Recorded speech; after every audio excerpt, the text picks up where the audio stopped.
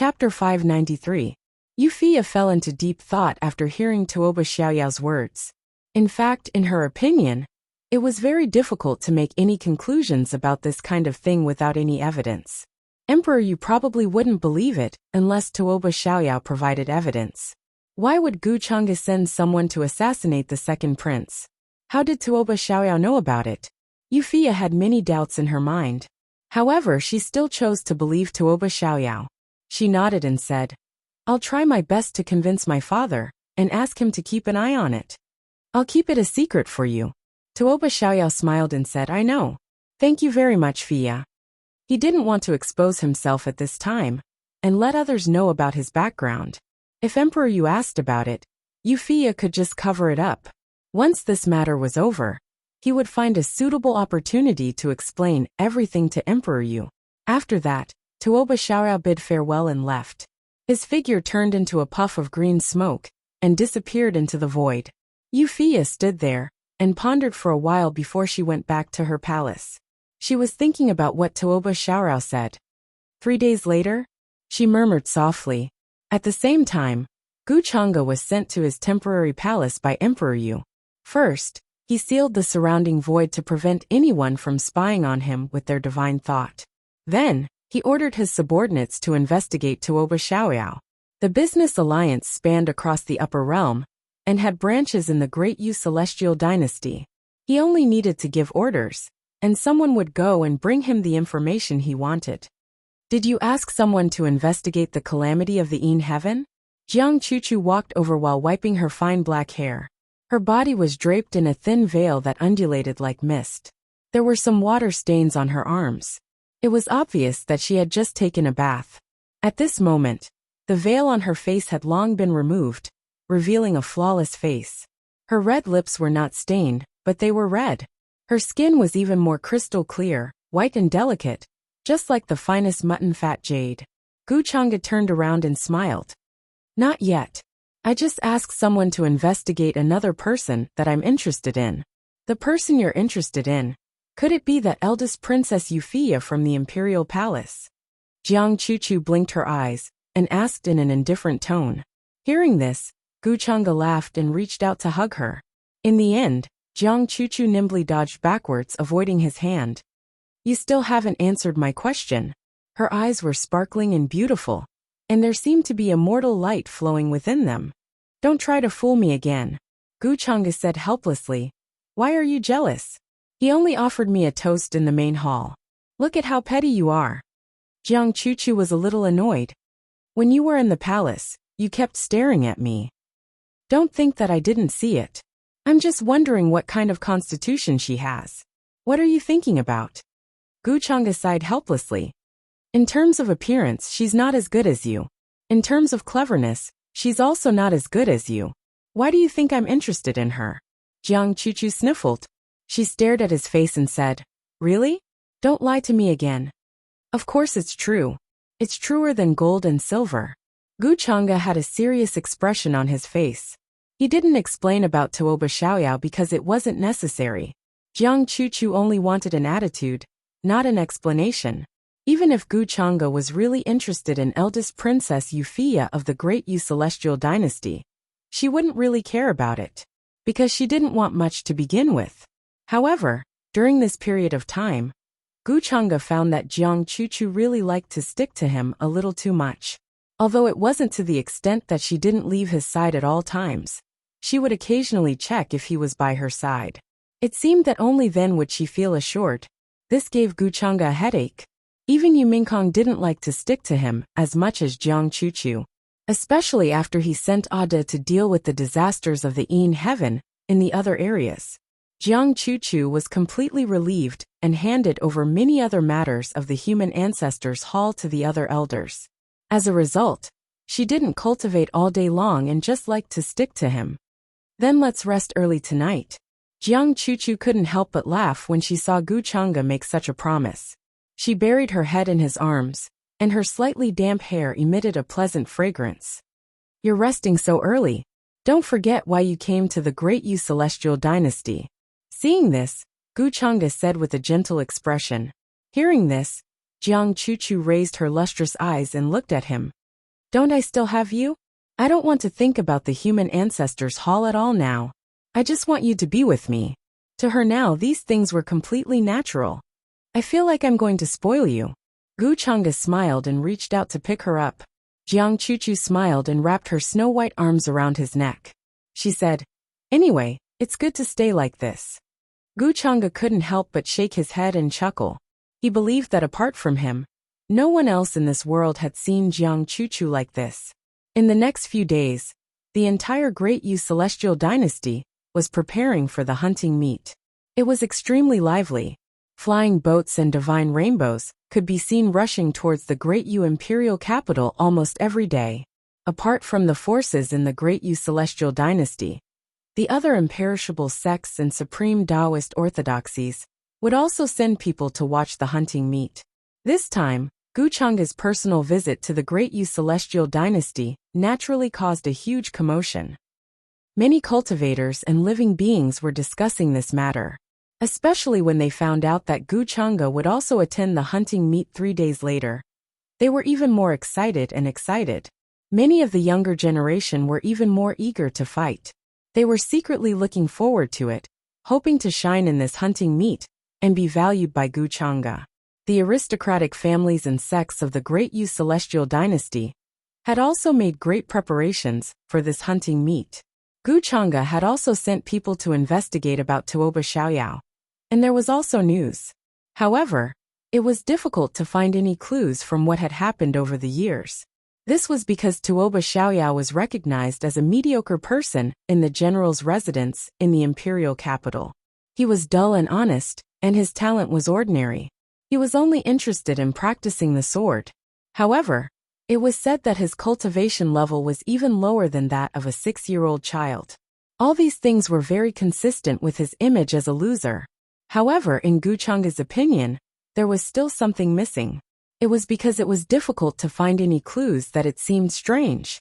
As the third son of the general of the Great Yu Celestial Dynasty, Tuoba Xiaoyao's status was extremely noble. His siblings were harmonious, and there was no news of any quarrels or conflicts. Therefore, in Gu Chang'e's opinion, Tuoba Xiaoyao was either hiding his strength and biding his time, or he was a late bloomer and had not truly become the son of Providence. It was actually very simple to determine which possibility it was. He only needed to test the people around Tuoba Xiaoyao. Didn't he have an elder sister and a younger sister? Gu Chang'e planned to test Tuoba Xiaoyao at the hunting meet of the Great Yu Celestial Dynasty. At that time, he would be able to confirm whether he was the sword master of the heaven-reaching sword. However, on the second day, an unexpected person suddenly came to visit, which made Gu Chang'e interested. Yu Tianjin greets young Master Chang'e. The person who came was a middle-aged man. He was majestic and had black hair like a waterfall. His eyes were deep and he was very powerful. Most importantly, his facial features actually bore a 70% resemblance to the current Emperor Yu. However, he seemed to have experienced a lot and seemed to be slightly older. Moreover, his arrival was also stealthy and did not alarm anyone. If not for the fact that Gu Chang'e sensed that he had no ill intentions, he would have already attacked just now. To be able to sneak in silently in this palace, one had to be extremely powerful. Either their strength was monstrous, or they had many informants and subordinates planted in them. In Gu Chang'e's opinion, this person in front of him, who called himself Yu Tianjin, should belong to the second possibility. This made him have some guesses in his heart. "Why are you looking for me?" Gu Chang'e asked. His eyes were filled with some interest, as he sized up the strength of the person in front of him. Half-step to Tao realization. Moreover, in terms of strength, he was even stronger than the Emperor Yu that he saw in the palace that day. Yu Tianjin was dressed in a gray robe. His expression was solemn, and he had some magnanimity and grace. Obviously, he was also someone who had been in a high position for a long time. "I am here to seek refuge with young Master Chang'e. I am willing to offer the entire Great Yu Celestial Dynasty." Hearing this, Yu Tianjin spoke in a deep voice. His expression was extremely serious, and did not seem to be joking at all. When he came to see Gu Chang'e, he had already thought of what to say. This was because he knew what kind of person Gu Chang'e was, and would not listen to any nonsense from him. Therefore, he went straight to the point. Interesting. You are willing to offer the entire Great Yu Celestial Dynasty to seek refuge with me? But with just you? Gu Chang's gaze was slightly strange. After a slight smile, his expression quickly returned to normal. Either this person wasn't a fool, or he had the guts to say such disgraceful words to him. One must know that Gu Chang'e only needed to say a word, and many experts would instantly appear in the palace and take him down. More likely Gu Chang'e would do it personally. For this person to have such guts, it was obvious that he was making a bet. Of course, with just me. Young Master Chang'e, listen to me tell you the whole story. After this is done, I am willing to offer the entire Great Yu Celestial Dynasty to you. Seeing that Gu Chang'e had no intention of making a move, Yu Tianjing's face revealed some joy, and he heaved a sigh of relief. It seemed that he had made the right bet.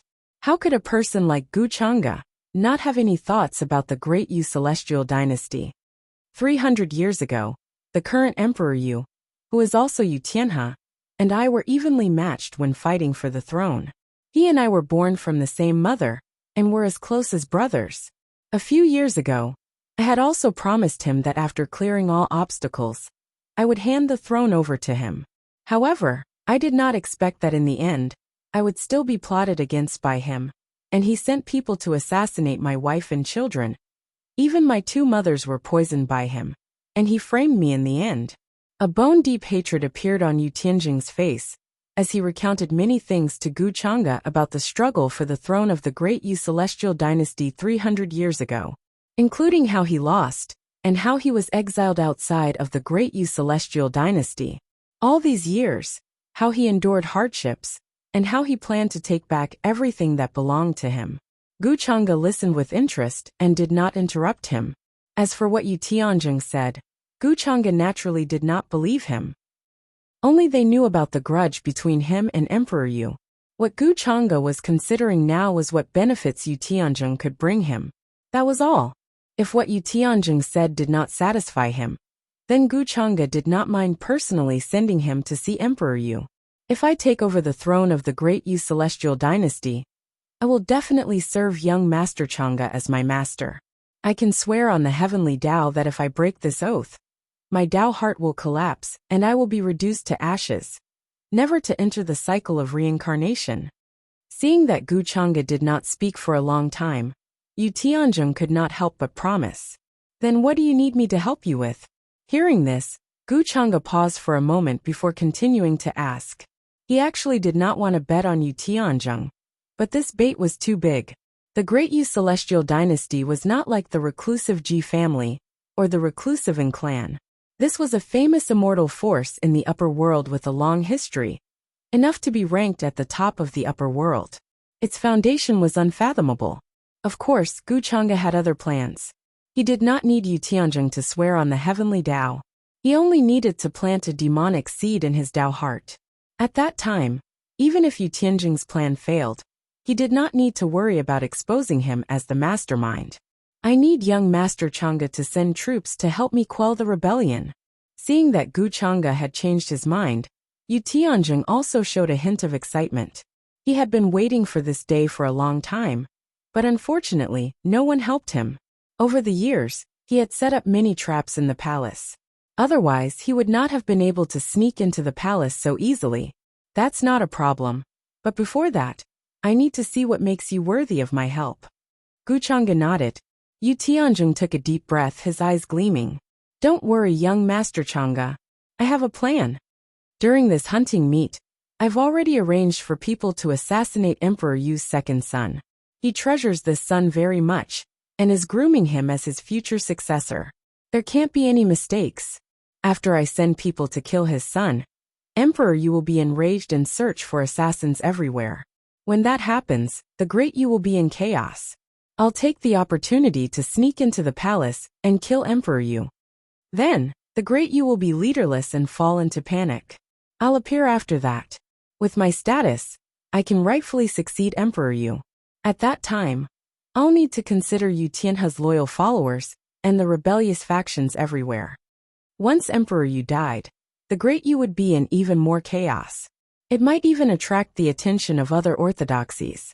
That was why Yu Tianjing needed Gu Chang'e to send troops to help him quell the chaos.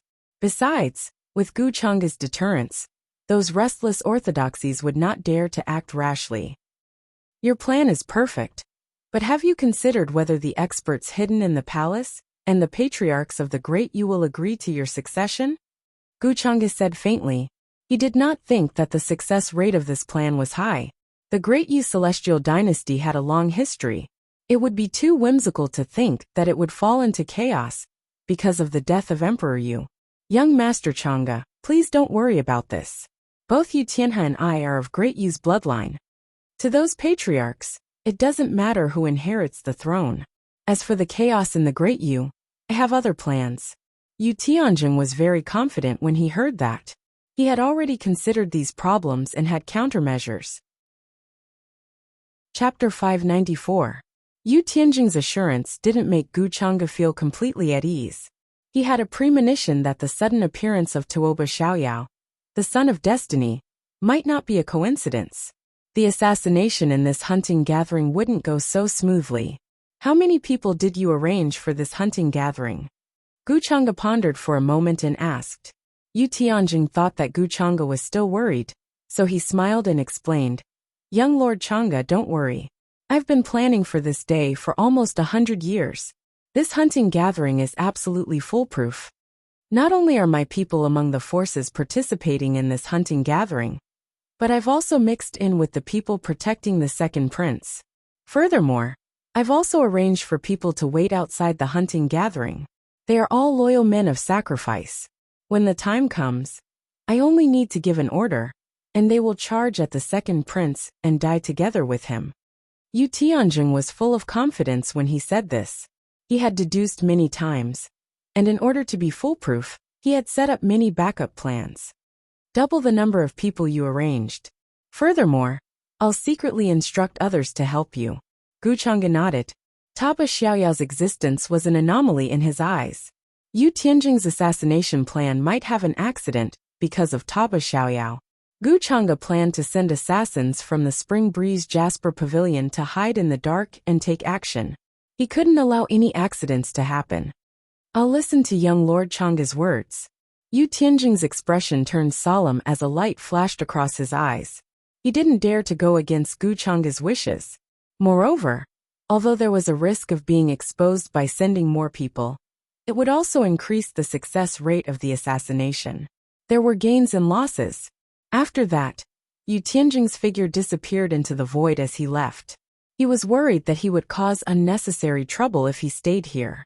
There were many crouching tigers and hidden dragons in the palace, so it wasn't a place to stay for long. On the other hand, Gu Chang'e instructed the 10,000 Daos Business Alliance to contact Yin Mei and ask her to find Bai Lianer to arrange for an assassin to assassinate second Prince Yu Lai. Although the Spring Breeze Jasper Pavilion was a newly established assassin force, it had already shown signs of suppressing the other assassin forces in recent years. Bai Lianer had inherited the ancient era's Kill 473 Emperor inheritance, so she was very good at training assassins. In addition, because of Gu Chang'e's support, the Spring Breeze Jasper Pavilion's development speed had increased rapidly. He had instructed Bai Lianer to do many things that couldn't be seen by others.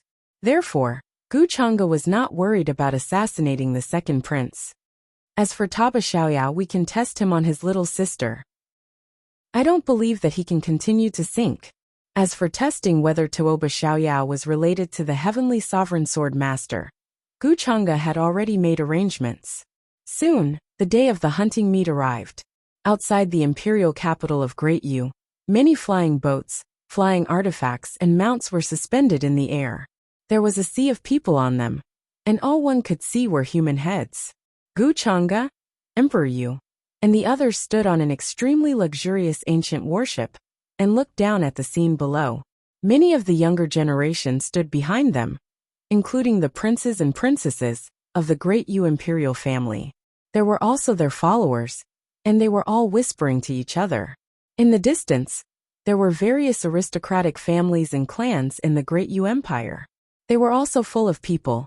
The leaders were the elders of the forces behind them, and their strengths were at least at the quasi-supreme realm.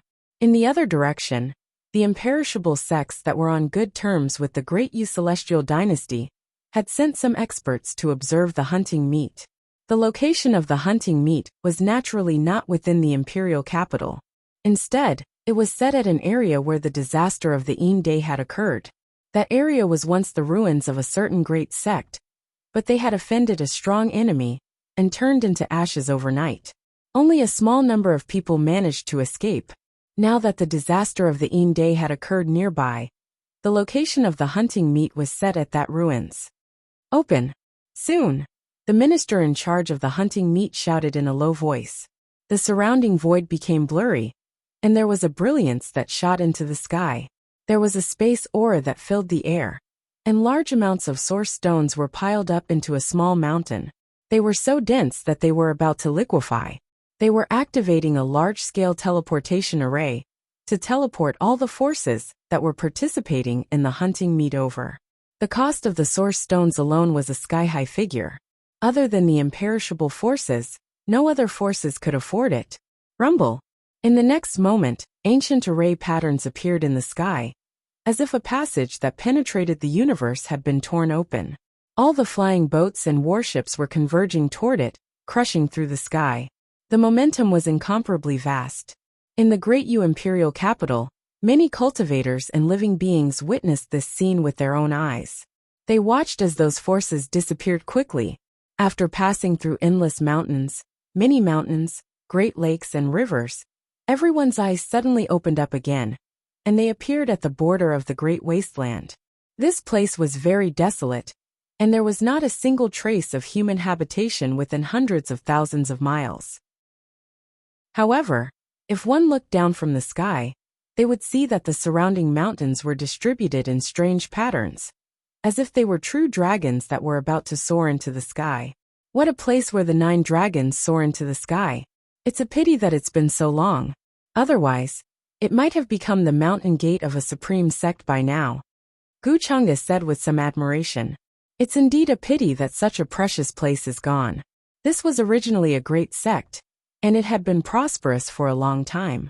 If it hadn't offended a powerful enemy, it might have been able to survive until now.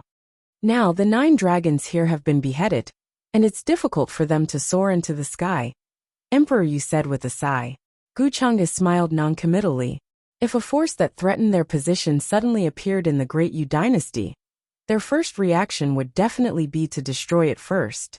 Therefore, offending a powerful enemy and being wiped out overnight was nothing more than a rumor spread by the Great Yu Celestial Dynasty. As for the truth, perhaps only the Great Yu Celestial Dynasty knew. Of course, Gu Chang'e wasn't interested in it either. Up ahead is the location of this hunting meet. A while ago, that place was shrouded in a dense Ein-terminating aura. I suspect that an Ein-terminating living spirit appeared here, so I specially sent people to investigate. In the end, they all died tragically here. Emperor, you said as he pointed at the border of the great wilderness. Gu Chang'e nodded, looked over, and asked with a smile. So this hunting meet is to hunt Ein-terminating living spirits? Hearing this, Emperor Yu glanced at him and said, That's right. However, the ferocious beasts here can also be the targets of hunting. Of course, the disciples of the various forces are also the same. As he spoke, some doubts flashed through his mind. From Gu Chang'e's words and actions, he didn't seem to have any ill intentions towards him, or the Great Yu Celestial Dynasty. Then why did Wuxia remind him to be wary of Gu Chang'e so many times, and ask him to send more people to protect the second prince today? This was what Emperor Yu couldn't understand. However, compared to Gu Chang'e, he would definitely rather trust his own daughter. Therefore, this time, he did indeed send more people to protect the second prince, who was the future successor of the Great Yu Celestial Dynasty. Yulai couldn't allow any accidents to happen. It seems like there will be a chaotic battle here in a while. Gu Chang'e smiled faintly as he stood on the ancient warship and looked down at the scene below. Beside them, there were also many ancient warships and flying boats gathered. Figures stood on them, and they were all discussing the hunting meet in a while. Many young prodigies were rubbing their hands together, secretly looking forward to it. The second prince, Yulai, was an extremely handsome man. He wore a long green robe, and there were 108 divine halos faintly condensing behind him, as if he was the son of God. He was born with a noble aura, making it hard for others to ignore his existence. At this moment, he was standing together with Wuxia and the others, and seemed to be whispering something. From time to time, he would look in the direction of Emperor Yu, Gu Chang'e, and the others, with a strange look in his eyes. Princes and princesses like them would naturally participate in this hunting meet. For the dignity of the imperial family, they even had to be among the best. They couldn't afford to lose face. Royal sister, don't worry. I'll be careful. Yulai didn't know why his royal sister kept reminding him to be careful. However, as the future emperor of the Great Yu Celestial Dynasty, he was naturally very confident in his own strength. Therefore, although he agreed verbally, he didn't take it seriously in his heart. Wuxia also knew that Yulai definitely didn't take her warning to heart. She sighed softly, and then glanced at Gu Chang'e without leaving a trace. Seeing that he was chatting happily with her father, she found it hard to believe that he would arrange for someone to assassinate the second prince and plot against the Great Yu Celestial Dynasty. Then the experts of the Great Yu Celestial Dynasty appeared and took out a colorful pagoda. There was a mysterious yellow aura flowing on it, and it was incomparably ancient. It floated in the sky, and millions of rays of light fell from it. This was a supreme treasure. While it enveloped this place, it could also reflect what was happening everywhere. At the same time, Emperor Yu also stood out. He waved his sleeves, and the sky suddenly darkened. A blurry image of the emperor appeared, and was imprinted in the sky. It was like the celestial emperor patrolling the sky, and it emitted a terrifying pressure that shook one's heart. When Gu Chang'e saw this, his eyes squinted slightly. He felt that Emperor Yu might have sensed something. Otherwise, he wouldn't have manifested an external body to ensure the safety of this place. Although Emperor Yu beside him was only a spiritual body, and not his main body, his aura was extremely strong. However, his aura was similarly deep and extremely terrifying. As long as he was within the Great Yu Celestial Dynasty, Emperor Yu would be in an invincible position. This had nothing to do with cultivation. This was because whether it was people's luck or dragon energy, they could all become his methods. Moreover, they would almost never be exhausted, unless the opponent was like him and cultivated the same heaven technique. When Gu Chang'e thought about this, he glanced in the direction of the Tuoba family. He saw Tuoba Xiaoyao lowering his head with an honest and wooden expression, as if everything around him didn't affect him at all. After the official in charge of this hunting meet explained the rules, the geniuses of the various forces all turned into divine rainbows and headed towards the wasteland ahead. The miasma soared into the sky and was extremely blurry. Occasionally, the roars of ferocious beasts could be heard. It was as if a roar could shatter the sky and cause one's blood to boil. In this hunting meet, even fellow disciples of the same sect could become enemies. Therefore, when the geniuses landed in the wasteland, they scattered and headed to different areas. Apart from the successors of the major forces, almost no one was willing to team up with others. Yulai, Wuxia, Ming, and many other disciples of the royal family also turned into divine rainbows and headed towards the depths of the wasteland. Soon they disappeared without a trace.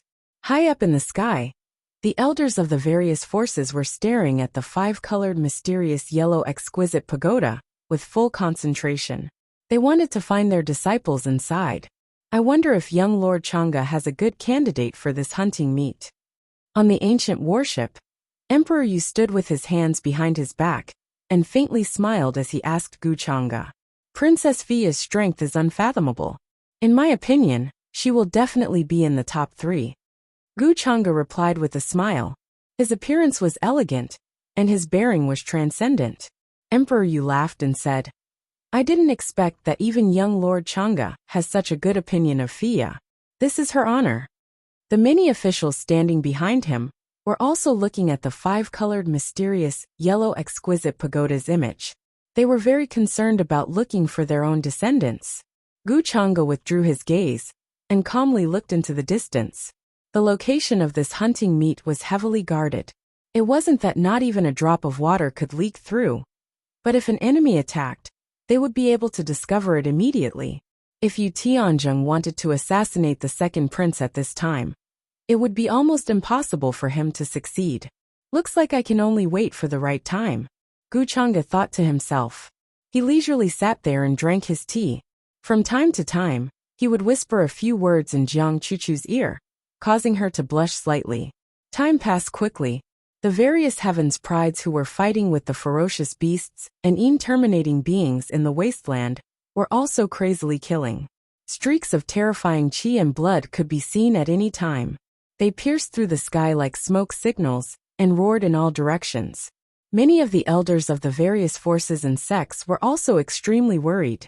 Although this was the tradition of the Great Yu Celestial Dynasty, in fact, less than 50% of the heavens prides who participated in the hunting meet came back alive.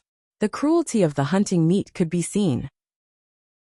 It's about time for the people I arranged to take action. Gu Chang'e raised her eyes and looked at the sky. In the distance, the twilight was gradually falling, and the sky was getting dark. The faint moon appeared on the horizon, very vague. He looked into the Xianhuang exquisite pagoda with great interest, and found Tuoba Xiaoyao among the scenes that were manifested. The third son of the general's residence was not well known in the imperial capital. He was extremely low-key, so very few people paid attention to him. Even his father, the defender general of the state, Tuoba Yuntian, did not care much about him. Instead, he was looking for traces of his second and youngest daughters. In Gu Chang'e's eyes, Tuoba Xiaoyao's performance was only average. During this period, he had encountered several dangerous crises, but he had managed to avoid them all by the skin of his teeth. The opponents he encountered were not strong. They could only be considered disciples of the small sects around the Great Yu Celestial Dynasty. It was indeed difficult to see anything from these aspects. Isn't this the fourth miss of the Defender General's residence? How did you get lost from your brothers and sisters?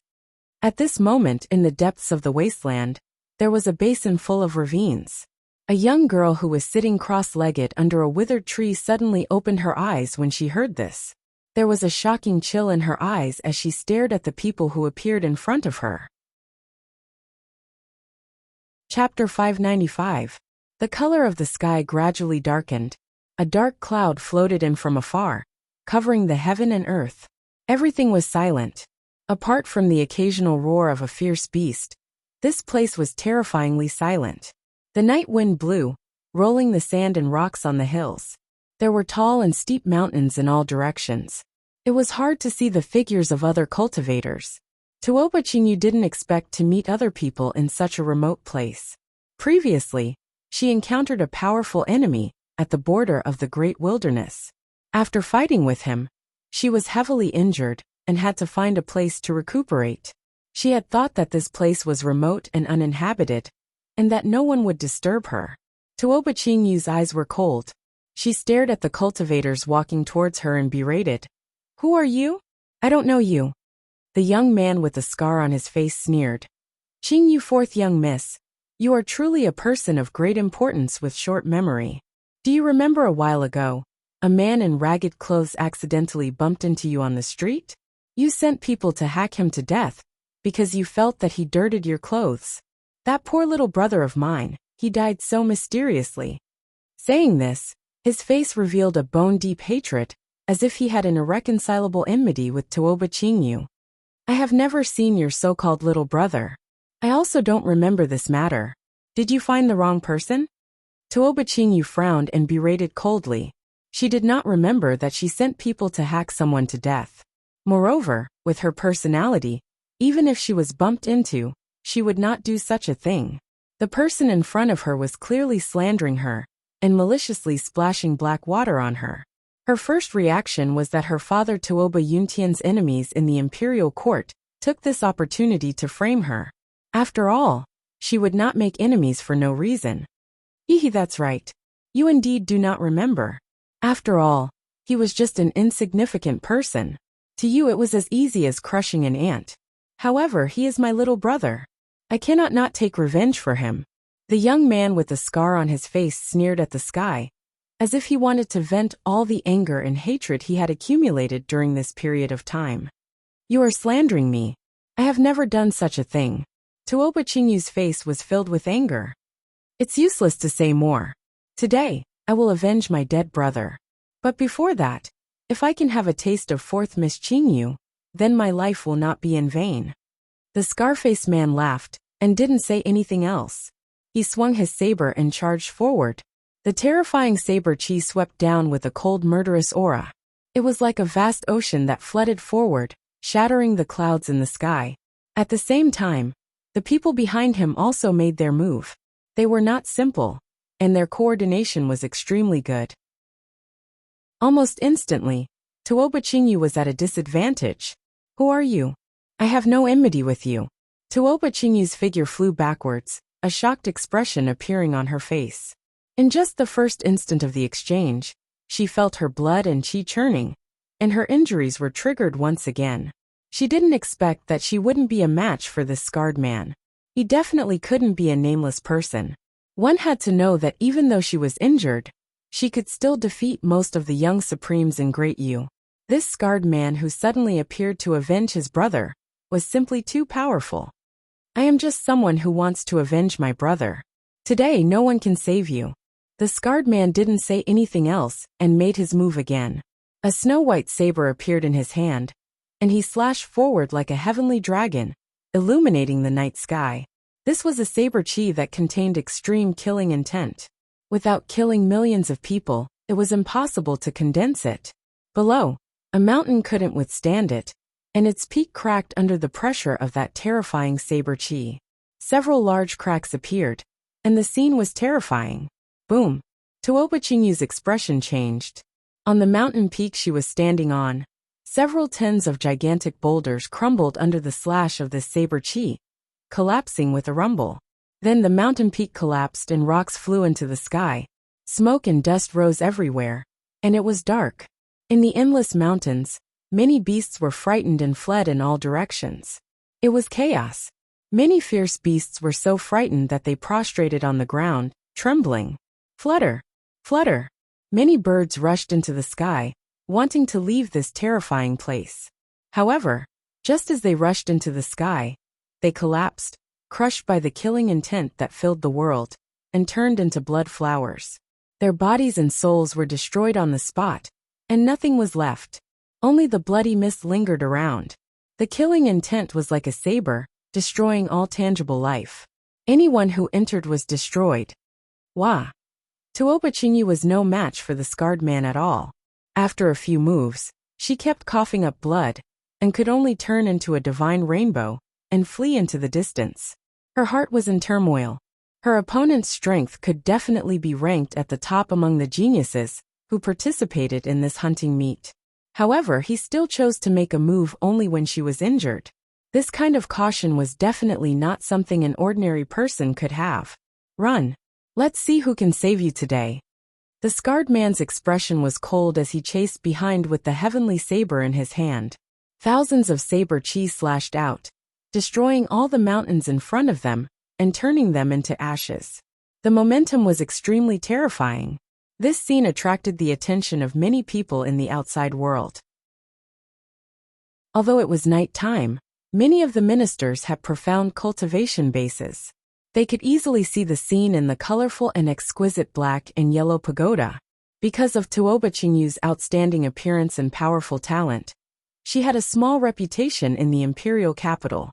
Moreover, her father was an important minister in the current imperial court and had great power. Therefore, many people were familiar with her and revealed a shocked expression. At this moment, she was in great danger in the great wilderness and was surrounded by many people. She kept coughing up blood and her aura was weak, so she could only flee. The leader, that knife-scarred man, even boasted that he wanted to have a taste of Tuoba Chingyu. One had to admit that he was extremely daring. His words had undoubtedly offended Tuoba Yuntian, and the result was 1,000 times more terrifying than provoking him. Even if he could leave the great wilderness alive, he would definitely not return to the imperial capital alive. Although the scarred man was chasing after Tuoba Chingyu for revenge, in the eyes of the ministers of Great Yu, this was not important. For them to reach this step, which one of them did not have innocent lives on their hands. This Tuoba Qingyu is in danger. In her current state, she will be caught in 7 minutes at most, a minister said in a deep voice. Even though Tuoba Qingyu had used an extremely precious escaping secret treasure, her magic power was still limited. The moment her magic power ran out, she would be caught, humiliated and killed by others. Thinking of this, many people secretly looked at Tuoba Qingyu's father, the current great general Tuoba Yuntian. Tuoba Yuntian stood behind Emperor Yu with an extremely gloomy expression. Flames of anger flickered in his eyes as he clenched his fists. Anyone could see the fury of this great general Tuoba Yuntian at this moment. He had seen everything from beginning to end. Regardless of whether the scarred man's revenge was real or not, he would not allow his daughter to be humiliated and killed. This was definitely a great humiliation. Which faction's disciple is this? His figure was very gloomy as he stared at the scene. The scarred man and the others were wearing the same clothes, embroidered with patterns of swords and sabers. They were extremely exquisite.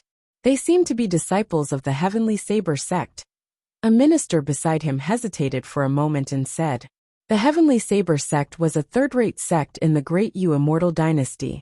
It was impossible for them to nurture a prodigy like the scarred man. They are not from the Heavenly Saber sect. They just snuck in." Tuoba Yuntian was not stupid. He could see the truth with a single glance. This group of people clearly had a premeditated plan. They purposely wore the Heavenly Saber sect's disciple robes to pass off as genuine. This made him even more furious. He wished he could charge into the great wilderness alone and save his daughter. In the distance, the Heavenly Saber sect's elder's face was pale with fright. He collapsed on the ground and trembled. He felt that his faction was in big trouble. Although the scarred man's group was wearing the Heavenly Saber sect's robes, he did not recognize any of them. If something happened to the great general's daughter in the great wilderness, then their Heavenly Saber sect would very likely be implicated. The consequences would be unimaginable. This guy is truly arrogant. Emperor Yu was also frowning. He was originally paying close attention to second Prince Yu Lai, but his attention was attracted by Tuoba Qingyu's matter. Looks like the other party came prepared. The fourth miss of the Tuoba manor is in danger. Hearing the discussions around her, Gu Chang'e seemed to be unable to bear it. She could not help but shake her head and sigh. Hearing this, Emperor Yu nodded and said somewhat angrily, "Such a person actually managed to sneak into this hunting meet. When the time comes, I will definitely hold them accountable for neglecting their duties." Begging for fresh flowers 0, he was furious. He never thought that so many outsiders would sneak in. Wouldn't the rest of the heavens' favorites be in danger as well? The second Prince Yu Lai might also be assassinated. Gu Chang'e asked with a strange expression. Does His Majesty Emperor Yu not have any countermeasures for such a thing? Emperor Yu sighed as he explained. Young Lord Chang'e, you may not know this, but in the past, there have been cases of members of the royal family dying in the hunting meet. Even I can't interrupt this hunting meet and destroy Great Yu's tradition. However, the disciples who enter all have communication jades on them. When they encounter danger, they can inform the disciples of the same clan. This can be considered a countermeasure. Gu Chang'e said with a look of realization. So that's how it is. Then we can only pray for the fourth miss of the Tuoba manor? Emperor Yu nodded solemnly, then said, "Now, let's see if the other children of General Tuoba can make it in time to save Qingyu." He had watched Tuoba Qingyu grow up, and even intended to let second Prince Yu Lai take her as his concubine. Therefore, seeing her in danger, he couldn't bear it and felt very heavy. The other children of General Tuoba? Gu Chang'e revealed a thoughtful smile, as his gaze fell on the 5 colors exquisite mysterious yellow pagoda. He naturally knew the rules of the hunting meet, so he wasn't worried that what happened inside would be interfered with by the outside world. Tuoba Qingyu was probably asking for help from her third brother, Tuoba Xiaoyao, or her second sister, Tuoba Lingxiong. Gu Chang'e also wanted to see if Tuoba Xiaoyao was really hiding his strength, or if that was all he had. Would he leave his own sister in danger? Or would he continue hiding? After all, Tuoba Lingxiong was also in danger and couldn't escape safely. Damn it! Who is scheming against me? Come at me if you have the ability. Tuoba Yuntian naturally saw the scene in the five colors' exquisite mysterious yellow pagoda.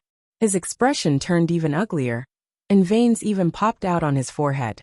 It was a hill with blinding sword lights and overflowing multicolored light.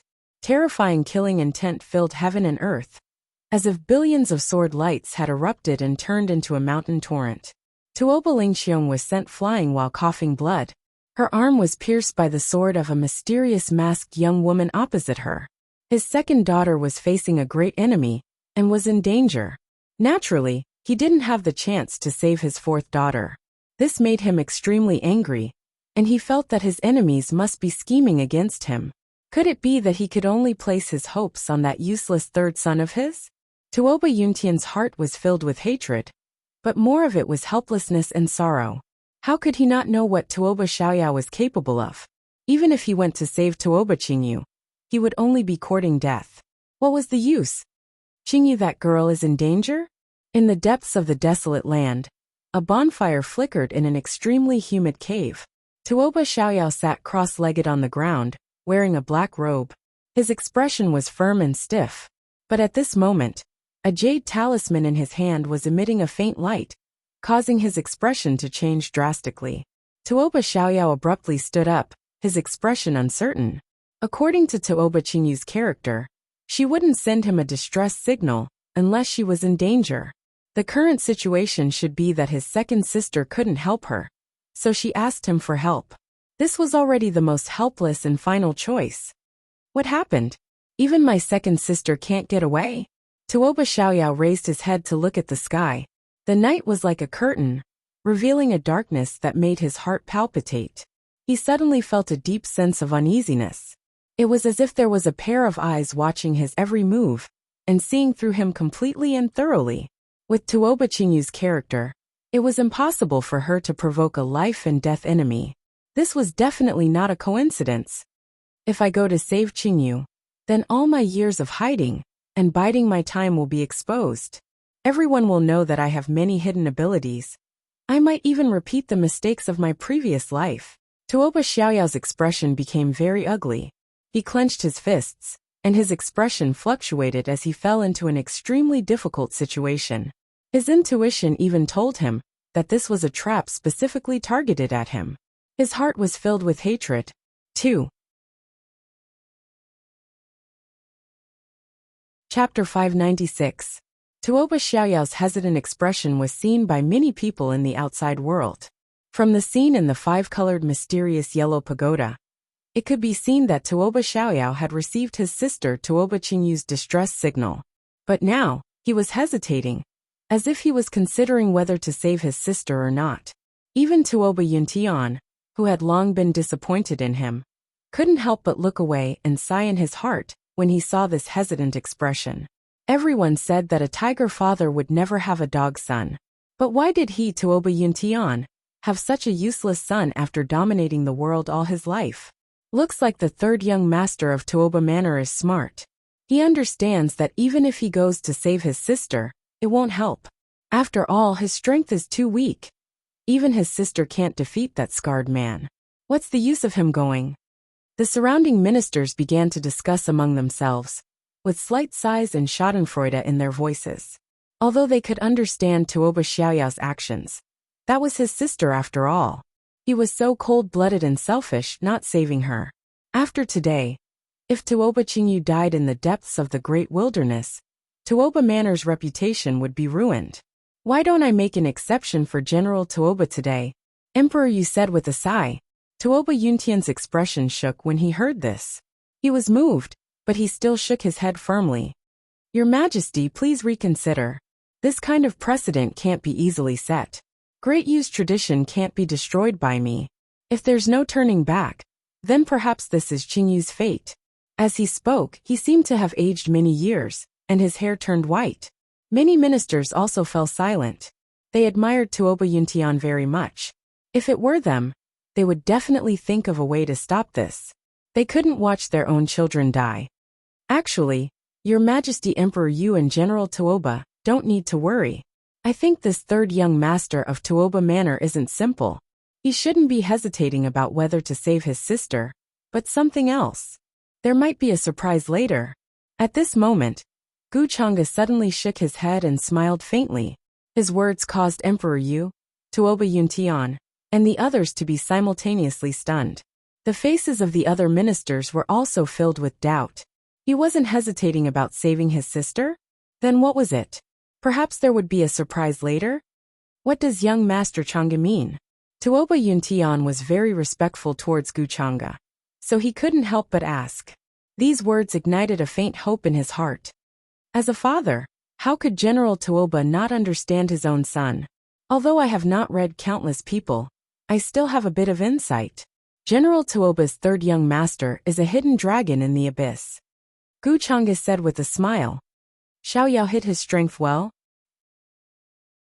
Tuoba Yuntian and the others were completely stunned, their faces full of doubt. At this time, Emperor Yu was also looking thoughtfully at the scene within the five colors' exquisite mysterious yellow pagoda. If one thought about it carefully, Taba Xiaoyao's expression was indeed a little strange. Although it looked like he was conflicted, it was actually mostly anger. A normal person's reaction at this time would be to feel conflicted, but not angry. Unless Tuoba Xiaoyao saw his sister Tuoba Qingyu as a burden, and felt that she was dragging him down. But if that was the case, why would he be conflicted like this? After all, with his strength, he would only be sending himself to his death. If he didn't go, no one would blame him. So that's how it is. Young Master Chang'e is so perceptive. This emperor truly admires you. After thinking this through, Emperor Yu couldn't help but sigh in admiration. He turned to look at Tuoba Xiaoyao in the image, very curious about his next reaction. Gu Chang'e faintly smiled and didn't say anything, but his eyes were filled with interest. He was just casually saying it. Emperor Yu actually followed his words and considered it, which was out of his expectations. At this time, Tuoba Xiaoyao, who was in the depths of the desolate land, didn't know that he was being watched by so many people. He turned into a ray of light and left the cave he was resting in, quickly rushing towards his sister Tuoba Qingyu's direction. After struggling for a while, he didn't think too much about it. After all, time was of the essence. The longer he hesitated, the more danger Tuoba Qingyu would be in. As her brother, he definitely wouldn't let Tuoba Qingyu fall into danger. If he didn't save her, it would give birth to a heart demon, which would affect his future cultivation. No matter who is scheming against me, as long as I carefully rush over and secretly deal with those troubles, then let Qingyu keep it a secret, there should still be room to resolve it. I only hope that not too many people in the outside world notice me, or else my years of hiding will be for naught. Tuoba Xiaoyao thought in his heart and comforted himself. After all, he was only a mediocre person in the great Yu imperial capital, who would pay attention to his situation at this time. Of course, this was the best situation, and what Tuoba Xiaoyao wanted to see the most.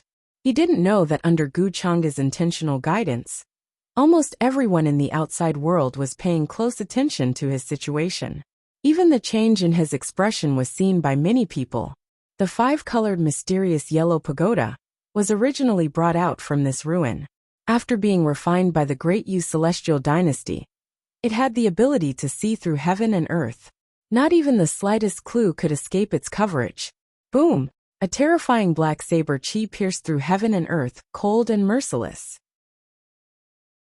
It was like the autumn wind sweeping through the earth, taking away countless lives. All of the great mountains along the way collapsed and shattered, all of them turning into ashes. A terrifying great rift valley appeared.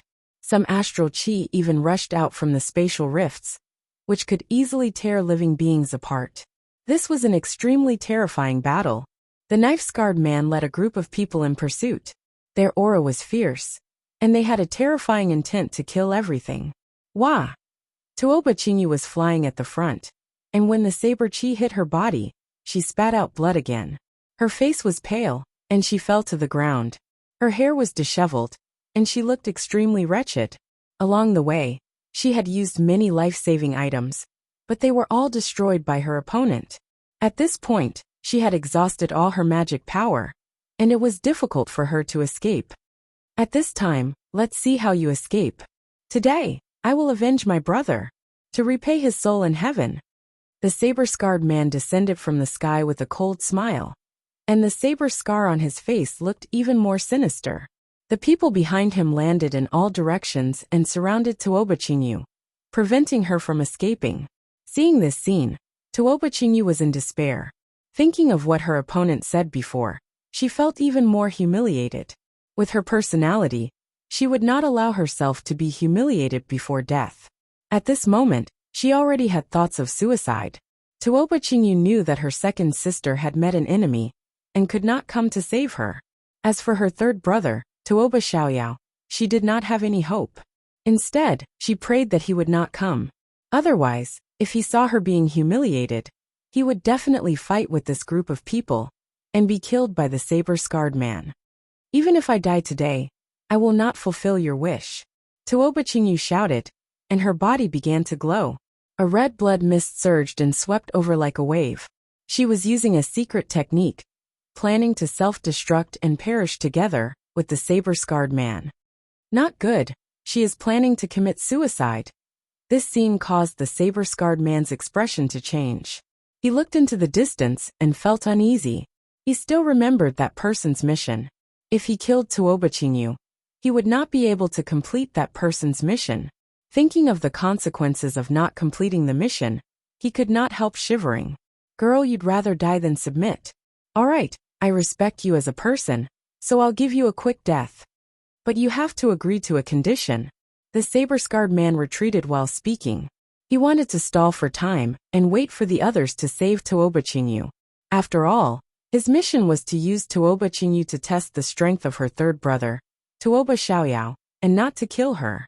Tuoba Chinyu, who was planning to self-destruct, was stunned and stopped her secret technique. Even ants would struggle to survive, let alone her. She naturally did not want to die at this moment.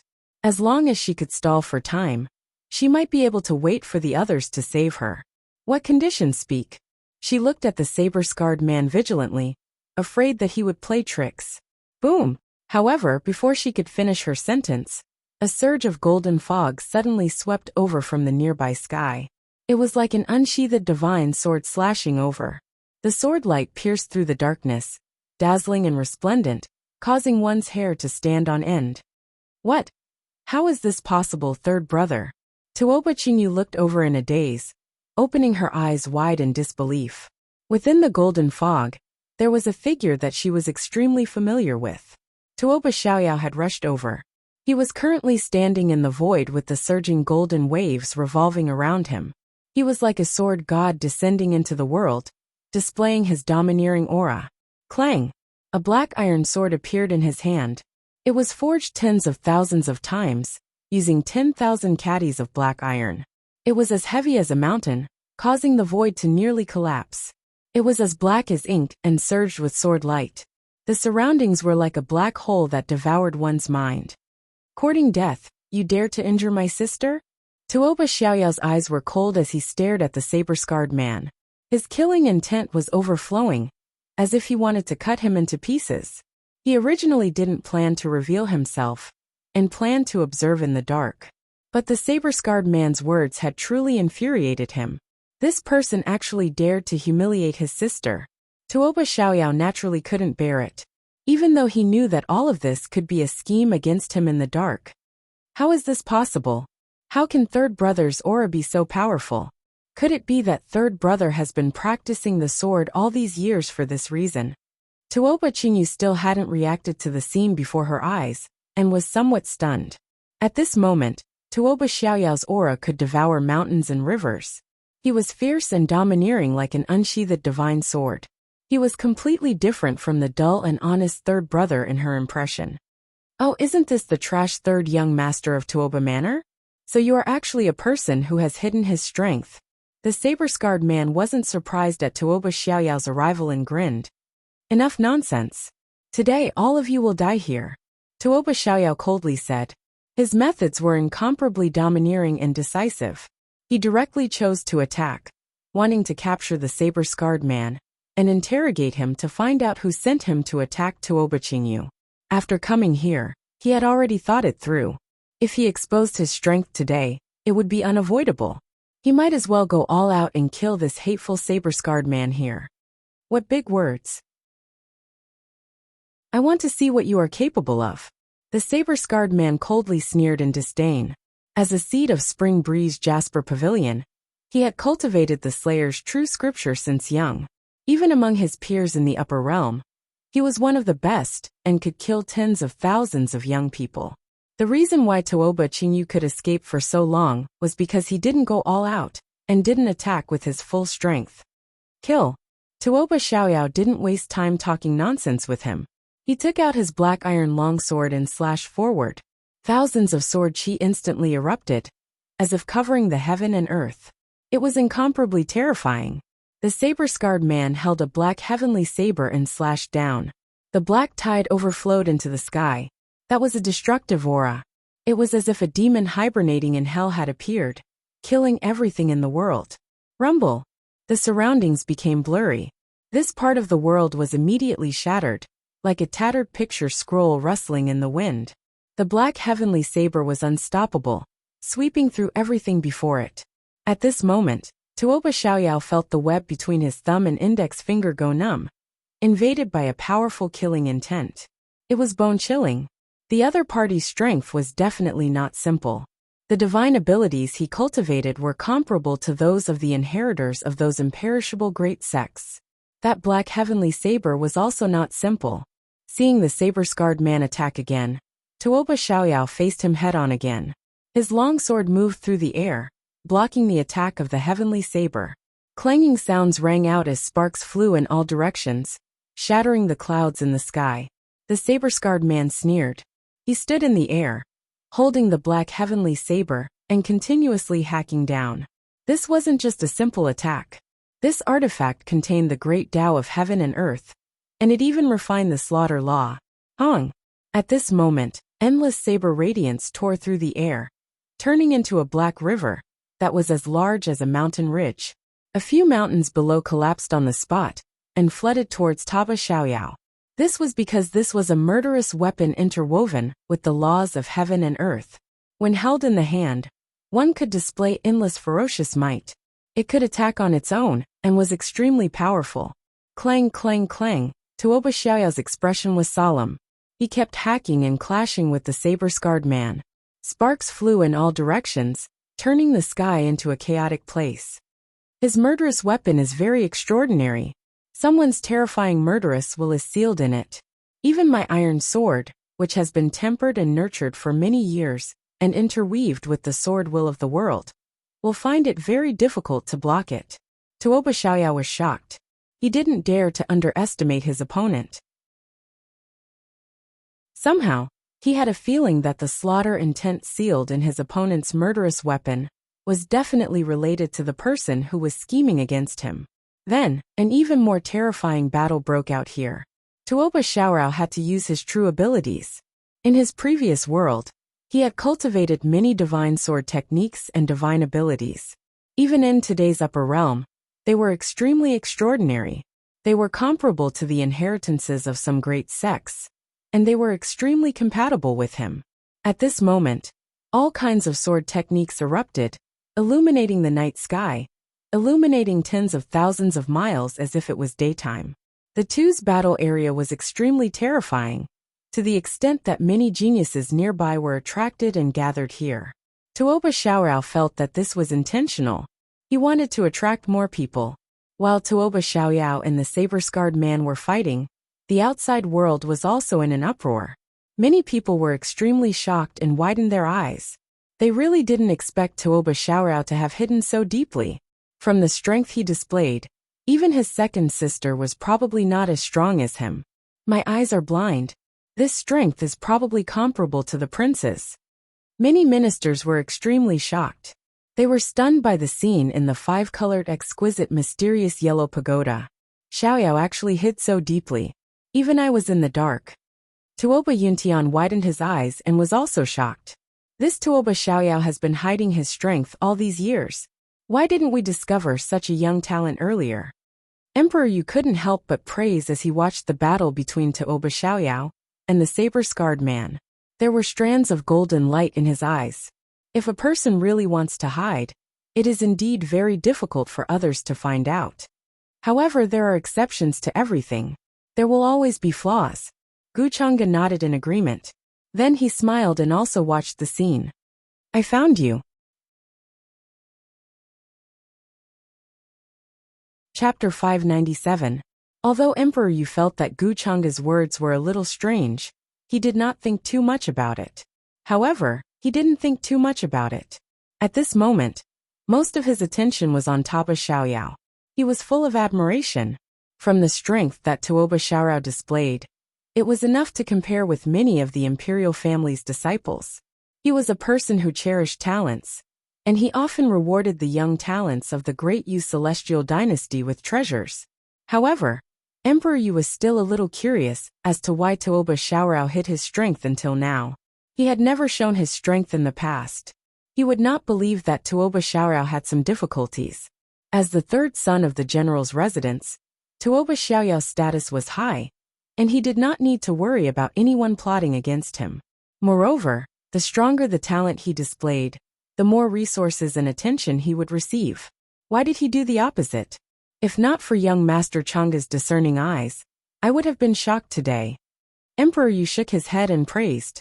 Guchanga smiled, retracted his gaze and said, Actually, it is only a matter of time. I think that the third son of the Tuoba residence is not someone who is willing to be ordinary. A hidden dragon will eventually come out of the abyss. To him, as long as he could confirm Tuoba Xiaoyao's identity, then the rest would be easy. Was he the sovereign of the heavenly sword, or was he related to the sovereign of the heavenly sword? Young Master Changa's words are very true. Haha, after this hunting meet ends, I will definitely reward Tuoba Xiaoyao. Emperor Yu laughed heartily. Xiaoyao, this child actually hid for so long. Even I, as his father, did not know. Tuoba Yuntian was gratified and bitter at the same time. However, he was finally relieved. With Tuoba Xiaoyao's strength, it should not be a problem for him to protect his sister. Then, his gaze turned cold again, and he began to instruct the servants behind him to investigate the background of the scarred man. In front of all the officials of the great Yu dynasty, he was humiliated, and his daughter was almost killed. Sooner or later, he would make the scarred man, and the people behind him pay for this great humiliation. Tuoba Yuntian had already determined that the scarred man must have received orders from his enemies to sneak into the hunting meet. While the ministers were discussing the terrifying strength displayed by Tuoba Xiaoyao, a voice rang out. The scene that appeared in the 5 colors exquisite mysterious yellow pagoda was also undergoing earth-shaking changes. The battle between Taba Xiaoyao and the scarred man could be said to be a battle at the pinnacle of the younger generation. It caused the heavens and earth to dim as the surroundings shook violently. The mountain range collapsed and turned into ashes. Terrifying shockwaves swept through the heavens and the earth. This was no longer a simple battle. Instead, it was a clash of various spells. The two of them had already exchanged hundreds of blows, performing all kinds of divine abilities and sword moves to the extreme. In that direction, saber light and sword chi interweaved, illuminating and manifesting in the heavens and the earth. It was like a vast ocean that surged and surged, enough to obliterate any living being that stepped into it. This was a destructive aura. The saber light broke through the air, and the sword chi swept across the ground, directly forming an extremely chaotic area. The surrounding young heavens favorites who had rushed over after hearing the commotion looked on in shock. They didn't dare to take a single step forward, as if that place had become a forbidden zone for living beings. Boom! In the end, the scarred man couldn't defeat Taba Xiaoyao, and was at a disadvantage. He coughed out blood and flew backward, almost being slashed by Taba Xiaoyao's sword. However, Taba Xiaoyao didn't have it easy either. His face was pale, his palm was full of blood, and the web between his thumb and forefinger was cracked. The scarred man's strength was beyond his imagination. In fact, in his opinion, except for Wuxia and the others, almost no one in the vast wilderness could be a match for him. How could such a person's background be simple? Let's see how you're going to fight me now. Die. Taba Xiaoyao quickly calmed down. His eyes turned cold as he slashed down with his sword again. It was as if he was spinning a mountain and an ocean. Endless sword light burst out, covering the sky and the sun, drowning everything. He had made up his mind to kill. During the battle with the scarred man, he had vaguely guessed his opponent's identity. An assassin. Apart from an assassin, no one else could have such a terrifying killing move, even if it was an exchange of injuries. Therefore, even if he defeated the scarred man, he wouldn't be able to get anything out of him. Hee, you want to kill me? You're dreaming. You can't imagine what you'll face in the future. Just wait for your death. When that time comes, you'll regret living in this world. The scarred man heard this and laughed out loud, as if he had heard a joke. He was extremely disdainful. When he fought against Taba Xiaoyao, even the peerless heavenly blade in his hand had some cracks, unable to withstand the qi. Most importantly, that person's will of slaughter was sealed in the heavenly blade. It was about to break out and shatter the heavenly blade. That was the scarred man's greatest reliance. As his voice fell, the black heavenly blade cracked open. An aura that swept through the heavens, caused the stars to tremble, and for all eternity, rushed out from within. Many young heaven's favorites in the vast wilderness changed their expressions. Their souls couldn't help but tremble. Heaven and earth were filled with the aura of slaughter. The terrifying Tao of slaughter appeared, as if a river from the underworld was flowing. Saints and immortals were sinking in it, turning into corpses. That was the aura of destruction, representing blood and slaughter. It made one's courage crack. What's that? Everyone in the outside world, including Emperor Yu and the others, changed their expressions at the same time. They were extremely shocked.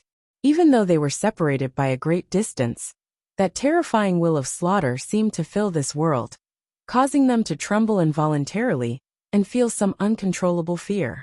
Boom! The heavens and earth shook violently as if a huge wave had passed by. It was not an exaggeration to say that the heavens and earth had been turned upside down. This was a terrifying energy that was as black as ink, like demonic clouds. It directly caused the space within a radius of 10,000 miles to collapse. At this moment, Taba Xiaoyao's expression changed drastically, but he didn't do anything. He felt that extremely terrifying murderous intent seeping into his bones, almost freezing his soul. This was an extremely terrifying intent that was sealed in the heavenly blade in the scarred man's hand. Now that it was released, it could destroy the world. In a trance, he saw a blurry figure looking at him from afar. The figure said softly, "I found you." At this moment, Taba Xiaoyao felt chills all over his body. His soul trembled, and he almost couldn't move. He suddenly thought of many scenes from his previous life. The other party's eyes were extremely cold and emotionless. However, they seemed to be able to penetrate the void. With a thought, they could cause rivers of blood to flow and mountains of corpses to form. It was more like an unparalleled demon lord had descended to the world. He stood in the clouds and looked down at the vast land and billions of lives. Murderous intent filled the air. Taba Xiaoyao couldn't see that person, but he knew. That must be Gu Chang'e, whose name spread throughout the world, and made all the supreme orthodoxies and imperishable forces fear. At the same time, he was also the enemy who destroyed his family and destroyed his Tao in his previous life. Other than Gu Chang'e, he couldn't think of anyone who would target him like this. At this moment, he couldn't figure out when Gu Chang'e noticed him, and why he was testing him. However, these were not important now. Taba Xiaoyao knew that once his identity as the divine sovereign sword master was exposed, Gu Chang'e would kill him by hook or by crook to obtain the divine sovereign sword. Ah! Facing this terrifying murderous intent, Taba Xiaoyao shouted angrily. Layers of golden light began to rise around his body, as if a golden fog had enveloped him. Within this golden fog, it was as if there were thousands of divine swords intertwining and forming a supreme sword realm. The top of his head became dazzling. The terrifying murderous intent seemed to want to penetrate his head, but it was blocked by a supreme sword qi. This was the divine sovereign sword realm. The mixed yuan heavenly palm sword embryo that he had refined woke up automatically. It sensed the danger and wanted to block this attack for him. An unimaginably terrifying wave of energy erupted. It was as if thousands of stars were exploding. The light rushed into the sky and covered the sky and the earth. Countless birds and beasts in the wilderness were so frightened that they prostrated themselves on the ground, trembling in fear. Even with the multicolored mysterious yellow pagoda, it was difficult for it to reflect the current scene, and it became blurry and chaotic. No one knew what happened in the end. Even super powerhouses like Emperor, you couldn't see the scene in the wilderness with their heavenly eye technique. Only after a long time had passed did the radiance gradually disappear, becoming quiet again. However, the surroundings were full of devastation. There were ravines and crevices everywhere. The mountain range was razed to the ground. What was that just now? Many ministers still had a lingering fear. They hadn't recovered from the terrifying wave of energy just now. They also didn't know what kind of method Taba Xiaorao used. It was obvious that the scarred man's origin was extraordinary. Otherwise, he wouldn't have been able to release such a terrifying intent. This even made them suspect that the ancient Sha Di had reappeared in this world. Taba Xiaoyao actually had this kind of method. He's not simple. Emperor Yu's gaze became somewhat deep. That power just now made his heart palpitate a little. Could it be that Taba Xiaoyao was hiding his strength all these years to conceal that terrifying power? However, in front of Taba Xiaoyao's father he couldn't say much. He only paid attention to it in his heart. What a pity. Gu Chang'e lightly shook his head, and also withdrew his gaze. What are you feeling regretful about? Jiang Chuchu heard him muttering to himself, so she glanced at him and asked. Gu Chang'e said with a smile, I'm naturally feeling pity for that scarred man. He actually escaped. Jiang Chuchu stared at his eyes for a moment, then nodded and said, It is indeed a pity. However, I think he shouldn't be able to escape far. The surroundings of this great wilderness are filled with people from the Great Yu Celestial Dynasty. This person is really daring. However, I think that since he dared to make a move, he definitely has the confidence to escape. Gu Chang'e said with a smile. Hearing the two's conversation, Emperor Yu also reacted. He hurriedly ordered people to watch the surroundings to prevent the scarred man and the other 477 people from escaping. What happened tonight made him feel more or less uneasy and worried. Although Wuxia, Yu Lai, and the others had life-saving treasures, if they were to encounter the danger that Taba Xiaoyao faced, how would they resolve it? Because of the fluctuation just now, the scene that the five-colored exquisite mysterious yellow pagoda showed was also blurry. He also didn't know how Yu Lai and the others were doing now. There was a commotion here. After experiencing what happened just now, many ministers also felt a sense of crisis. They felt that something big might happen in this hunting meet. Immediately, divine rainbows broke through the sky and rushed in all directions. The knights in golden armor also stepped up their patrol. It seems that the heaven-wielding sword is with him. Then, how did he know that I would attack him? Gu Chang'e gazed at the dark and silent depths of the great wilderness, deep in thought. From the test just now, he could already confirm that Taba Xiaoyao was the so-called heaven-wielding sword master. However, he was a little surprised that Taba Xiaoyao had been guarding against him. Could it be that Taba Xiaoyao knew that he had already obtained the other heaven-wielding weapons? Was that why he was so cautious and kept a low profile? However, if he thought about it this way, it didn't seem right. Taba Xiaoyao had been hiding like this since he was young. It wasn't just recently that he started pretending to be weak. When he was young, how did he know that I would attack him in the end? Gu Chang'e frowned. He thought of two possibilities. Could Taba Xiaoyao predict the future? Or could he be a reborn person like Yu Mingkong? Only then did he know what was going to happen in the future. If he could really predict the future, then Taba Xiaoyao wouldn't be so cautious. He would be so careful with every step and reduce his presence. Predicting the future also meant that he could plan everything. Why would he be so aggrieved? Hence, to Gu Chang'e, it was more likely that Taba Xiaoyao was a reborn person. In the world that he had experienced, he might have died in his hands in the end.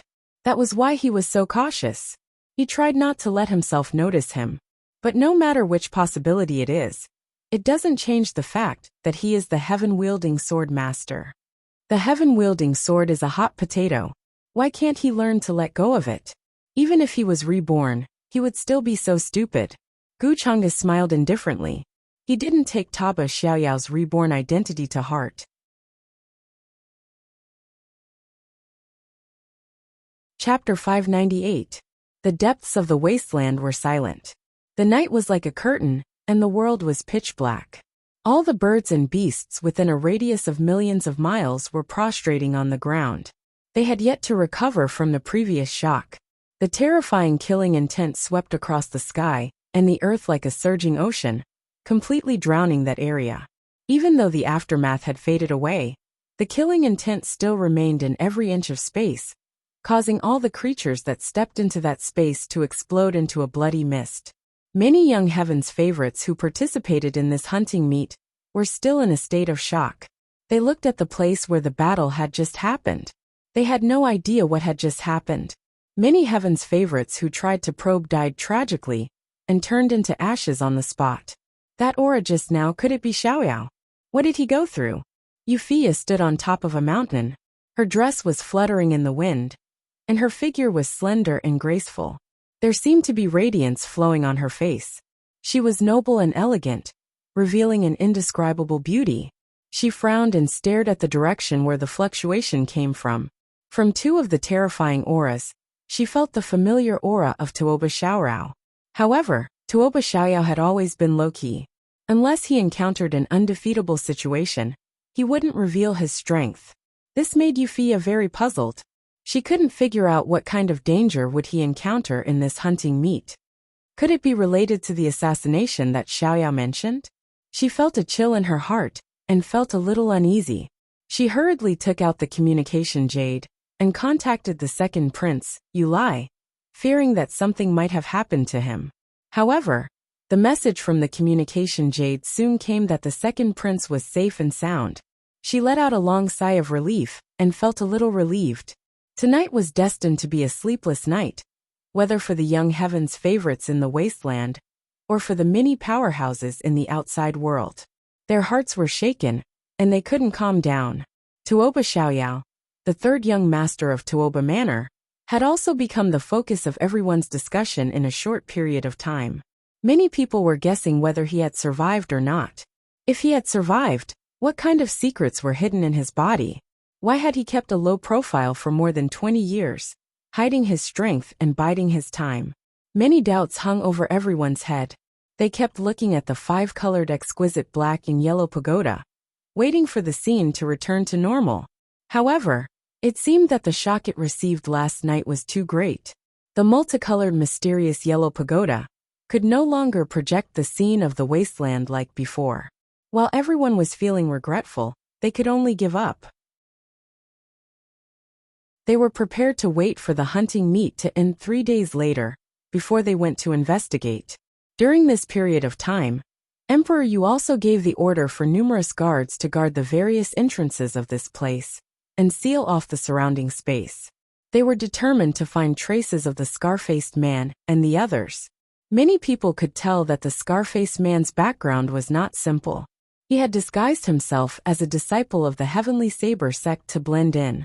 The many divine abilities he displayed were even more terrifying. His murderous intent was sharp. Normal young Heaven's favorites would definitely not be his opponent. How could such a character not have a powerful figure guiding him from behind? They absolutely did not believe it. General Tuoba, do you have any clues? After all, that scarred man came for your daughter? Light and shadow flickered around Emperor Yu. It was very blurry. Strands of draconic chi of heaven and earth gathered, causing his spiritual body to become even more solid. After all, he had not come here with his true body, so he would need to form a new spirit body every once in a while. In his opinion, since this matter was brought here by Tuoba Yuntian's daughter, then the scar-faced man must have had some sort of interaction with her. At that time, when the scar-faced man said that he was avenging his younger brother, Emperor Yu definitely did not believe it. Hearing this, Tuoba Yuntian fell into deep thought. He began to think about whether he had offended anyone during this period of time. But after thinking about it carefully, he did not have any enemies with whom he had a deep hatred. This humble one is also not sure. I'm currently sending people to investigate.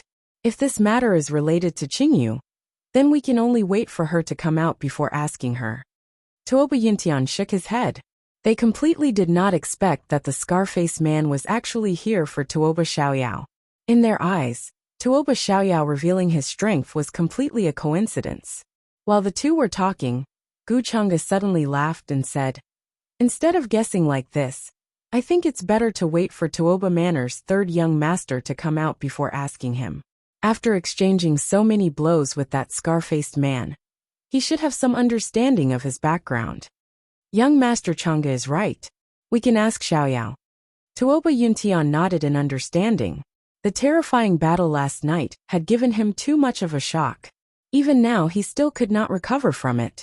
He never thought that his third son, who had always kept a low profile, had hidden so much. Gu Chang'e's gaze carried a strange light as he looked towards the depths of the great wilderness. After knowing Tuoba Xiaoyao's identity as a reincarnator, he had a plan to deal with Tuoba Xiaoyao. But there was one more thing that was more important. As a reincarnator, Tuoba Xiaoyao definitely knew that Yu Tianzheng would send people to assassinate Second Prince Yulai on the day of the hunting meet. This time, the assassination of Second Prince Yulai and the plan to topple the great Yu Celestial dynasty should be ruined by Tuoba Xiaoyao. Previously, Gu Chang'e felt that Emperor Yu was more cautious than before. He had sent many people to patrol the surroundings. At that time, he was a little surprised. Now that he thought about it, it should be Tuoba Xiaoyao who leaked the news. Then, Second Prince Yulai should have many life-saving items on him. Even if Yu Tianzheng appeared at this time, it would probably be of no use. All of his plans would be for naught. Thinking about it this way, Tuoba Xiaoyao should have a countermeasure long ago. Even if his identity as the Heavenly Sovereign Sword Master was exposed, he should have a way out. However, he should not dare to reveal his identity as a reincarnator. Gu Chang'e felt that he needed to change his previous plan. If the second Prince Yulai were to be assassinated, Emperor Yu would be the first to suspect him. After all, Tuoba Xiaoyao had a huge feud with him. When he leaked the news previously, he must have said that he was the mastermind behind this assassination. That's why second Prince Yulai cannot die at this time. Otherwise, the great Yu Celestial dynasty will become Tuoba Xiaoyao's protective umbrella and stand against me. Gu Chang'e's gaze deepened. He quietly crushed a jade talisman under his sleeve. The many people who had been deployed in the vast wilderness all received the news at this moment. They silently retreated, not showing any signs of abnormality. As for Yu Tianzheng, after Gu Chang'e sent the message, he did not pay much attention to him. If he was unhappy about this, Gu Chang'e naturally did not mind sending him on his way personally. If Yu Tianzheng dared to obstruct him from obtaining the Heavenly Sovereign Sword, then there was no need for him to live. On a mountain outside the vast wilderness, Yu Tianzheng, who had been hiding all this time, received the news. His expression was uncertain. He had waited for a long time for this assassination. How could he be willing to give up just like that? Although Gu Chang'e only sent him a message saying that the assassination was cancelled, he also knew that it should be because of Tuoba Xiaoyao, the anomaly. However, how could Tuoba Xiaoyao stop the people he sent to assassinate second Prince Yulai? If I give up this chance, when will the next one be? Yu Tianzheng was conflicted. He did not dare to disobey Gu Chang'e's orders. In the end, he could not help but sigh and choose to give up. Forget it. I'll just wait for the next chance. He was a smart person. He knew that if Gu Chang'e wanted to kill him now, it would be as easy as flipping his hand. Moreover, he was counting on Gu Chang'e to help him ascend the throne when the time came. For the next few days, the vast wilderness was peaceful. Nothing major happened. The various prodigies fought with the interminating life spirits. There were some who lived and some who died. There were no accidents. Naturally, there were no assassination attempts. This allowed the ministers outside to relax and let out a long sigh of relief. Even Emperor Yu, who had been faintly worried, felt that he was too frightened. Looks like I've worried too much. A rare smile appeared on Emperor Yu's face. He planned to return to the imperial capital after the hunting meet ends tomorrow. In the imperial capital, there were no assassins who dared to act recklessly. As for what Wuxia said before, he did not continue to take it to heart. Your Majesty seems to be worried about something? Gu Chang'e seemed to have noticed the change in Emperor Yu's expression and said with a slight smile. That's right.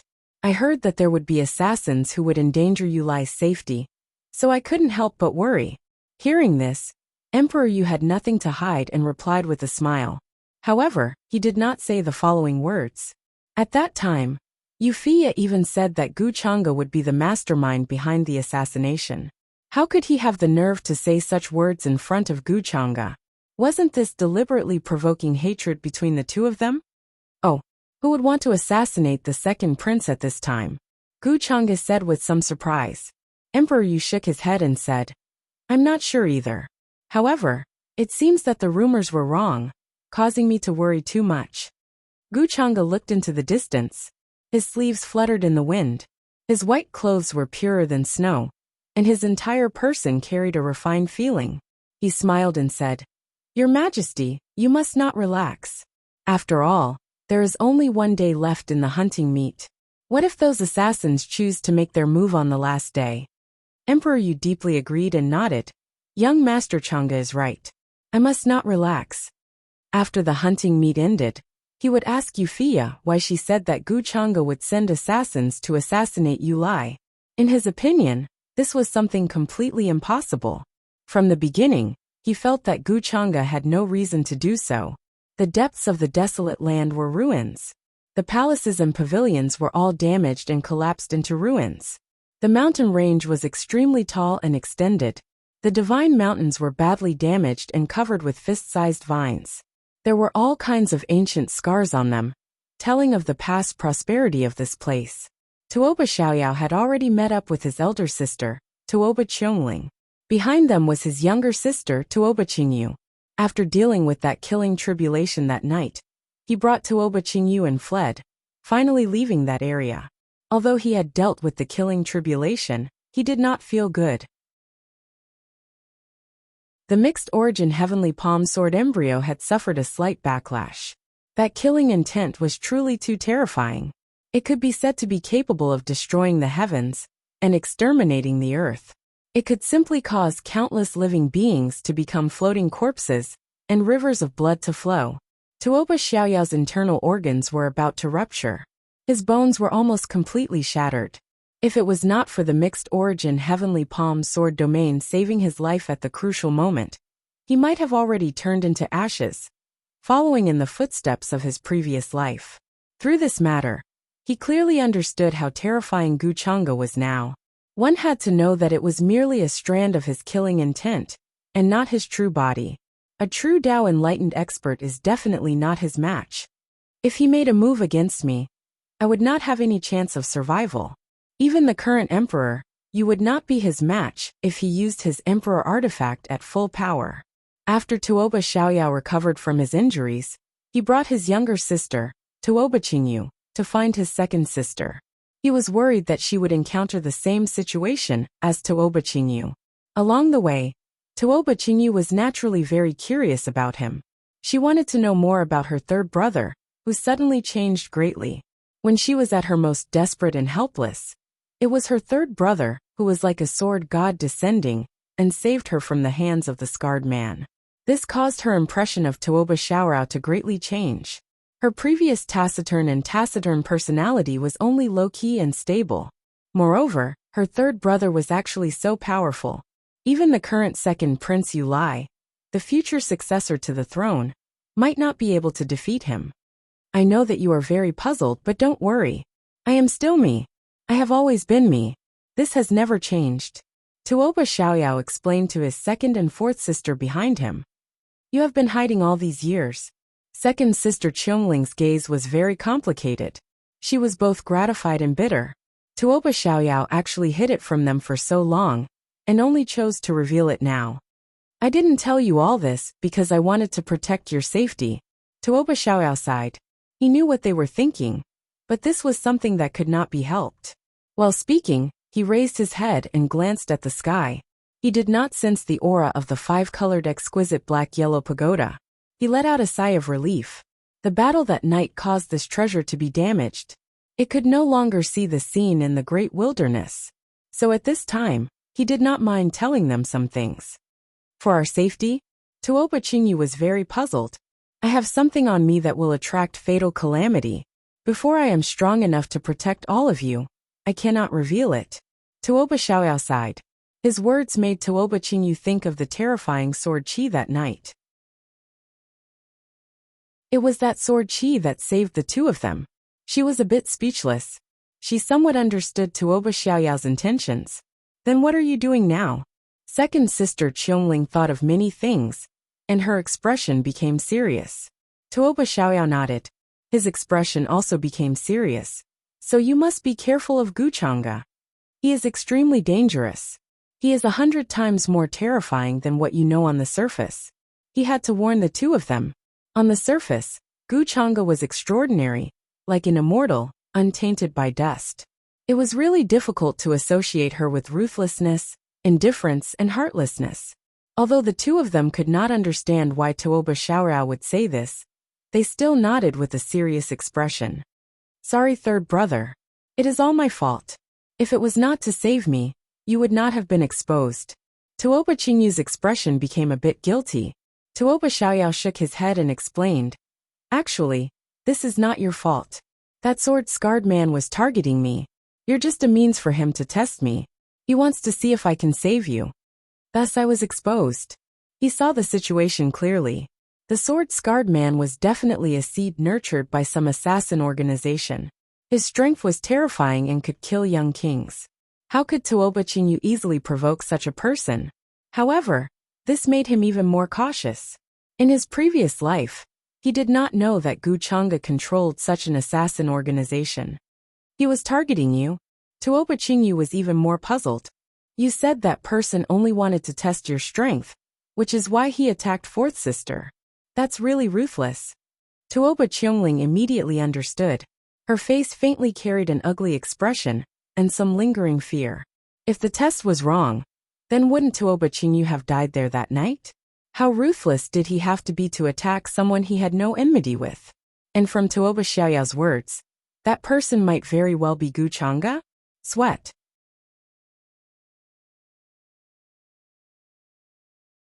Chapter 599. Tuoba Qingyu and Tuoba Qiongling both fell into silence and shuddered. Because of Tuoba Xiaoyao's words, both of them felt extremely uneasy. If the enemy they were going to face was Guchanga, it would be terrifying, like a nightmare. Who in this world would not be afraid when facing Guchanga? At this time, no matter who it was, after learning that they had such an enemy, they would be frightened and uneasy. The two of them spent a long time to calm down, but they both felt that their mouths were dry. Even the great Yu Celestial dynasty did not dare to offend Guchanga, let alone them. Although their family was very powerful in the great Yu Celestial dynasty, and their father, Tuoba Yuntian, was highly regarded by Emperor Yu, they were not much different from ants in front of Guchanga. Brother, are you telling the truth? Did Guchanga really arrange for the scarred man to test you? Tuoba Qiongling asked, still unwilling to give up.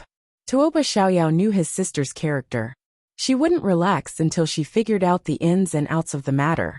He nodded and vaguely mentioned the existence of the heaven-wielding 7 artifacts. So that's the reason. Tuoba Qionglin's expression changed slightly. She naturally knew about the heaven-wielding 7 artifacts. When the heaven-wielding tower appeared, it alarmed many forces in the upper world, and they sent people to fight for it. Later, it was said that the heaven-wielding tower fell into Guchanga's hands. As for the other heaven-wielding artifacts, such as the heaven-wielding bottle and the heaven-wielding wheel, they had long fallen into Guchanga's hands. Since that thing is so troublesome, why don't you just give it to him? An innocent man gets into trouble because of his wealth. We can't keep that kind of thing anyway. Tuoba Qiongling was silent for a moment, and suddenly said seriously. Obviously she had thought about it carefully. Tuoba Xiaoyao seemed to know that she was going to say that. He smiled bitterly and shook his head. It's no use, sister. That thing has already merged with me and disappeared from this world. Guchanga can't get it. I can't take it out and give it to him. So that's how it is. Tuoba Qiongling fell silent again. She felt very helpless. However, she valued kinship very much. Since that thing had already fused with Tuoba Xiaoyao, if she took it out, it would probably take his life. She would not allow such a thing to happen. Don't worry, little brother 477. Qingyu and I will definitely keep your secret. We will always stand by your side. A resolute expression appeared on Tuoba Qiangling's cold face. After that, the few of them headed into the depths of the ruins, each with a heavy heart. The hunting meet would end tomorrow, and they only wanted to find a safe place to hide for the time being to prevent future troubles. They would leave after the hunting meet ended. In the past, there was an extremely flourishing sect here that possessed the power of 9 dragons soaring into the sky.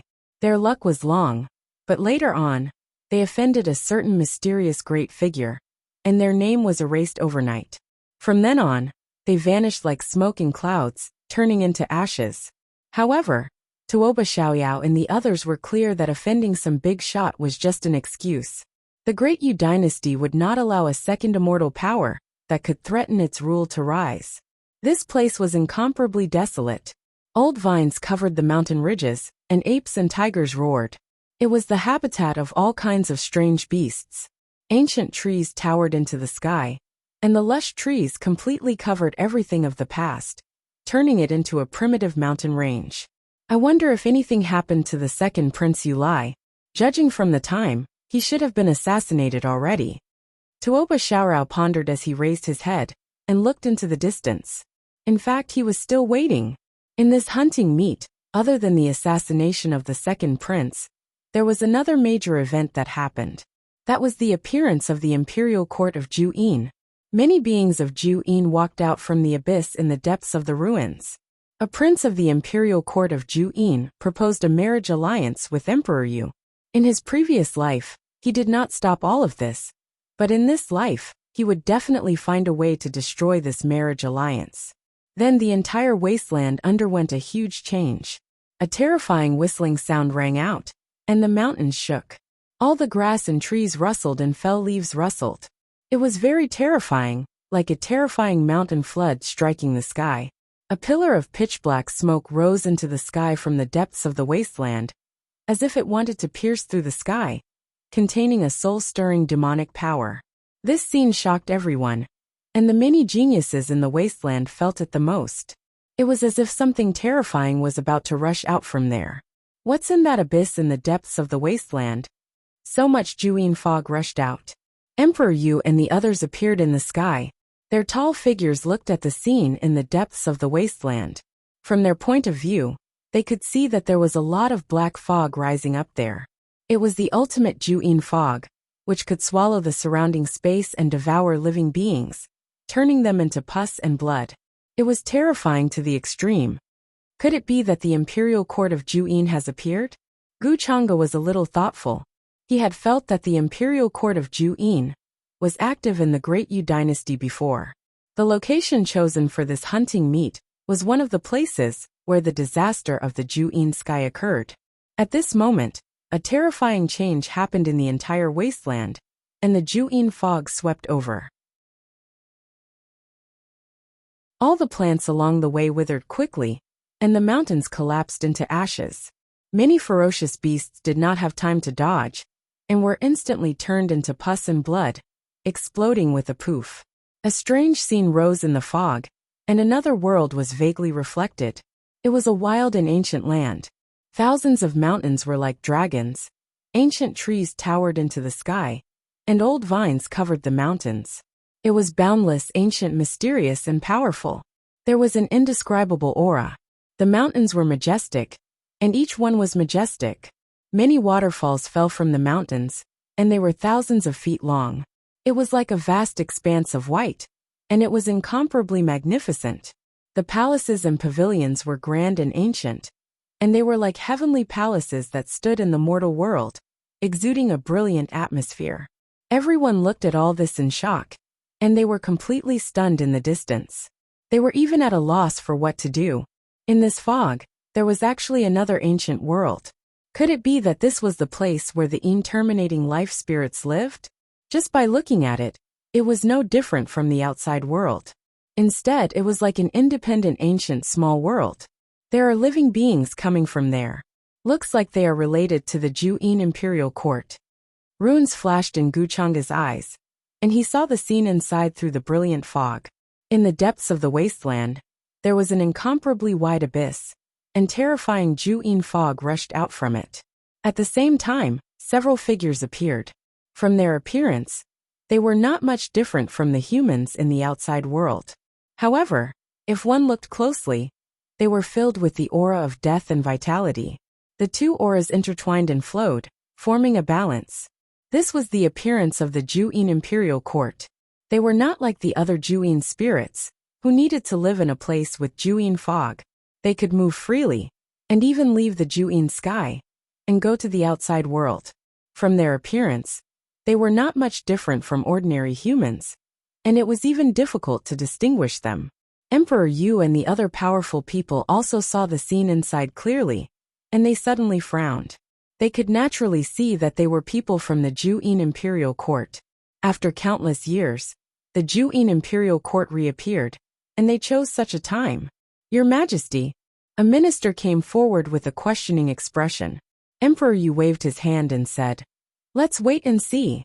If this group of Ju-in imperial court beings dare to be presumptuous in the great Yu Empire, I will not forgive them." The Ju-in imperial court had existed for a very long time, and there were even rumors that it could be traced back to the beginning of the upper realm.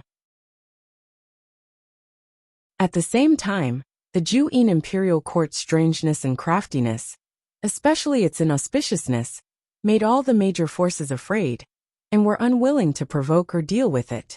If it was not necessary, Emperor Yu also did not want to provoke the people of the Ju-in imperial court at this time. Because of the appearance of the Ju-in imperial court, it caused quite a commotion, and the elders of the various forces were extremely uneasy. Ju-in spirits represented inauspiciousness and disaster. Even cultivators with great strength, like them, did not want to have any interaction with them, especially when the Ju-in sky was in a stage of eruption, and the upper realm would definitely be devoured. There might even be the forces and sects behind them. In the face of this kind of power that could not be dealt with by true immortals, they were even more insignificant. I wonder if this group of Ju-in spirits know that Jialan from back then.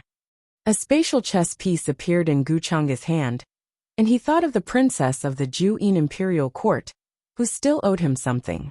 This spatial chess piece sealed a strand of Jialan's soul. At that time, she promised to deliver the Ju-in origin source to Guchanga. But later on, she encountered trouble, and was unable to gather the Ju-in origin source that Guchanga needed, so this matter was put on hold. The Ju-in imperial court wanted to find the successor of the reincarnation ancient heavenly lord to help them build the reincarnation platform. Although Guchanga promised them, he did not intend to keep the appointment. This time, with the appearance of the Ju-in imperial court, he wanted to use this chess piece. When the terrifying Ju-in fog erupted in the depths of the wasteland, many prodigies also received the news, and temporarily put down the battle at hand, and rushed to the central area to gather. Tuoba Xiaoyao, Tuoba Qiongling, and the others were naturally no exception. Compared to the shock of the others, Tuoba Xiaoyao was much calmer.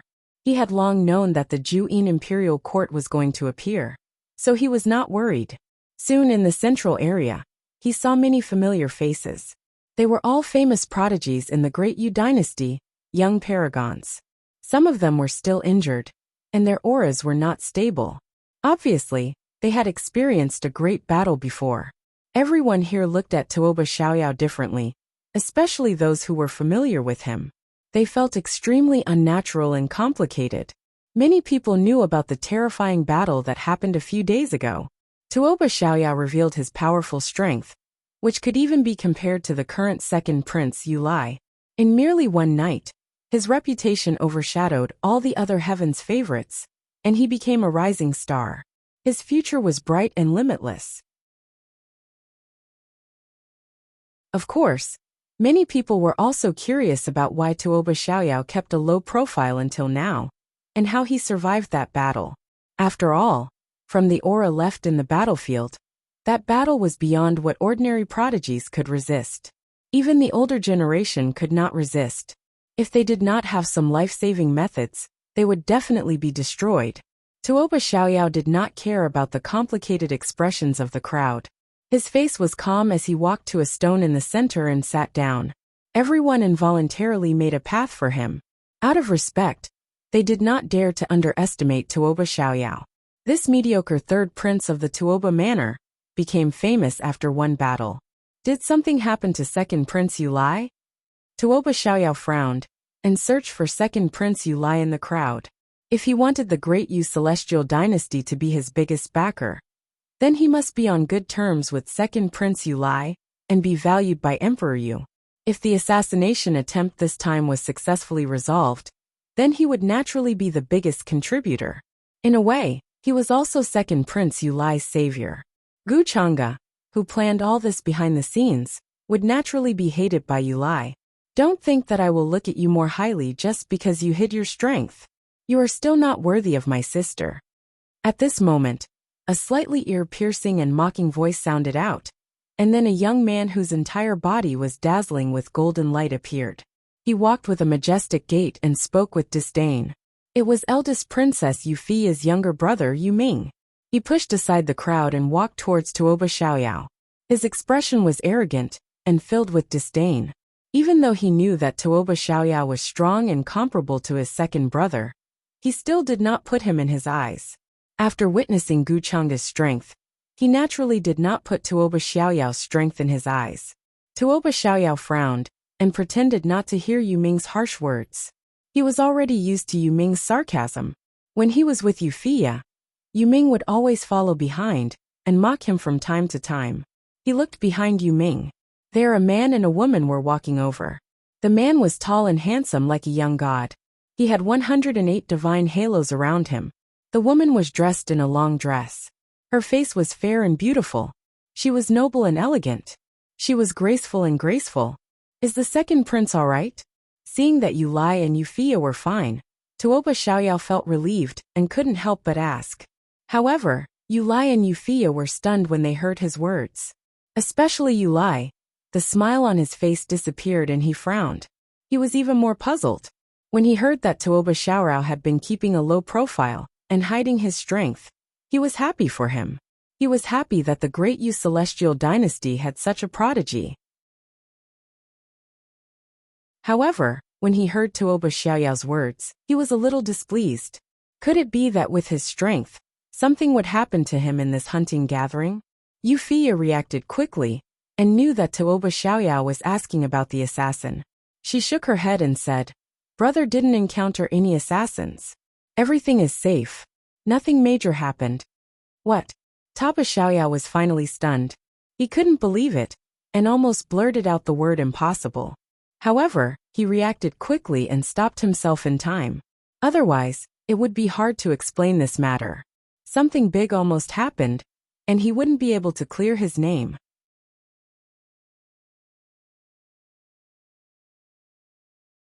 Chapter 600. Even if there was an assassin, do you think I would get hurt? Despite Yufia's explanation, second Prince Yulai didn't treat Tuoba Xiaoyao as well as before. Instead, he appeared very cold. Xiaoyao didn't do it on purpose. He's just worried about your safety. Don't take it to heart. Yufia sighed in her heart and shook her head. She knew that this brother of hers was actually very proud and arrogant. Earlier, he had misunderstood Tuoba Xiaoyao's words and was displeased. "Sister, you don't have to say more. I know what to do," Yulai said lightly. As the future successor of the great Yu celestial dynasty, even though Tuoba Xiaoyao had been hiding his strength for many years, he was still his subject. The difference in status between the two was like heaven and earth. It was always others who looked at him. He didn't need to look at other people's faces. What's more, he had been on guard against the assassins for the past few days, so he was a little paranoid. In the end, nothing happened. This made him even more displeased. He didn't have the slightest bit of respect for Tuoba Xiaoyao, the instigator of all this. Tuoba Xiaoyao also knew that his words offended second Prince Yulai. He felt a little helpless. However, sometimes things were like this. He didn't know what to do. "Then it seems that I worried too much. I'm sorry to have offended your highness," he said neither humbly nor overbearingly. "You think you can be so arrogant just because you have some strength? Second brother has the great Yu celestial luck. How can an outsider get close to second brother?" When Yu Ming saw this, he naturally didn't hesitate to speak coldly. He was extremely mocking and looked down on Tuoba Xiaoyao. However, Tuoba Xiaoyao didn't care about his sarcasm. He looked at Wuxia with a questioning gaze. He was starting to understand why Second Prince Yu Lai didn't encounter any assassins. Could it be that some accident happened and caused the future he knew to be wrong? Or did Gu Chang'e give up on the assassination of the second prince? Seeing Tuoba Xiaoyao's gaze, Wuxia shook her head lightly, indicating that she didn't know either. She trusted Tuoba Xiaoyao. That was why she told her father to send more people to protect the second prince in this hunting meet. However, they didn't encounter any assassins in this hunting meet. All of Emperor Yu's defensive arrangements were also useless. What she wanted to know was where Tuoba Xiaoyao got this information from. If Emperor Yu were to blame her, she wouldn't know how to explain herself. That's not normal. Could it be that Gu Chang'e gave up on the assassination because he knew that Emperor Yu would send people to protect the second prince? Tuoba Xiaoyao thought of the greatest possibility. It was possible that Gu Chang'e had planted spies around Emperor Yu. Otherwise, it would be hard to explain this matter. His expression turned a little ugly. Wouldn't all his plans go to waste? After all, his plan was built on the premise that he had prevented this assassination, obtained Emperor Yu's favor, and befriended the second prince Yu Lai. Don't worry. I will explain this matter to my father. Wuxia seemed to have seen through Tuoba Xiaoyao's worries. She smiled faintly and told him not to worry. Are these the geniuses of this generation? This is a little disappointing. I thought they would be more powerful.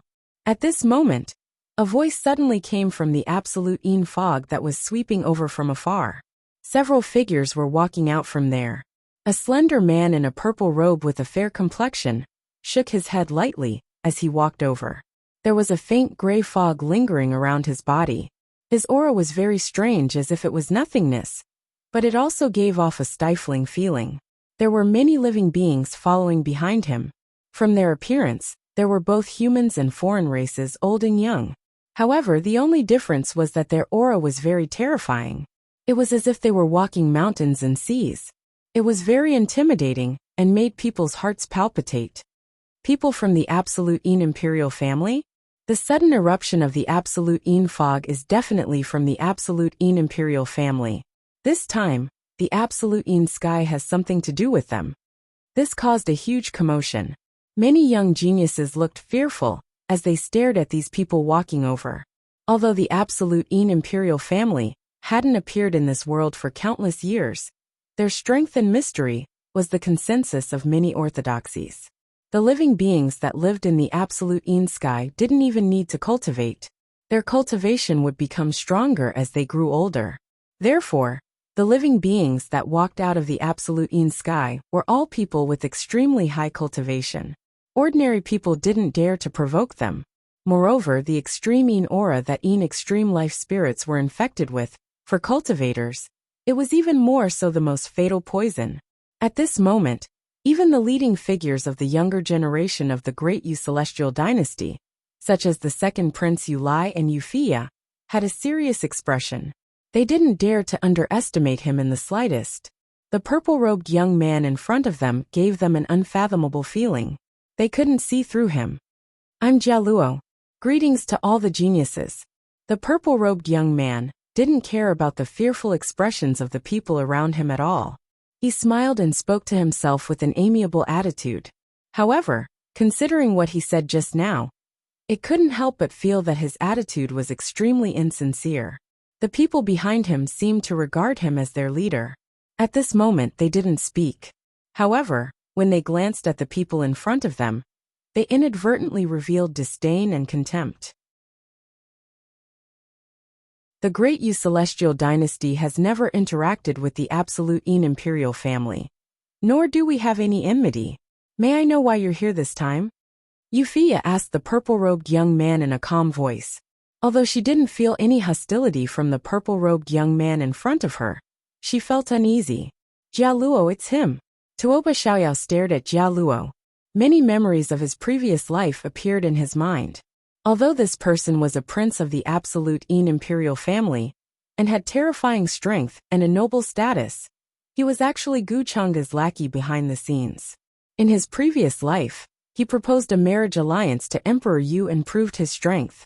In the end, he defeated all the young supreme beings of the Great Yu Celestial Dynasty. No one was his match. Even Yu Lai and Yu Fia couldn't test his true strength. He was extremely terrifying. You're the Great Yu Celestial Dynasty's Princess Fia, right? You're indeed as beautiful as your name. I'm the third prince of the absolute Yin imperial family. I came to the Great Yu Celestial Dynasty this time for the princess. Jia Luo didn't answer. Instead, he looked at Yu Fia carefully. Then, he revealed his white teeth and explained with a smile. He had a scholarly look on his face.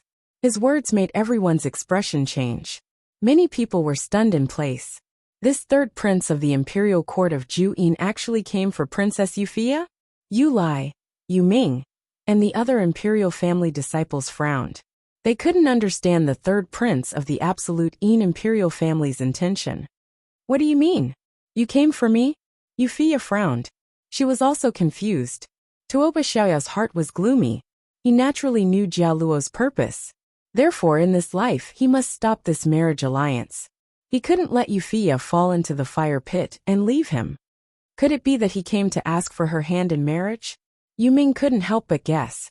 Hearing Yu Ming's words, Jia Luo glanced at him and said with a smile, "That's right." What? Everyone was stunned. They couldn't believe it.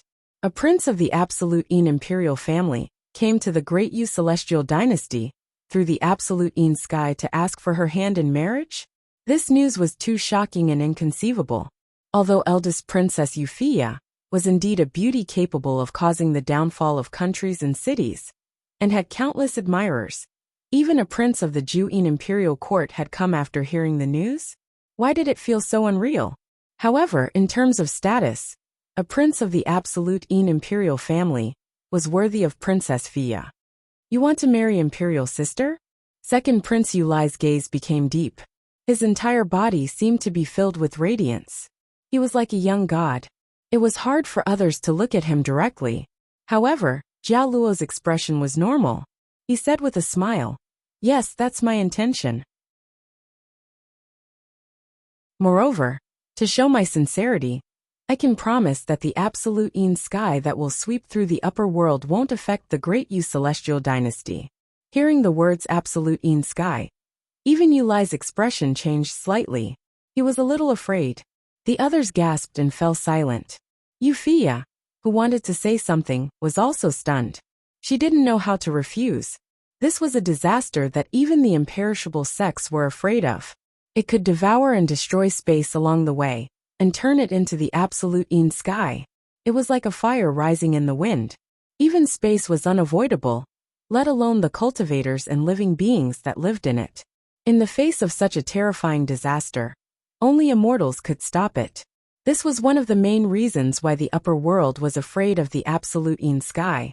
Due to the appearance of the absolute Yin imperial family, the hunting meet ended early. The absolute Yin mist that shrouded the great wilderness slowly dissipated. The sky and earth finally returned to normal. However, everyone's heart was filled with fog. It was extremely heavy. As long as the disaster of the absolute Yin sky was not solved, this terrifying demonic mountain would hang above everyone's head. Even the imperishable sects and supreme Taoist orthodoxies couldn't escape. The third prince of the absolute Yin imperial family? On the ancient warship outside the wasteland, after Emperor Yu heard Jia Luo's intentions for coming, a golden light flickered in his eyes as he pondered over the gains and losses. Begging for fresh flowers, Jia Luo led the group of people from the imperial court of Ju-Yin and stood in front of Emperor Yu. His bearing was steady, neither servile nor overbearing. Many ministers standing on both sides had different feelings. This prince of the Ju-Yin imperial court who suddenly appeared and proposed a marriage proposal. In their opinion, the benefits outweighed the disadvantages. Even though eldest Princess Yu Fia's natural talent was formidable and her future accomplishments were limitless, but before the overall benefit of the Danyu immortal dynasty, she seemed to be tiny and could even be said to be negligible. Just the promise that the Yin day would not affect the Great Yu Celestial Dynasty was enough to move them. Moreover, the marriage alliance also meant an alliance. After that, the imperial court of Juyin would definitely appear in the upper realm. With such a powerful and mysterious ally, the future development of the Great Yu Celestial dynasty would be more beneficial than detrimental. As for whether eldest Princess Wuxia was willing or not, that wasn't something they had to consider. Although Gu Chang'e and Emperor Yu were standing at the front, at this moment, it was as if they were not involved. He wasn't interested in this marriage alliance. His many gazes were mainly on Tuoba Xiaorao. This divine sovereign sword master knew that his identity was exposed, but his expression was still calm and did not reveal the slightest flaw. It could only be said that he was indeed someone who had been reborn. This kind of forbearance was not something that ordinary people could compare to. Because of the appearance of the imperial court of Juyin's prince, the crowd didn't pay as much attention to Tuoba Xiaoyao. Even the scarred man who appeared in the vast wilderness before was rarely noticed. Although Emperor Yu sent people to investigate his whereabouts, there was not the slightest clue until now. Wuxia lowered her eyes and stood quietly behind Emperor Yu. She didn't speak. Although they were talking about her life, it didn't seem to have anything to do with her personally. This was her destiny as a disciple of the imperial family. She should have thought of this day long ago. What does Emperor Yu think? This letter was personally written by my father, and it contains the conditions that the imperial court of Juyin is willing to offer. At this moment, Jia Luo smiled and spoke again. He took out a letter from his sleeve and had the person beside him present it to Emperor Yu. Emperor Yu took the letter and scanned the contents. His pupils couldn't help but contract slightly. Although he quickly returned to normal, it was still caught by many of the ministers. They were all guessing what conditions were promised in the letter that made Emperor Yu so shocked. The marriage alliance is not a small matter. Why don't I consider it again and give Prince Jia Luo an answer when I return to the imperial capital? Emperor Yu smiled and accepted the letter without batting an eyelid. He didn't ask for Wuxia's opinion. Of course, I can take this opportunity to take a look at the majestic grandeur of Great Yu's imperial capital, Jia Luo replied with a smile. Emperor Yu laughed and said, of course. When the ministers saw Emperor Yu's attitude, they knew that he was quite tempted. It was just that he couldn't agree so easily due to some reason. In terms of status, the prince of the imperial court of Juyin was naturally worthy of Wuxia. What's more, the other party came with full sincerity this time. Although Tuoba Xiaoyao's expression was calm, his heart was very unsightly. He clenched his fists tightly under his sleeves. He really wanted to stand out and fight for Wuxia, but reason told him that doing so would only make him look foolish. The one before us should be the rumored young Master Chang'e. Jia Luo has heard many of young Master Chang'e's deeds from my sister, and has truly admired him for a long time. Seeing the real person today, I feel that the rumors are not false. This trip was not in vain. At this moment, Jia Luo looked at Gu Chang'e beside Emperor Yu and cupped his hands with a smile.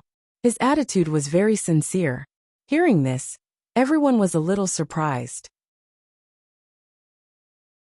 They didn't expect Jia Luo to suddenly say this. His sister? Who is that? Jialan is your sister? Gu Chang'e raised his eyebrows, then put down the teacup in his hand and asked with a smile. In fact, he had already guessed a thing or two from Jia Luo's surname. That's right. If my sister knew that young Master Chang'e still remembered her, she would definitely be very happy.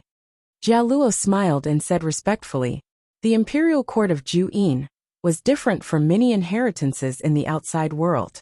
Although he was a man, he wasn't the next successor of the imperial court of Juyin. Instead, it was his sister Jialan. In terms of talent and strength, he was far inferior to his sister. Moreover, the imperial court of Juyin needed Gu Chang'e's help to build the reincarnation stage. Previously, his sister appeared in the world to look for the successor of the ancient heavenly lord of Samsara. In the end, she encountered Gu Chang'e and saw him use the reincarnation divine ability. She thought that he was the successor of the ancient heavenly lord of Samsara. In the end, through the reincarnation tablet inscriptions in the imperial court of Juyin, she learned that the true successor of the ancient heavenly reincarnation art had already been killed by Gu Chang'e. 2.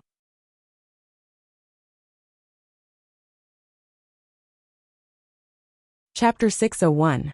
Of course, the news of Gu Chang'e killing the successor of the ancient reincarnation art was only spread within the royal court of Juyin. Many people in the outside world still believed that Gu Chang'e had obtained the inheritance of the ancient heavenly lord of samsara. Jia Luo respected Gu Chang'e. This was one of the reasons. The royal court of Juyin valued strength. Gu Chang'e had already reached a level that no one could reach at such a young age, so he was naturally respected by Jia Luo. Another reason was that the royal court of Juyin would need Gu Chang'e's help to build the reincarnation stage in the future. The reincarnation stage was extremely important to beings of Juyin. In some ways, it was even related to the birth of beings of Juyin. It seems that young Master Chang'e has already interacted with the royal court of Juyin before this. Emperor Yu laughed. A strange light flashed through his eyes. If Jia Luo hadn't mentioned it, he wouldn't have known that Gu Chang'e had a connection with the royal court of Juyin. It wasn't just him. There probably weren't many people in the entire upper realm who knew. Gu Chang'e had truly hidden too deeply. I met Prince Jia Luo's sister by chance before, but we didn't have a deep relationship, Gu Chang'e said with a smile. If there's a chance, young Master Chang'e must come to our royal court of Juyin as a guest. I think my sister and father would be very happy to see you. After returning to the royal court, my sister often talked about you in front of us. Jia Luo was also full of smiles as he extended an invitation to Gu Chang'e. His words made everyone's imagination run wild. A princess of the royal court of Juyin was constantly thinking about Gu Chang'e. Many of them even thought of a romantic scene under the moonlight. From Prince Jia Luo's words, it seemed that his sister's identity in the royal court of Juyin was not simple. Of course, this was also Jia Luo's intention. He deliberately said this in order to get closer to Gu Chang'e. He had always had his eyes on the top of his head, and did not put the rest of the people here in his eyes. Even if it was Emperor Yu in front of him, it was only because of his status that he treated him like this. After some time, I will indeed be making a trip to the End royal court. At that time, I will have to trouble Prince Jia Luo to lead the way. Gu Chang'e continued to smile. Of course there's no problem. If young Master Chang'e comes, it will be the honor of my Juyin royal court. Jia Luo's face revealed a pleasantly surprised expression. The attitude of this prince of the imperial court of Absolute Yin towards Gu Chang'e and the others could be said to be completely different. Even Princess Wuxia, the marriage partner, didn't seem to care so much. At this sight, many of the officials present had different thoughts. They felt that this Prince Jia Luo had come on orders, and not because he admired Princess Wuxia for so long. Imperial sister, this person's attitude is so perfunctory. If Imperial father really agrees, I'm afraid that you will be wronged and left out after marrying over. Although Yu Ming was usually carefree and straightforward, at this time, he was sincerely thinking for Wuxia, and was somewhat worried. Even though he was a prince, he still couldn't influence Emperor Yu's decision. Even his second brother Yu Lai couldn't. Although his words were said very softly, the people around were all people with profound cultivation, and naturally heard it. Since Emperor Yu didn't give any orders, the officials naturally didn't dare to say anything. Wuxia's expression didn't change, and only lightly shook her head without saying anything. Jia Luo naturally also heard this and couldn't help but smile. He looked at Wuxia and said, because this one has seen the person I have always respected, I can't help but feel a bit agitated. I hope Princess Fia doesn't mind. Wuxia smiled appropriately and said, Prince Jia Luo is offended. How could Fia care about such a small matter? Haha, Prince Jia Luo is a man of striking appearance with extraordinary talent. Even if Fia marries over, how could Fia be wronged? Emperor Yu also laughed at this moment, his mood extremely cheerful. Hearing this, many of the officials echoed one after another. The scene was lively. Only Tuoba Xiaoyao remained silent, looking at Wuxia from time to time with unconcealable worry. Because of the arrival of the Juyin Imperial Court's prince, the hunting gathering ended early. Afterward, the official in charge of this gathering announced the rankings of the disciples of each faction and bestowed various rewards. Tuoba Xiaoyao revealed his strength. In the end, Although the five-colored mysterious yellow pagoda didn't reveal how he survived, there was still some suspense. However, he still made it into the top 5. That knife-scarred man's strength was obvious to all. It was extremely terrifying.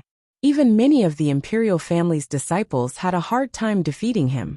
Tuoba Xiaoyao naturally deserved such a ranking.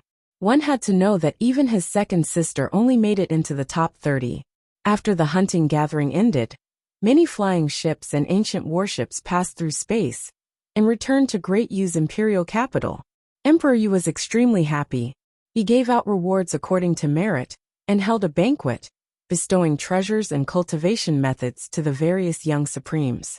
Of course, it was also because second Prince Yulai didn't encounter any assassination, which made him feel relieved. During the banquet, although many of the officials were curious as to why Tuoba Xiaoyao hid his strength until now, they tactfully didn't ask. On the contrary, Emperor Yu took advantage of this matter to ask Wuxia where she found out about the assassination. Regarding this, Wuxia only said that she heard some rumors, but didn't know who spread it. As for why no assassin appeared in the end, it was very likely that the other party saw that Emperor Yu was extremely guarded, so they gave up. Many of the officials, including Emperor Yu, could hear that Wuxia was being perfunctory. However, they didn't say much. Emperor Yu shook his head and smiled. He knew that Wuxia was deliberately hiding something. In front of so many people, especially Gu Chang'e, it was naturally not good to ask. If Gu Chang'e knew that Wuxia secretly said that he intended to send people to assassinate second Prince Yulai, Emperor Yu didn't know how to deal with this matter. During this banquet, Tuoba Xiaoyao naturally became the focus of attention outside of the Juyin imperial court's princes. Many of the officials wanted their daughters to approach him. From a certain point of view, Tuoba Xiaoyao didn't have a marriage contract, and his father was an important official with a boundless future. Naturally, he became the most popular person in everyone's eyes. However, Tuoba Xiaoyao tactfully rejected them all with a calm appearance, unmoved by external matters. It seems that this Tuoba Manor's third young master's ambition isn't small. Your Majesty Emperor Yu, why don't you take advantage of this opportunity to bestow a marriage? At this moment, Gu Chang'e, who was leisurely drinking a mouthful of wine, suddenly smiled and said to Emperor Yu beside him. Hearing this, many of the ministers below were stunned. Then, they revealed looks of envy and jealousy. Gu Chang'e personally bestow a marriage? What kind of virtue did this Tuoba Xiaoyao have? Even Tuoba Yuntian had an excited and flattered expression. In his view, Gu Chang'e speaking out to bestow 0.2 marriage fate on his son's behalf meant that he thought highly of his son. If Tuoba Xiaoyao could enter his eyes, that would be a wonderful thing. Only Tuoba Xiaoyao's expression was somewhat stiff and unsightly. The hand holding the wine cup was also stiff, extremely unnatural. A bad premonition appeared in his heart. Gu Chang'e definitely didn't have good intentions when he spoke out to bestow a marriage. It wasn't as simple as it seemed on the surface. Haha, young Master Chang'e's words are extremely correct. Such a young talent is naturally worthy of this emperor's daughter. This is a good opportunity. Emperor Yu heard this and laughed. After hearing Gu Chang'e's words, he also had this idea. After carefully sizing up Tuoba Xiaoyao a few times, he couldn't help but reveal admiration. He asked, planning to choose a princess to marry Tuoba Xiaoyao.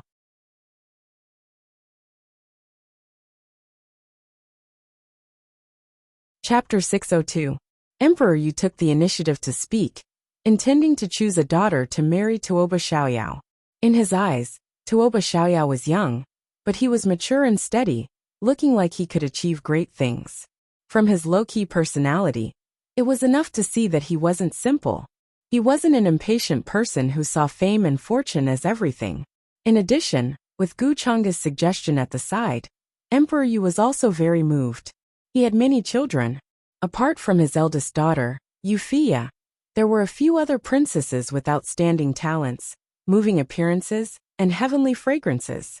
If he bestowed a marriage, he could also rope in Tuoba Yuntian, killing 2 birds with 1 stone. Haha, but for this kind of thing, we still have to listen to the opinion of the person involved. Emperor Yu laughed as he looked at Tuoba Xiaoyao with admiration. Your Majesty, Emperor Yu is right.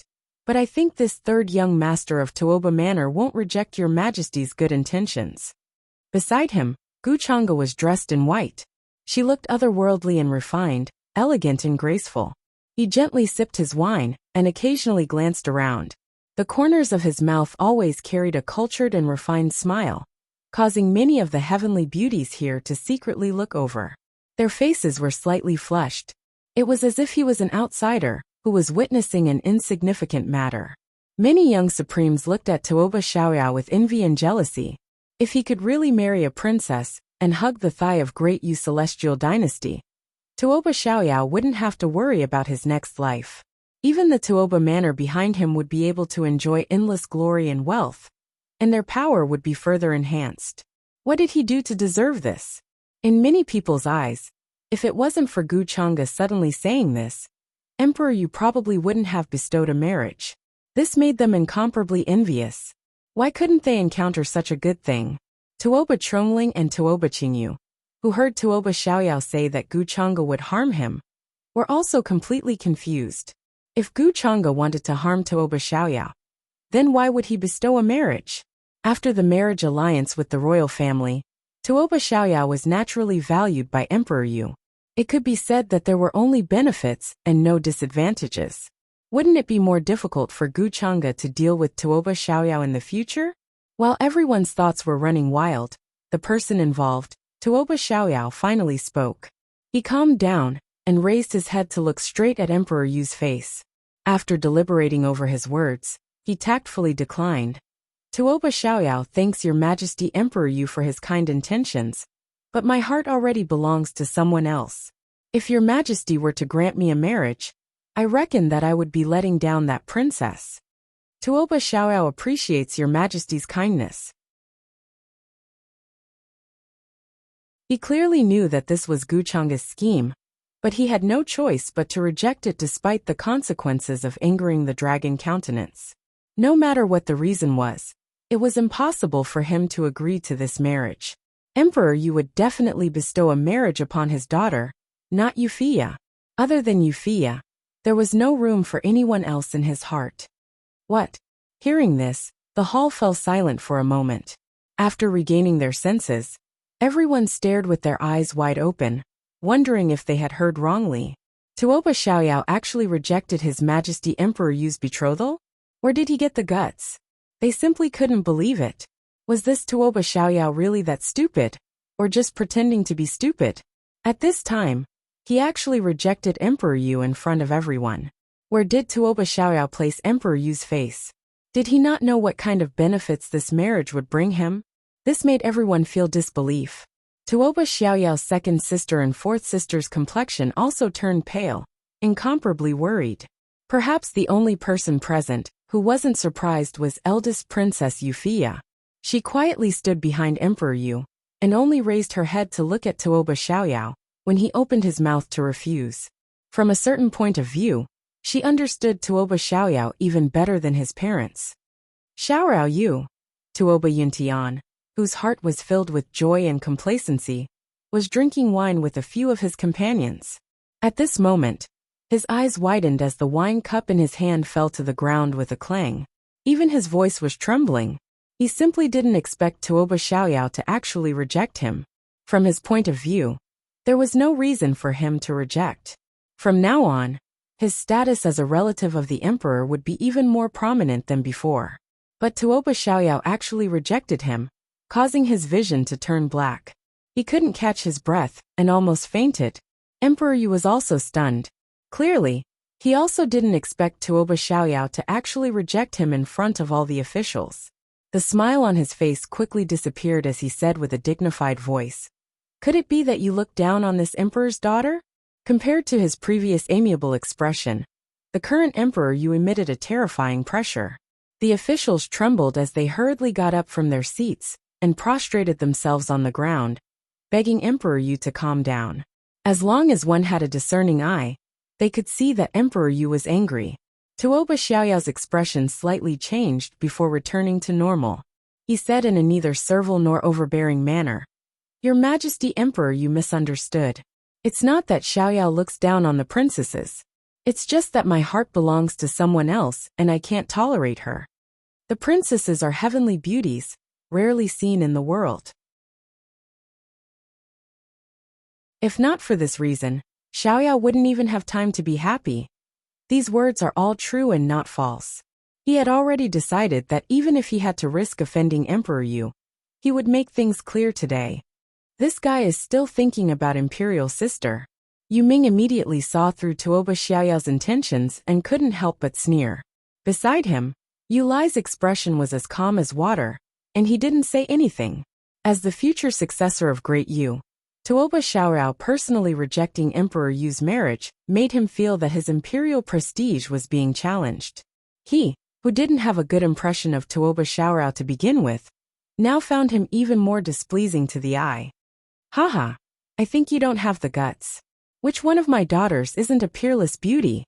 Since your heart belongs to someone else, then I naturally won't force you. Emperor Yu coldly snorted. Although he was displeased, he didn't continue to be angry. Although this kind of matter made him lose face, he wouldn't overly blame Tuoba Xiaoyao. However, from today onwards, it would become more and more difficult for Tuoba Xiaoyao and the family behind him to obtain his rewards and regard. The officials also kept quiet out of fear, not daring to say anything. Although Tuoba Xiaoyao's explanation was very reasonable, it was extremely stupid in their eyes. This matter is due to this one's rashness, which caused your majesty to be displeased. If I had known that Tuoba Manor's third young master's heart didn't belong to me, I wouldn't have proposed the marriage. Gu Chang'e lightly sighed at this moment, seeming to be rather helpless and slightly apologetic. Hearing this, the anger on Emperor Yu's face dissipated. He waved his hand and said, "Young Master Chang'e, what are you saying? How can this matter be blamed on you? You also had good intentions." He didn't say the rest of the sentence. It's just that Tuoba Xiaoyao doesn't know how to appreciate kindness. But the officials clearly understood what he meant. They couldn't help but cast a pitiful and gloating expression at Tuoba Yuntian. Just a moment ago, they were still envious of him. But in the blink of an eye, not only did he spit out the fatty meat that was sent to his mouth, he even cursed that it tasted bad. The result of this not only angered Emperor Yu, but also caused him to be neglected from now on. It was likely that he had inadvertently offended Gu Chang'e.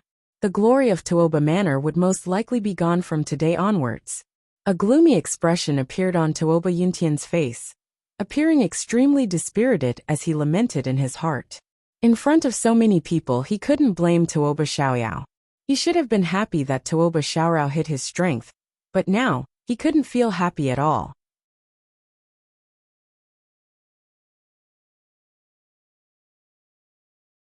Chapter 603. Young Lord Chang'e. Why do you care about such a small matter? Yu Lai, quickly come and offer a toast to young Lord Chang'e. If you have the chance in the future, you should interact more with young Lord Chang'e. To think that you and young Lord Chang'e are about the same age, but the gap between you is like a natural chasm. As long as you can reach 1/10 of young Lord Chang'e's level, I can hand great you to you without worry. At the head of the table, Emperor Yu's expression quickly returned to normal. After all, he was the ruler of the Celestial Dynasty. He immediately smiled and changed the topic.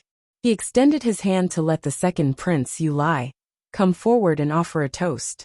Yes, father. Yu Lai knew that this was a chance to get closer to Gu Chang'e. A humble smile appeared on his face as he walked forward. He held a wine cup in his hand and looked extraordinarily handsome. He walked with a majestic gait and a noble bearing. This expression was completely different from the cold and arrogant expression he had when facing Tuoba Xiaoyao. Yu Lai offers a toast to young Lord Chang'e. Second prince, please. Gu Chang'e smiled and nodded. Then he thought of something and said with interest, "Speaking of which, I'm actually a little curious. What kind of woman is worthy of this third young master of Tuoba Manor to reject your majesty's good intentions?" His words stunned everyone. It would have been better if he didn't say it. Once he said it, everyone couldn't help but be curious. To put it nicely, it was rejecting good intentions. To put it bluntly, it was looking down on those princesses. Emperor Yu's expression was also a little moved. He was also a little curious. If Tuoba Xiaoyao couldn't give a reason, he would be charged with the crime of deceiving the emperor. Since young Lord Chang'e said so, I also want to know. He smiled and nodded. Gu Chang'e smiled and said, how about this? If the third young master of Tuoba Manor likes a woman from Great Yu, why don't your majesty grant a marriage between the two? It just so happens that I was a little reckless just now. I can apologize to the third young master of Tuoba Manor. Emperor, you didn't know why Gu Chang'e valued Tuoba Xiaoyao so much that he even wanted to apologize. However, since Gu Chang'e said so, how could he refuse? He immediately asked Tuoba Xiaoyao again. After all, this was just a small matter that could be settled with a single word from him. What do you think? If the woman you like is from Great Yu, then I'll make the decision to grant a marriage between the two of you. Emperor, you said with a dignified gaze. It should be because young Lord Chang'e cherishes talent. Tuoba Xiaoyao's performance at the hunting meet was noticed by young Lord Chang'e. That's right. I've heard that young Master Chang'e empathizes with his subordinates and is very protective of them. He treats his followers extremely well. How can this brat be so lucky to be so highly regarded by young Master Chang'e? Not only did he fail the first time, he even has a second. Seeing this scene, many ministers guessed, feeling even more envious and jealous. Tuoba Xiaoyao looked at the smiling Gu Chang'e. That familiar feeling of fear struck him again. His expression turned ugly as he clenched his fists. He knew that Gu Chang'e definitely did not have good intentions. Whether it was the marriage before or the current question, they were all for his good on the surface. However, they were all secretly to incur Emperor Yu's anger and alienation. Gu Chang'e must have guessed the relationship between him and Wuxia, which was why he deliberately said this. Every word was filled with murderous intent, leaving him with no way out. It was truly abominable. Facing Emperor Yu's question, Tuoba Xiaoyao took a deep breath and answered again. Your Majesty, the person I like is actually Princess Wuxia, not anyone else. He spoke very boldly and directly, without any intention of beating around the bush. When he spoke, he looked at Wuxia. Seeing that her expression was somewhat shocked, he couldn't help but sigh softly. If it wasn't for Gu Chang'e's scheme, he wouldn't want to make things so clear at this time. However, this was also good. If he said this in front of all the ministers, he could also make plans to stop the marriage between Great Yu and the imperial court of Juyin. Even if he would thoroughly offend Emperor Yu after today and destroy many of his previous plans, there was no other way. Gu Chang'e had forced him to a dead end. He had no other choice. Are you serious? Emperor Yu's face sank again, his voice containing suppressed anger. He really did not expect Tuoba Xiaoyao to say that the woman he liked was eldest Princess Wuxia. How could he end up with what he said just now? All the ministers were deeply shocked. They widened their eyes, unable to react for a moment. At this time, even the imperial court of Juyin's Prince Jialuo, who had been silent during the banquet, narrowed his eyes and looked at Tuoba Xiaoyao, who stood up. His marriage partner was eldest Princess Wuxia. Now that this guy stood up and said this, was he planning to fight with him? Only Wuxia was somewhat silent. Her white hands tightly gripped her sleeves. Her heart was not calm. It seems that Princess Wuxia and the third young master of Tuoba Manor have a good relationship. At this time, Gu Chang'e's slightly surprised voice sounded, causing Wuxia to recover. Why does young Master Chang'e say this? She asked puzzledly. Gu Chang'e said with a smile. Looking at Princess Wuxia's appearance, you don't seem too shocked. Presumably, Princess Wuxia already knew about third young master Tuoba's secrets, right? Seeing Wuxia remain silent, Gu Chang'e knew that he guessed right. He smiled indifferently and looked at Tuoba Xiaoyao again. Now that things had developed to this point, he wanted to see how this guy would deal with it. Tuoba Xiaoyao still wanted the Great Yu Celestial Dynasty to be his final shield? He was thinking too much. After today, even if Emperor Yu knew that Gu Chang'e wanted to steal the heaven-wielding sword from Tuoba Xiaoyao, he would turn a blind eye and not interfere. Even if Tuoba Xiaoyao's talent was extraordinary and his future was limitless, so what? In Emperor Yu's heart, Tuoba Xiaoyao was no longer the young elite from before. He was just an ignorant fool who did not know how to appreciate kindness. He could not shed all pretense of cordiality with Gu Chang'e for such a Tuoba Xiaoyao, because it was not worth it. Reporting to your Majesty Emperor Yu, this is absolutely true. The woman that Xiaoyao admires is Princess Fia. Tuoba Xiaoyao did not care about the expressions of the people around him. He took a deep breath and said again. After being reborn, he had been timid and full of misgivings. Today, he was going to be heroic for once. He couldn't bring himself to hide his feelings at this time. Good, very good. Emperor Yu was so angry that he laughed and said the word good 3 times. Golden light flickered in his eyes, as if the world was about to be destroyed. A terrifying pressure circulated around him, causing the stars in the sky to tremble. Thousands of stars swayed, as if they were about to fall. Terrifying clouds rolled and covered the sky, covering the sun. This was the anger of the Celestial Dynasty's ruler. It directly affected the changes in the stars in the territory. Happiness, anger, sorrow, and joy. Any change in emotions was closely related to the fate of the territory and affected everything in the world. At this moment, countless living beings and cultivators in the Great Yu Celestial Dynasty raised their heads in shock. They were shocked by such a phenomenon. Many ministers in the hall were trembling like sieves. They prostrated on the ground and did not dare to raise their heads. The faces of Tuoba Yuntian and his 2 daughters behind him were also deathly pale. They were frightened. Today, Emperor Yu was angry twice, and this time was probably even more serious. Tuoba Xiaoyao clearly knew that Emperor Yu wanted Yufia to marry into the Juyin royal court. Wasn't this slapping Emperor Yu's face? Moreover, it was a slap in the face of all the ministers. Could it be that Emperor Yu was really going to agree to the marriage that he promised before? This was obviously impossible. Very good. Then I'll tell you now that it's impossible. It's impossible for me to give Fia to you. You can give up on this thought. Since you are sincerely provoking me today, men, take Tuoba Xiaoyao into the prison. Emperor Yu was furious and could not suppress his anger. He immediately shouted and waved his hand. The guards outside the hall came forward and took Tuoba Xiaoyao into the prison. Tuoba Xiaoyao had already guessed that this would be the outcome, so he was not surprised. His expression was extremely calm. However, when he looked at Gu Chang'e, there was unconcealable hatred in the depths of his eyes. Soon, the guards outside the hall came in with weapons like heavenly sabers and heavenly halberds. They took Tuoba Xiaoyao away. Tuoba Yuntian and the others were pale. Seeing this scene, they didn't even dare to say a word, let alone stop it. Many ministers also felt a wave of sigh. Instead of being a proud son of heaven, he became a prisoner in the blink of an eye. Wasn't this what he deserved? Chi.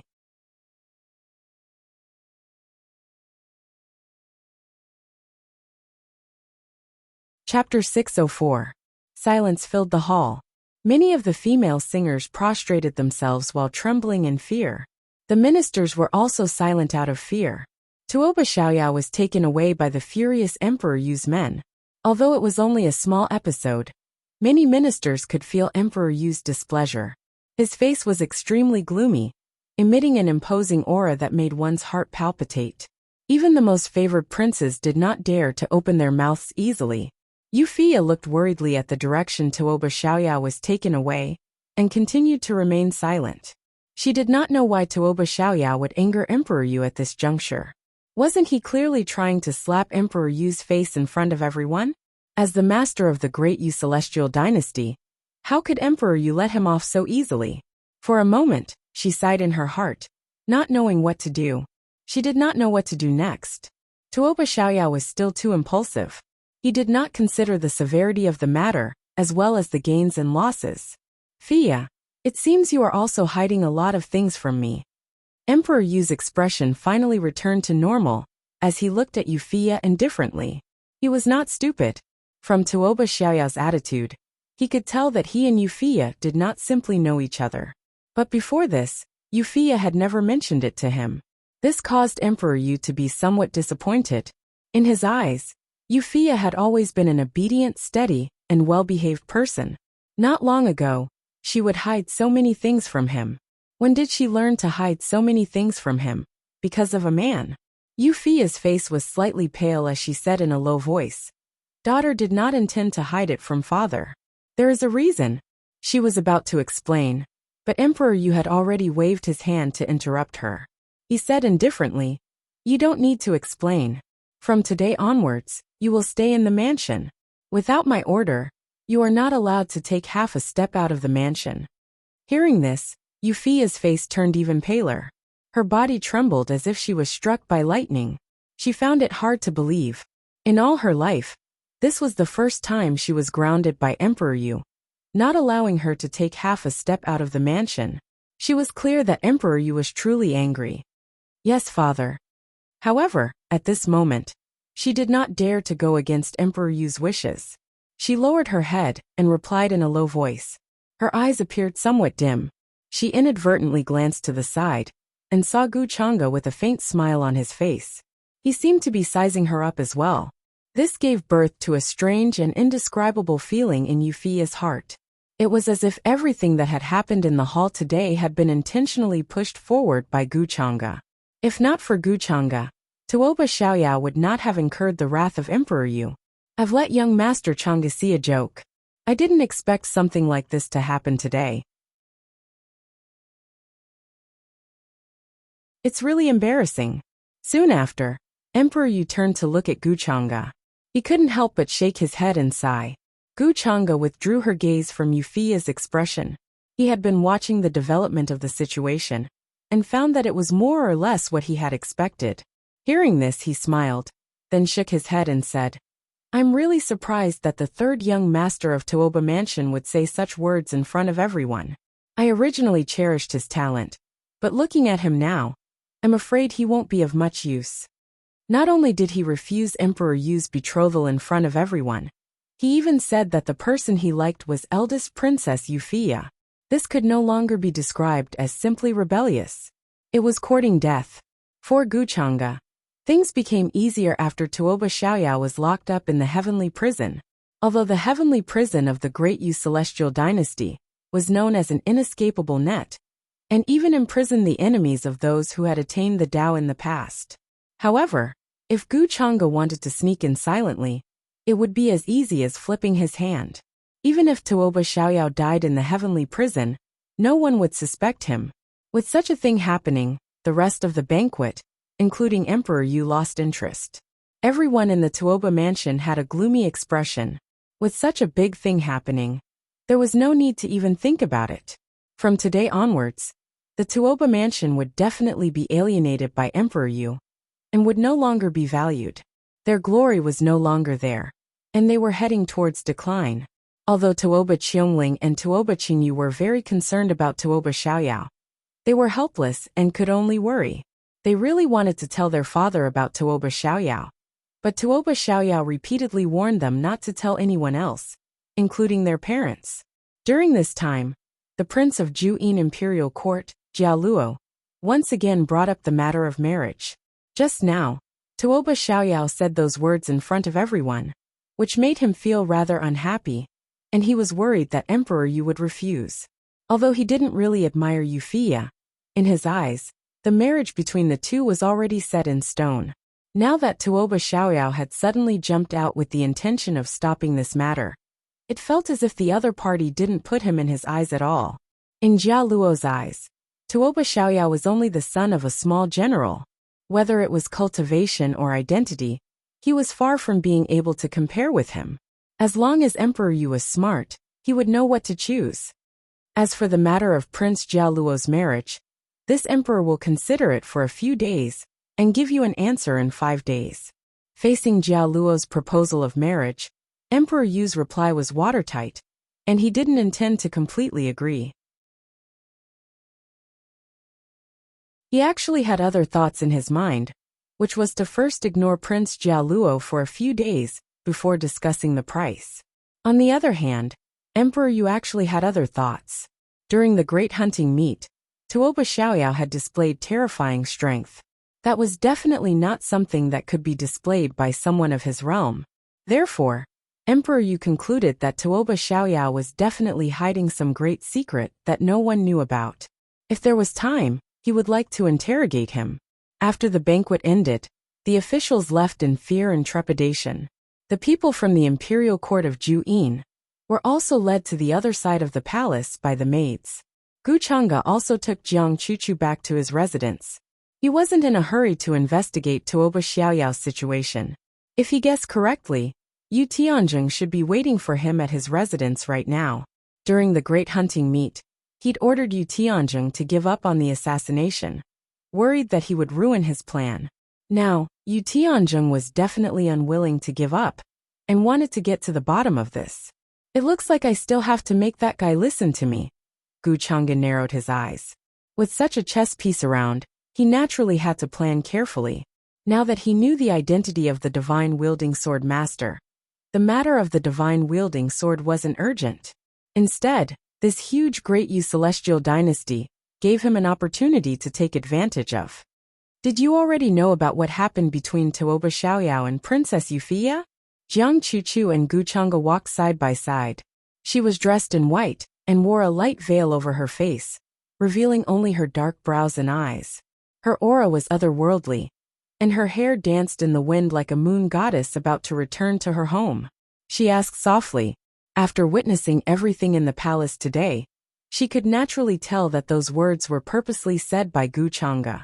He wanted Tuoba Xiaoyao to incur the wrath of Emperor Yu. Logically speaking, Tuoba Xiaoyao and Gu Chang'e had never met before. However, Gu Chang'e seemed to know him very well, which puzzled her. Yes, I knew about it long ago. Otherwise, why would I be so bored as to grant someone a marriage? Gu Chang'e smiled and reached out to hold her slender waist. Jiang Chuchu had an as-expected expression. Seeing that she still wanted to ask, Gu Chang'e couldn't help but smile and say, that Tuoba Xiaoyao has the heaven-wielding sword. In order to avoid my detection, he hid for so many years. It's a pity that I saw through it during the hunting meet. Something like the heaven-wielding sword would only take his life if it fell into his hands. Unfortunately, he still didn't understand and tried to go against me. Heaven-wielding sword. Jiang Chuchu blinked her eyes and pondered. She naturally knew about the 7 artifacts of heaven-wielding, and knew that Gu Chang'e had a few of them. No wonder he wanted to attack Tuoba Xiaoyao. So this was the reason. However, Gu Chang'e actually told her such a secret so frankly, which made her feel a little touched. After all, people like Gu Chang'e were rarely willing to tell the truth. You don't have to tell me this. Jiang Chuchu's eyes sparkled. She raised her head and glanced at Gu Chang'e, then looked into the distance as if nothing had happened. But I just want to tell you. Gu Chang'e smiled, grabbed her delicate hand, and placed it in his palm. Who asked you to tell me? I don't want to know about these things. Jiang Chuchu felt her heart suddenly beating faster. Her face couldn't help but blush. She wanted to pull her hand away. However, Gu Chang'e held on tightly, which made her feel a little embarrassed. There are so many Great Yu's guards watching us. What's wrong with watching? Can't I hold your hand? Gu Chang'e smiled gently. We're an old married couple. Why are you still so shy? Who's an old married couple with you? Yu Mingkong is your fiancé. Jiang Chuchu wanted to roll her eyes at him and show her annoyance. At this moment, she felt that her face under the veil must be as red as rouge. In front of everyone, she was the holy and dignified saintess of the human ancestor temple. She was untainted and detached from worldly affairs. Her emotions were as clear as a mirror, and would not be affected by external matters. If Mingkong is my fiancé, then what are you to me? Gu Chang'e was still smiling. You. Jiang Chuchu was embarrassed again when she heard this question. She felt an inexplicable sense of loss in her heart. Yes, Yu Mingkong was his legitimate fiancé.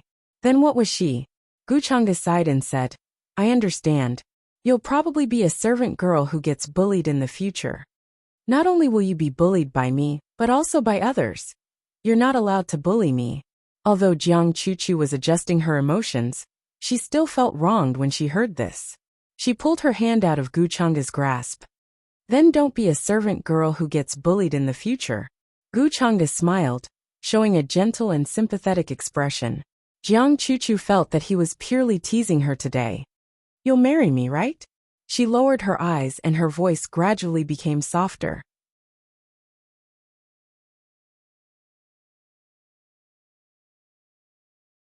Chapter 605.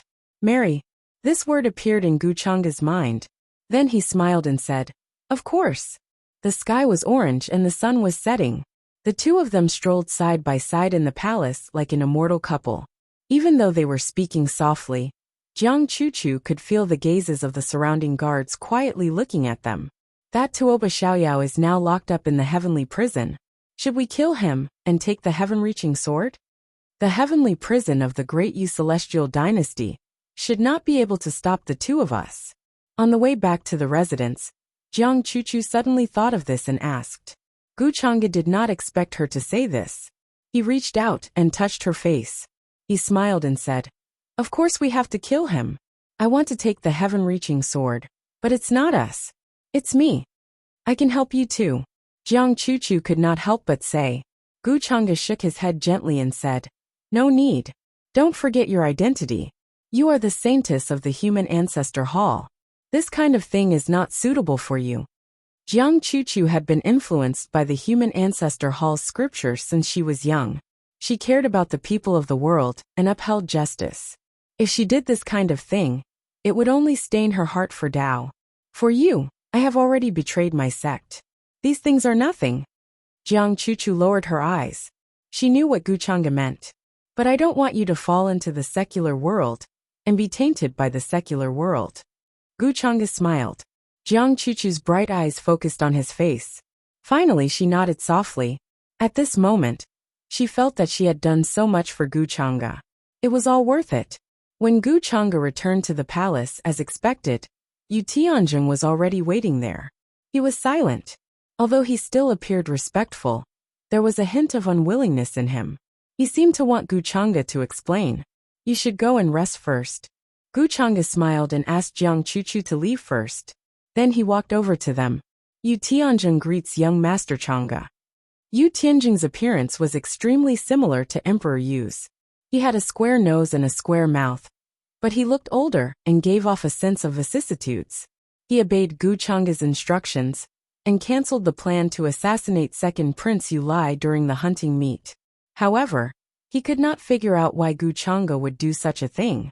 If Second Prince Yu Lai died there, the entire Great Yu Celestial Dynasty would be in chaos, and the mini tricks he had set up would come into play. This was also the part where he had always wanted to question Gu Chang'e. Gu Chang'e smiled and said unhurriedly, "What's the matter? Why did you come to see me?" He asked despite knowing the answer, wanting to know Yu Tianjing's attitude. If Yu Tianjing was a little smarter, he would have obediently listened to his orders and not asked about things that he shouldn't. Then Gu Chang'e could let him go.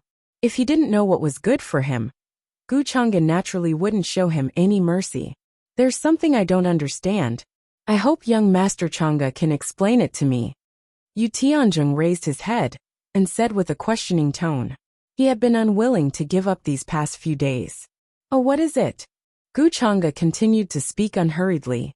Yu Tianjing looked straight at him and said, "I came with sincerity, intending to cooperate with young Master Chang'e. If I could take over the Great Yu Celestial Dynasty, I would have sworn an oath to the heavenly Tao to hand over the Great Yu Celestial Dynasty to you. However, young Master Chang'e didn't tell me the reason and asked me to give up on the assassination. If it wasn't because you forgot the agreement between the two of us, or because you and Emperor Yu conspired to capture me, he had made many preparations before coming here. So his words were not polite at all. Previously, he had been too polite, which made Gu Chang'e feel that he was easy to bully and was restrained by him. His cultivation was slightly higher than Emperor Yu's, and their cultivation methods and abhijna were different. After all these years of enduring hardships, even if he faced someone who had attained the Tao, he could still fight. Moreover, Yu Tianjing was sure that if Gu Chang'e still had any ulterior motives towards the Great Yu Celestial Dynasty, he wouldn't act against him. On the one hand, he wanted to vent the anger in his heart. On the other hand, he wanted Gu Chang'e to know his importance. In the following actions and plans, he should consider his words more. "So you came here specifically to question me?" Gu Chang'e still had a faint smile on his face. However, for some reason Yu Tianjing had a bad feeling. He still braced himself and said, "I'm not questioning you. I just want young Master Chang'e to give me an explanation. Otherwise the following plan. What's the following plan? Gu Chang'e interrupted him and asked with interest. In the following plan, I'm afraid I won't listen to everything you say, Yu Tianjing said directly. Gu Chang'e smiled and said, Actually, it's nothing much. I didn't ask you to cancel the assassination plan because I was worried that you wouldn't succeed. It's because you're interfering with my business. Your business? Yu Tianjing's expression changed slightly, and there was some anger in his voice. What could be more important than an assassination? You don't have to worry about that. Gu Chang'e smiled faintly. He naturally wouldn't tell Yu Tianjing about the heaven-wielding sword and Tuoba Xiaoyao. All right, since that's the case, I'll think about the following plan myself. Yu Tianjing was silent for a moment. He felt that Gu Chang'e still didn't take him seriously. His heart sank, and he directly cupped his fists and planned to leave. However, in the next moment, before he could finish his words, shock and disbelief appeared on his face. Gu Chang'e, Yu Tianjing's face was full of anger, and his expression changed greatly. Wang, did I allow you to leave? Gu Chang'e's expression was calm, and he didn't say much. He just stretched out his hand toward him, and the void seemed to freeze at this moment. A giant hand shrouded in five-colored chaotic energy reached forward, as if covering the sky. At this moment, all the hair on Yu Tianjing's body stood on end. His spirit trembled, and his entire body felt cold. He had never imagined that Gu Chang'e would suddenly attack so ruthlessly. If that's the case, Yu Tianjing roared angrily. Even though he knew that he couldn't win, he still went forward to block. He didn't want any accidents to happen. With a clang, a sparkling and translucent Dao sword surrounded by the principles of heaven and earth appeared and slashed down. This was a pseudo-thearch weapon. Although it had yet to awaken, it still possessed terrifying power. Clang! However, Gu Chang'e's giant hand didn't dodge at all. Instead, it grabbed forward. The sparkling Dao sword struck one of Yu Tianjing's fingers, causing sparks to fly. It didn't move at all. This horrified Yu Tianjing. His pseudo-monarch weapon was sturdy and indestructible. It was refined from the fortune Dao metal. Yet it actually couldn't cut through Gu Chang'e's finger. It released a terrifying trembling sound, as if it was about to shatter. He really didn't know how Gu Chang'e cultivated his physique, and it was hard to imagine what kind of realm he had reached. Buzz! In the next moment, the void in front of him collapsed, unable to withstand the power of this palm. Moreover, what made Yu Tianjing despair was that the surrounding heaven and earth seemed to have turned into Gu Chang'e's domain, sealing every inch of the void with a thought. Even if he wanted to escape, there was no way he could do so. Young Master Chang'e, please spare me. I was wrong. Yu Tianjing was terrified.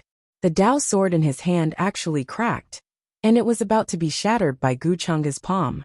One had to know that this was a quasi-emperor artifact.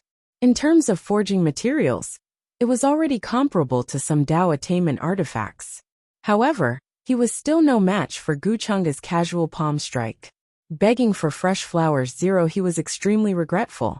He thought that he was already strong enough, and had many methods that he hadn't used yet. But now, it seemed that even if those methods were used, they would not have the slightest effect. Gu Chang'e was definitely a person who had attained the Dao. Perhaps not many people in the upper realm knew about this news. I don't like smart people. If you don't want to die, release your primordial spirit, and let me plant a slave imprint on you. Gu Chang'e said indifferently. He imprisoned Yu Tianjing, and pulled out his Yuan spirit from his forehead. He didn't intend to kill Yu Tianjing just like that. Leaving him alive was still useful. However, in order to ensure that Yu Tianjing would be obedient, he still planted the magic bottle of exorcism. Young Master Chang'e, please spare my life. I'll release my primordial spirit. Although planting a slave imprint meant that he would be a slave for life, Yu Tianjing had no other choice. He trembled as he spoke. The magic bottle of exorcism's terror lay in its strangeness. It was rooted in the deepest part of the Yuan spirit. Even a person who had attained the Dao in the Yuan spirit would not be able to find out the truth. The news of the third young master of the Tuoba residence incurring the wrath of Emperor Yu and being imprisoned in the heavenly prison spread throughout the entire imperial capital, almost immediately after the banquet ended. 0 cultivators on the streets and alleys were all discussing this matter. As the person involved, Tuoba Xiaoyao was pushed to the forefront of the storm. Tuoba Xiaoyao had kept a low profile for more than 20 years. He shone in the hunting meet, and became a young supreme being, who was comparable to the second prince. He was in the limelight for a while, and countless people were envious of him. However, in the blink of an eye, he fell from the altar and became a prisoner. Even the entrance of the Tuoba residence, which used to be bustling with noise and excitement, was deserted. This change was like the difference between heaven and earth, which made many people sigh. Tuoba Xiaoyao's declaration of his love for the eldest princess, Wuxia, was treated as a farce, which made many people not know whether to laugh or cry. Some busybodies even spread the word of Gu Chang'e's comment at the banquet, that it was not suitable for big things. Many people could empathize with the disappointment that was revealed in his words. There was clearly a chance for him to reach the heavens in a single step, but Tuoba Xiaoyao forcefully rejected it. If this was not stupidity and embarrassment, what was it? Just as the outside world was discussing this matter, in the depths of the imperial capital of Great Yu, the heavenly prison was extremely quiet. Tuoba Xiaoyao's figure was tall and straight, and his expression was resolute. He sat cross-legged with his eyes closed in the cell, as if he had turned a deaf ear to many things in the outside world. Strands of sword intent circled around his body. In a trance, there were thousands and thousands of strands of sword qi intertwining, which made one's skin hurt. As a person of several lifetimes, he naturally knew that the chances of him escaping the heavenly prison were close to 0. The only way was to wait for Emperor Yu to calm down and let him out. Otherwise, his father, Wuxia, and the others would think of a way to save him. Therefore, he did not resist, nor did he have any thoughts of escaping. Although the heavenly prison's security was tight, Tuoba Xiaoyao was still worried. With Gu Chang'e's strength, it should be easy for him to sneak into this place. The many guards, jailers, and all kinds of formation patterns outside were useless to him.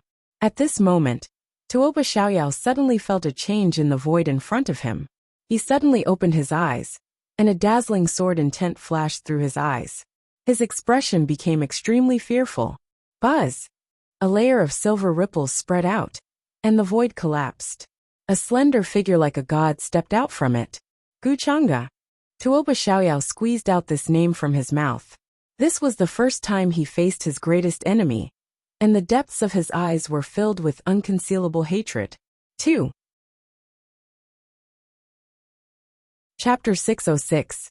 I'm actually very curious as to why you're so hostile towards me. Logically speaking, we've never met before. A door opened in the void, and Gu Chang'e walked out in his white robe. He smiled as he spoke. His sparkling hair carried radiance. 3,000 indistinct deities appeared behind him, releasing a terrifying aura that made one's heart tremble. Just as Tuoba Xiaoyao predicted, the many restrictions here were useless to Gu Chang'e. Even the few enlightened cultivators in deep sleep in the heavenly prison would not be able to detect his aura and traces. Tuoba Xiaoyao calmed himself down and stared at Gu Chang'e. Shouldn't you have known the reason long ago? What's the point of asking me now? Rebirth was one of his biggest secrets. He would not reveal it to anyone easily. There are no outsiders here. Gu Chang'e, put away your hypocrisy, he said coldly. Gu Chang'e smiled faintly, then said unhurriedly, since you want to say so, then you should know very well that I'm here to get something from you. That thing will only bring you disaster and misfortune if it lands in your hands. If you know what's good for you, give it to me and I might spare your life. However, upon hearing those words, Tuoba Xiaoyao reacted as if he had already anticipated those words. He sneered with disdain. Haha, Gu Chang'e, give up. Even if you kill me, you won't get the heaven-wielding sword. To prepare for this day, he used the secret technique he learned in his past life, and cultivated the mixed essence heaven-wielding sword into the mixed essence heaven-wielding sword a few years ago. The mixed essence heaven-wielding sword was closely related to his life and primordial spirit. The two could not be separated. Even if Gu Chang'e killed him, he would not be able to get the heaven-wielding sword. There was no way to break it in the upper realm now. The only way to break it was hidden in the sword pavilion of the Shu sect, which he cultivated in his past life. Even he did not have a way to break it. It was because of this that Taba Xiaoyao was fearless and felt that Gu Chang'e wouldn't kill him. This was because once he died, the heaven-wielding sword would be destroyed at the same time. Gu Chang'e would not be able to gather all 7 heaven-wielding weapons. Oh, since you're so confident, it seems that you already have a plan. Hearing this, Gu Chang'e smiled faintly, not taking it seriously. As a reincarnator, Tuoba Xiaoyao must have predicted that this day would come, so he would definitely do his best to ensure that the heaven-reaching sword would not fall into his hands. Therefore, there was no need to think too much. Gu Chang'e could guess. Tuoba Xiaoyao must have used some sort of method to tie the sky-wielding sword master's life and death together.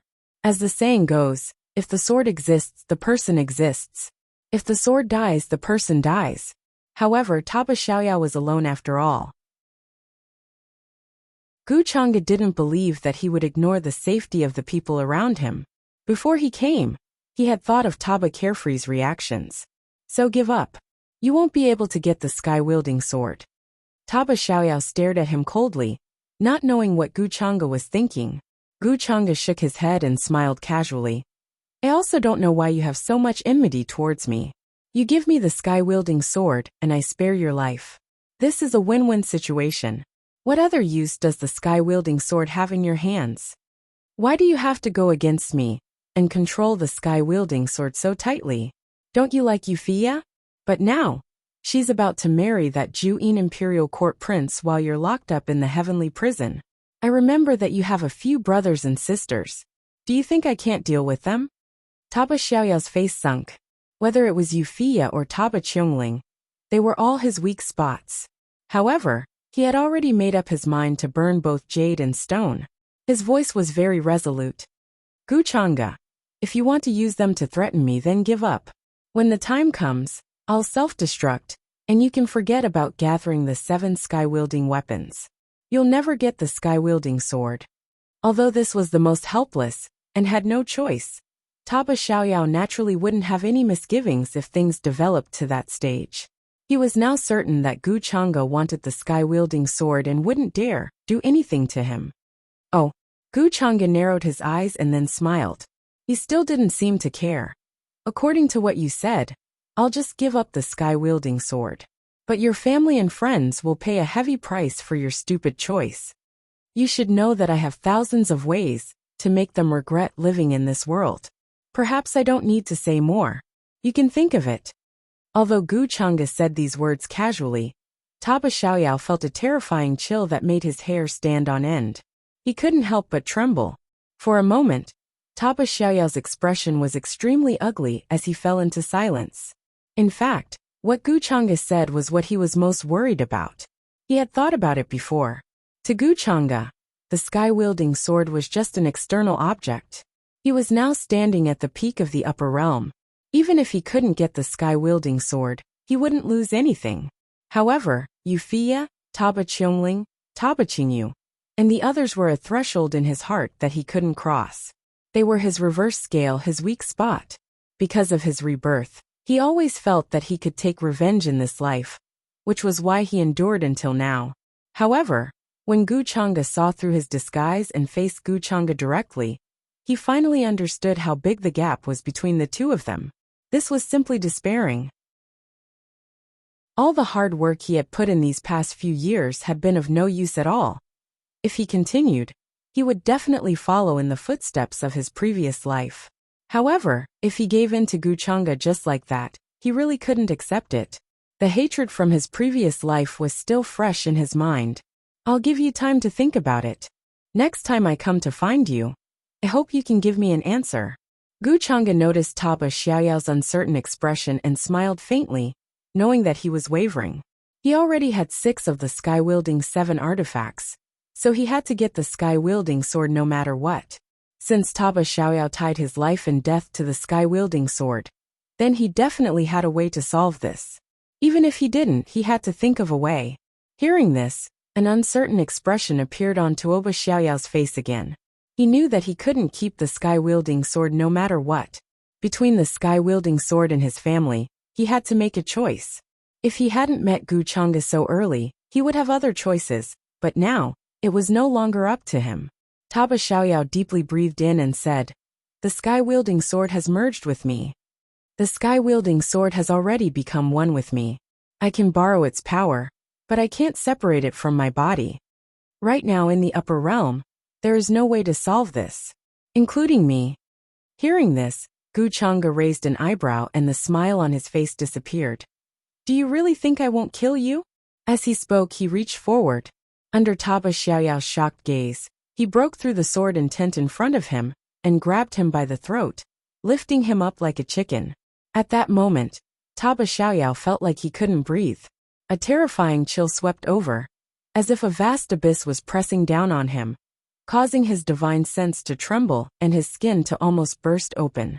All the bones in his body were making cracking sounds, and his spine was about to be crushed. Blood flowed out from his 7 orifices, and his vision became blurry.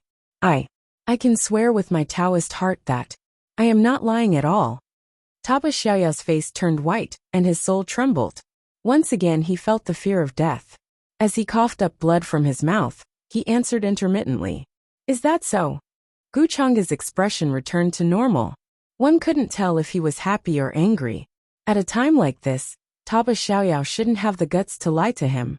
This situation was actually somewhat out of his expectations. Taba Xiaoyao was a ruthless person. To prevent the sky-wielding sword from being taken away, he didn't hesitate to do this. However, Gu Chang'e thought of the boat of destiny. If he used Taba Xiaoyao to refine the sword, would he be able to refine the sky-wielding sword? As the High Priest of Destiny, Xiao Ruoyin might have a way. Chapter 607. The heavenly prison was dead silent. Only deep roars could be heard from the depths of the prison. It was as if some terrifying beast was locked up there. In this world, all the rules and order were restrained. Even those who had attained the Tao would find it hard to notice. Gu Chang'e grabbed Taba Xiaoyao's throat.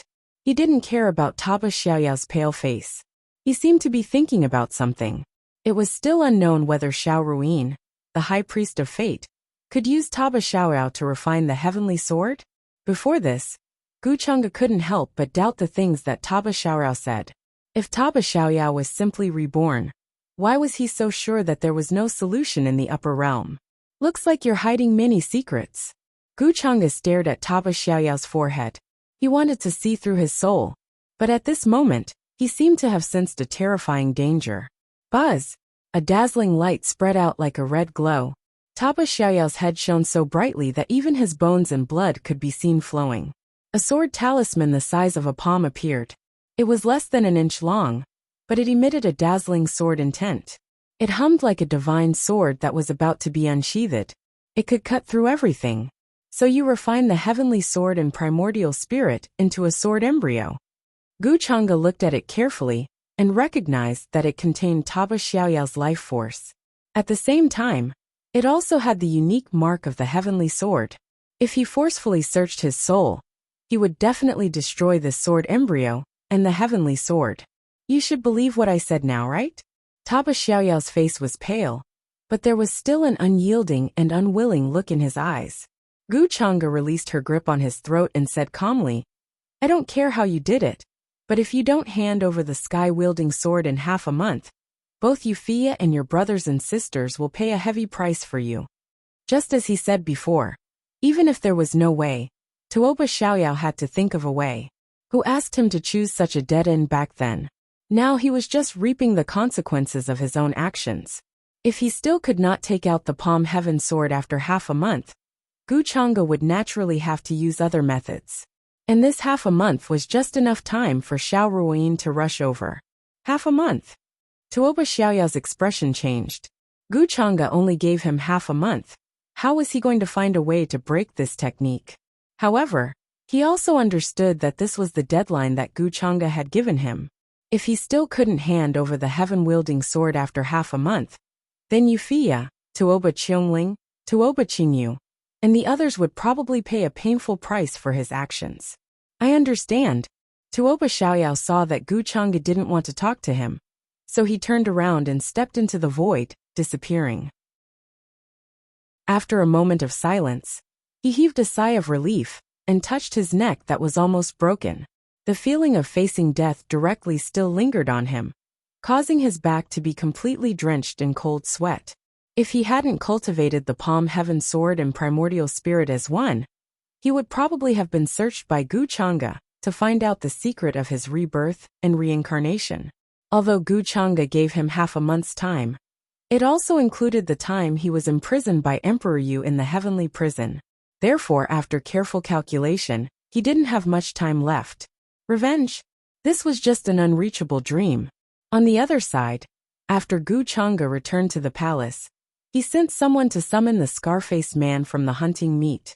The Scarface Man was called Song Yi, and he was a sequence seed nurtured by the Spring Breeze Jasper Pavilion. He had the strength to kill all the young kings, and he was proficient in disguise, escape, and assassination. That day, he safely escaped from Emperor Yu's inescapable trap. He even changed his appearance and hid in the Great Yu imperial capital. Greetings, young master. Soon Song Yi rushed over. He now had the appearance of a weak scholar. His face was pale and weak, as if he had just recovered from a serious illness. In front of Gu Chang'e, he was extremely respectful. As a sequence assassin of the Spring Breeze Jasper Pavilion, he had the qualifications to come into contact with the upper management. He naturally knew that the current owner of the Spring Breeze Jasper Pavilion was actually Gu Chang'e's man. In other words, Gu Chang'e was actually the real owner behind the Spring Breeze Jasper Pavilion. Go and capture the fourth miss of the Tuoba Manor. Gu Chang'e ordered indifferently. Although he had already given Tuoba Xiaorao half a month's time, he still had to threaten him, so that Tuoba Xiaoyao wouldn't have any other thoughts. Yes, young master. Song Yi didn't dare to ask the reason and nodded. The Great Yu imperial capital was known as an inescapable trap, and its security was tight. It wasn't that there was a guard every 5 steps, but it was close. However, as a sequence seed of the Spring Breeze Jasper Pavilion, he was confident that he could take Tuoba Qingyu away unknowingly. After Song Yi left, Gu Chang'e fell into deep thought again. He wasn't worried that Tuoba Xiaoyao had warned Tuoba Qingyu and the others in advance, causing the Tuoba Manor to be on guard. He was just thinking about his next plan. It was almost time for the Aradao fruit to ripen, but before that, he hadn't finished laying out this big net. There was no need to mention how great the temptation of becoming an immortal was. Even he couldn't avoid it, let alone other people. However, he still lacked a place to lay out this big net. Gu Chang'e considered manifesting his inner universe as a killing ground. However, the current state of the inner universe wasn't stable, and it wasn't at the level that Gu Chang'e expected. Therefore, he planned to refine part of the terminating origin, and then refine his inner universe again before considering this matter. Before that, he had to consider the 7 artifacts of heaven wielding and the secret treasure of the immortal palace. His strength had reached a bottleneck, and it would be difficult for him to break through without the origin of an immortal. It had been a few days since Tuoba Xiaoyao was imprisoned in the heavenly prison, and the entire Great Yu imperial capital had gradually calmed down. Under Emperor Yu's intentional arrangement, the grounded eldest princess Wuxia was released. She accompanied the prince of terminating imperial court, Garlot, to walk around a few times in the name of getting to know each other. However, Emperor Yu was still very tight-lipped, and didn't mention whether he would agree to this marriage alliance. There were all kinds of guesses and rumors among the ministers. Some people felt that Emperor Yu still hadn't given up, and was still thinking about Gu Chang'e. If Gu Chang'e showed the slightest bit of interest in Wuxia, he would definitely not hesitate to abandon the Juyin Prince Garlot. However, Gu Chang'e stayed in Great Yu for the past few days, and rarely came out. Even many princes wanted to see him, but it was very difficult, not to mention the other ministers. Many people also noticed that the prince of terminating imperial court often visited Gu Chang'e, but they didn't know if they saw him or not. In the past few days, something neither big nor small happened in Great Yu's imperial capital. On a certain day, the 4th miss of Tuoba Manor, Tuoba Qingyu, suddenly disappeared mysteriously in the manor. Several maids in charge of serving her also silently died tragically in the manor. Many of the guards patrolling outside didn't notice this. Tuoba Yuntian had just experienced being ignored and alienated by Emperor Yu. And his hair was white, and his face was full of worry. His fourth daughter was kidnapped in the manor, and he almost fainted at the cost of 480. Many people suspected that this was done by the scarred man at the hunting meet, and his actions could be said to be extremely daring. However, no one witnessed this, and it was even more difficult to find any clues. In addition, the Tuoba manor was ignored by Emperor Yu, and very few people paid attention to this matter. After a few days, Emperor Yu's anger at the banquet had more or less dissipated. He remembered that Tuoba Yuntian had made many contributions to him in the past, and now that his daughter was kidnapped, he was depressed and couldn't bear it. So he ordered Tuoba Xiaorao to be released. Originally, he was a bit interested in Tuoba Xiaoyao's secret, but after experiencing this matter, he felt some compassion and didn't make things difficult for him. Of course, part of the reason was that Emperor Yu saw Yufia's depressed expression these days, and his heart softened, feeling somewhat guilty towards her. Qingyu was taken away from the manor. After leaving the heavenly prison and finally returning to the manor, Tuoba Xiaoyao heard this news, and his expression quickly turned unsightly. His big brother was still at the border and hadn't returned home yet. Only his unhappy father and second sister, Tuoba Qiongling, were at home. The elders didn't care about this matter at all. "Sai, I don't want to revive the clan right now, as long as you guys are safe." Tuoba Yuntian originally had many things to say to Tuoba Xiaoyao, but at this time, he could only sigh with a helpless expression. Tuoba Xiaoyao clenched his fists and remained silent. In fact, he had already guessed who sent this person. Third brother. Tuoba Qiongling also had a guess in her heart, and couldn't help but look at Tuoba Xiaoyao and ask with her eyes. "Qingyu will be fine, second sister, father, don't worry," Tuoba Xiaoyao said in a deep voice.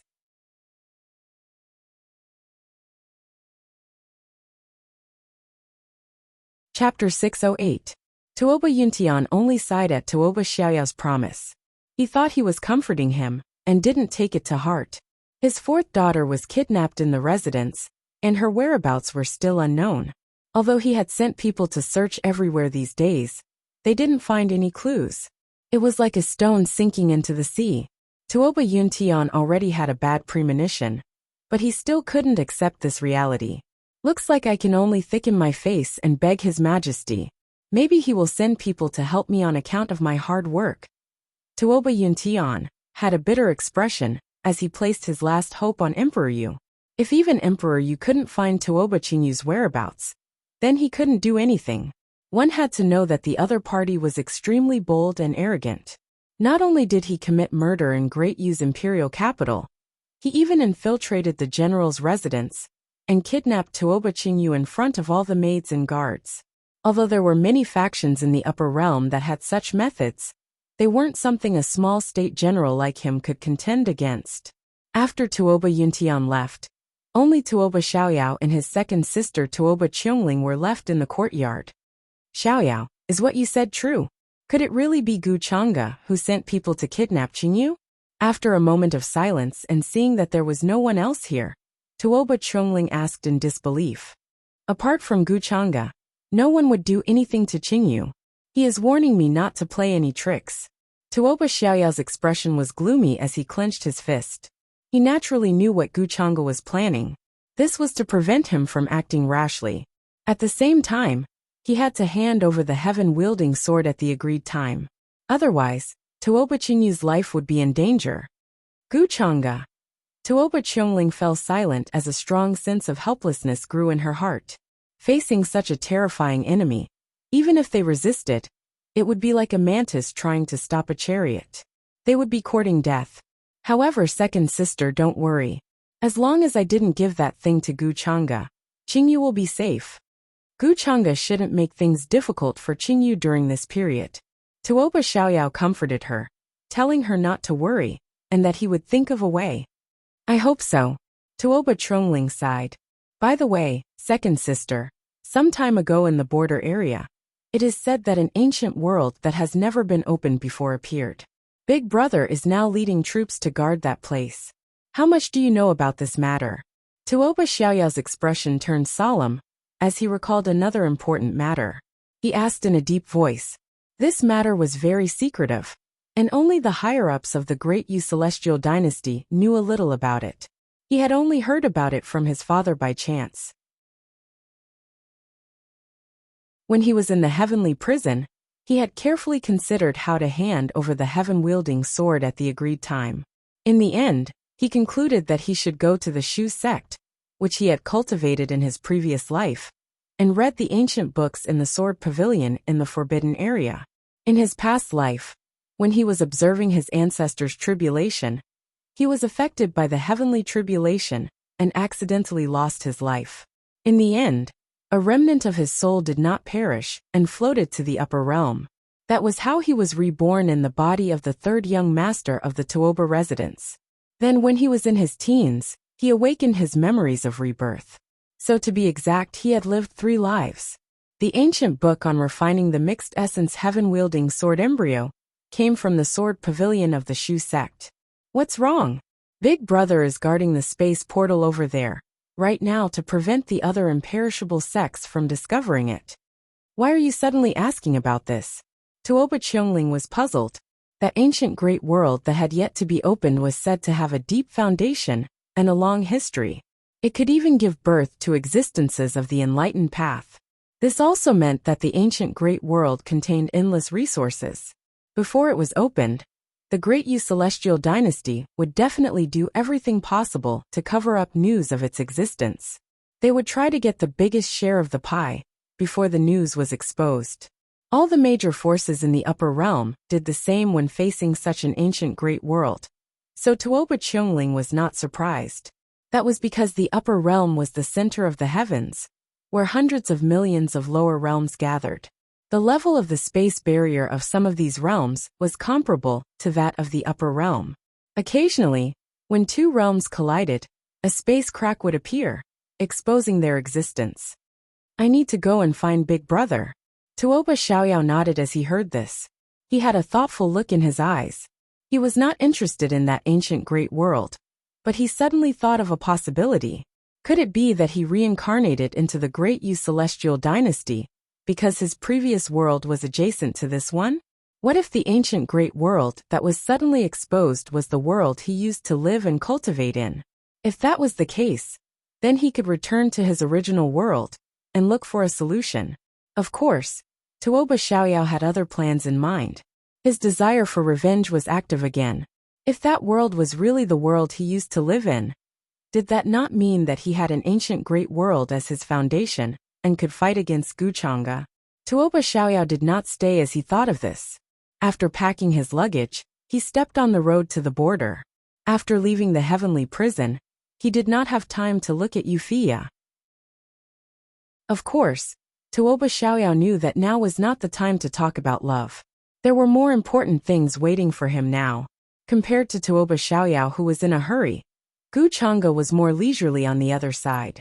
In the past few days, the Prince of Juyin Imperial Court, Jialuo, came to find him from time to discuss when to go to Juyin Imperial Court. Guchanga was naturally perfunctory about this. However, even so, Jialuo's attitude towards him was still quite respectful. There was no lack of flattery in his words, and he even wanted to follow him.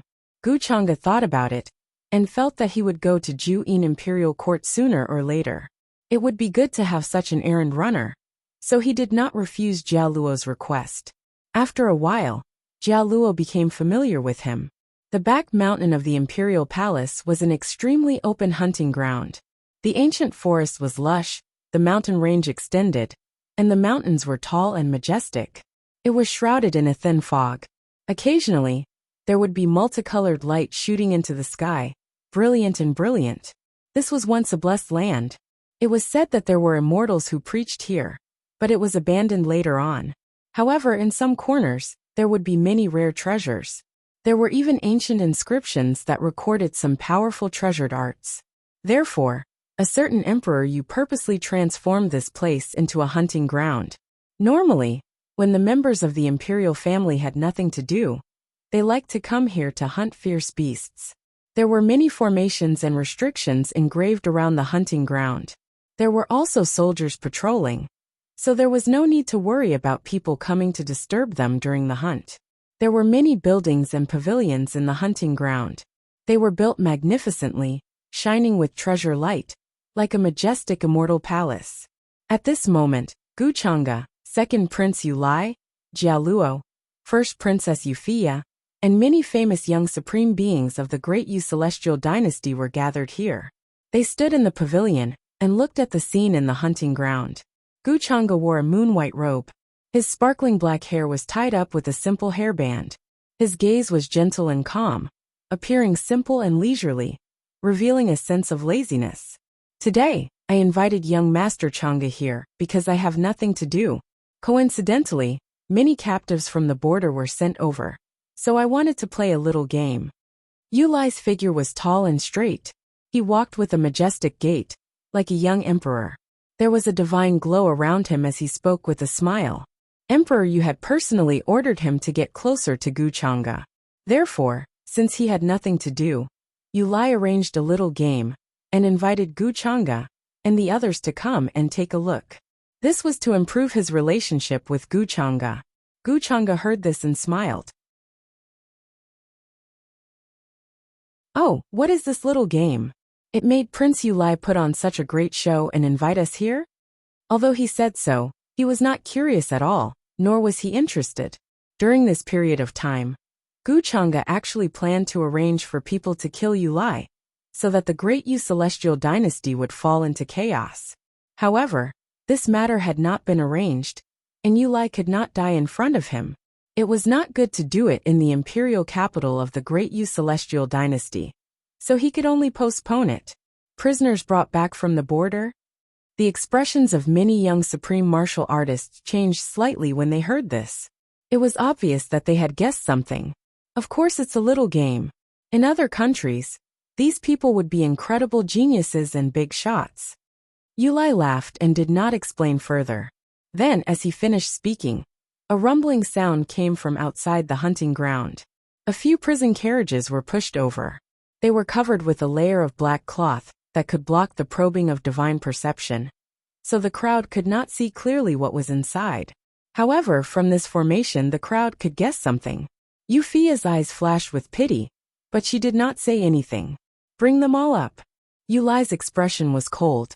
He waved his hand and ordered the prison carriages to be pushed over. When they were near, the black cloth was removed, revealing the scene inside. There were many cultivators and living beings imprisoned in these prison carriages. There were men, women, old, and all races. Their faces were pale, their clothes were tattered, and they were in a sorry state. Their expressions were either anger, coldness, stupefaction, hatred, despair, fear. They were all different. As an immortal force, the Great Yu Celestial Dynasty had a boundless territory and a strong foundation. However, there were still conflicts with the big forces around. There were often battles at the border. These people were all prisoners of the enemy forces who were captured at the border. There were ordinary disciples, as well as geniuses, saintesses, and elders of the enemy forces. Since you are not willing to surrender to the Great Yu Celestial Dynasty, I will give you a chance to live today. Yulai looked at the people in the prison carriages coldly and said, these people were shackled with cultivation restrictions. They were extremely heavy. Even the elders with profound cultivation were no different from ordinary people now. They could not use their cultivation and magic power. It was extremely difficult for them to even walk. You can kill me or torture me as you wish. If I frown. Hearing this, someone in the prison carriage immediately cursed. However, before he could finish his words, he let out a shrill scream. The chains under his feet suddenly glowed. Streaks of purple lightning flashed and crackled. His whole body was turned into ashes, and his body and soul were destroyed. This scene made the surrounding people even more terrified. Many people could not help but tremble in extreme fear. You really don't know what is good for you. I gave you a way to live, but you didn't take it. You just had to court death. Yulai's expression did not change at all. He was still incomparably cold. These prisoners of the enemy forces should have been executed long ago. However, he wanted to bring some fun to him, so he kept them. I can let you live today. This ancient forest in front of you will be the place where you will escape to next. If you are still alive after 3 days, then I will let you go. I can even let you return to the forces behind you. Yu Lai said lightly, and explained the rules of this game to everyone. Not only were there ferocious beasts in this hunting ground, but there were also all kinds of dangerous places. In addition, there were also people chasing behind. These prisoners had their cultivation sealed. They were no different from ordinary people. Even if they tried their best to escape, they could not run far. Of course, in order to add to the fun of the game, Yu Lai and the others would not use their magic easily. The other young supremes here were obviously used to this kind of thing. They were not surprised and their expressions did not change. However, the prince of the extreme imperial court, Garlot, was a little interested. He did not expect the little game Yu Lai mentioned to be this. After Yu Lai finished explaining the rules of the game, the prisoner carriage was opened. Everyone inside, dragging the heavy chains, scattered. No matter how much of a backbone he had, he still chose to compromise and desperately fled into the depths. He wouldn't let go of such a chance to live. Even ants struggled to survive, let alone humans. Although this chance of survival was very slim, I will not participate in this little game. I will just watch from here. Seeing this, Guchanga's expression did not change much. He shook his head and smiled in response to Yu Lai's invitation. Haha. In that case, see you in 3 days. Yu Lai did not expect Guchanga to refuse. His expression froze, but he did not care.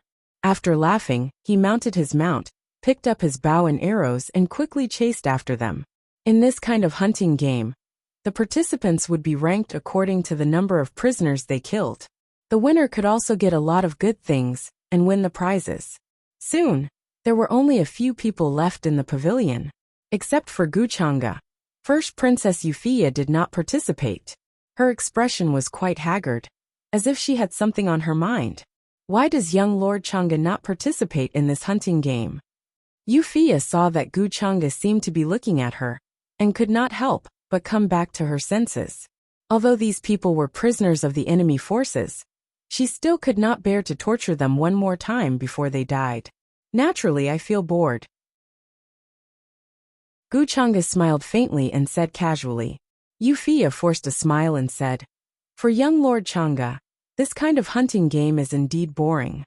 Are these prisoners all brought back from the border? Guchanga smiled noncommittally and then asked. Of course. Euphia nodded. She didn't know why Guchanga asked this question. Then this is a bit interesting. Guchanga's eyes became a little interested. In an instant, his divine sense enveloped the entire ancient forest, and fell on a thin and delicate figure, who was struggling to escape with heavy chains. Chapter 609. The hunting ground was not very big. It only covered a radius of a few 100,000 miles. For a cultivator with a high cultivation base, his divine thought could completely envelop the hunting ground in an instant, and see everything that happened there. Guchanga stood on the pavilion with his hands behind his back. He looked out the window with a deep gaze. Interesting. Euphia was stunned. She did not know what Guchanga meant. She had a lot on her mind, and seemed a little absent-minded. Guchanga smiled, and did not intend to explain to her. Before coming to the Great Yu Celestial Dynasty, he knew that there was a suspected ancient world at the border of the Great Yu Celestial Dynasty. It was just that this news was well hidden by the Great Yu Celestial Dynasty. It was hard to tell whether it was true or not. He sensed a strange aura among the captives from the border of the Great Yu Celestial Dynasty. To be exact, it was a completely different aura of the laws of heaven and earth. If it's just contamination, that kind of aura will disappear with time. But it seems that it's not a simple contamination. It's more like it was born and bred in another world. Could it be a native of another world? Then how did it end up in this world and become a captive? Guchanga's divine thought swept across and landed on the petite and thin figure. From the appearance, it was a 15 or 16-year-old girl in linen clothes. Her hair was unkempt, and her face was dirty. Her long hair was stained with blood and stuck together. Some parts were even knotted. It was only vaguely possible to distinguish her gender. Her ankles were locked with heavy shackles. It was very strenuous for her to move, and it made a lot of noise. Even under such circumstances, she was still running desperately in the wild forest. Her eyes were exceptionally calm on her filthy face, revealing a strong desire and will to live. No matter what her cultivation base was before, or what her background was, she was now just a captive. The only way to survive was to run as fast as she could, and not let the hunter behind her catch up. Guchanga's divine thought swept across the rest of the captives, but he did not sense the unusual aura of the laws of heaven and earth from them. This young girl suddenly piqued his interest. If she really came from the ancient world that the great Yu celestial dynasty tried to hide, perhaps he could get a lot of information from her. Guchanga's innerverse was at a critical juncture, and his epic Dao fruit was about to mature. He urgently needed to find a suitable world origin to fuse with. Although there were hundreds of millions of lower realms around the upper realm, the levels of those lower realms were too low. Even though he had fused with the world origin, it wouldn't have much of an effect on Guchanga's inner universe's transformation. Furthermore, he was planning to set up a bait to lure the orthodoxies from the upper realm. If he could use an ancient great world as bait, it would be more appropriate. Thinking of this, Guchanga was not in a hurry. Instead, he used his spiritual force to observe the girl's actions. The hunting area was very large. The forest was vast and boundless. There were also quite a few captives who were fleeing for their lives. There were at least a few hundred of them, and they were fleeing in all directions. Some of them were chased by a few princes riding ferocious beasts, and were shot to death by a few arrows in despair. Most of them were bitten to death by the ferocious beasts in the hunting ground, and became food. Some of them accidentally entered dangerous places, and triggered dangerous prohibitions. They exploded into a bloody mist in an instant. There's a deep pool 3,000 miles ahead. There's a poisonous dragon hiding there. If we continue to flee, I'm afraid we'll die in its mouth. Guchanga raised his eyebrows. He wanted to see if the girl could survive. However, judging from the current situation, she was about to face a life-threatening crisis. With her cultivation sealed and her hands and feet shackled, she would definitely die if she faced a poisonous dragon of the Saint Realm. If she died like this, it would be difficult for him to find any clues about that ancient world. Since we have nothing to do, Ada, come with me. Guchanga wasn't interested in this hunting game at first. However, he immediately changed his mind. He ordered Ada behind him to pick up the bow and arrows, and was about to get up. Euphia was a little stunned. She didn't expect Guchanga to change his mind. However, she didn't ask anything. In her opinion, perhaps Guchanga felt that it was boring to stay here with her. So he preferred this hunting game. Since young Master Changa wants to participate, it's better to let Fia accompany you. Euphia thought for a moment and took the initiative to speak. However, before she could finish speaking, Guchanga smiled and waved his hand to refuse. Princess Fia, I don't need to trouble you. I'll let Ada follow me.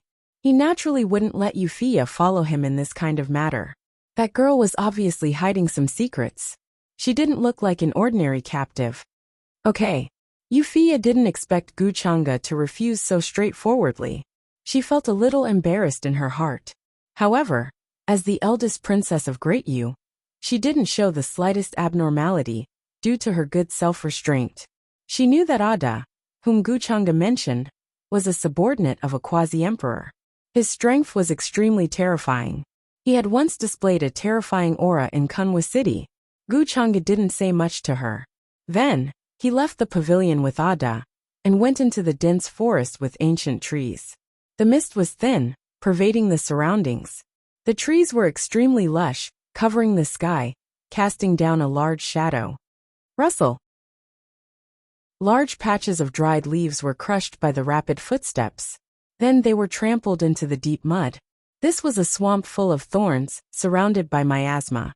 Many insects and ants could be seen crawling around. There were also some corpses buried in the mud. No one knew how long they had been dead here.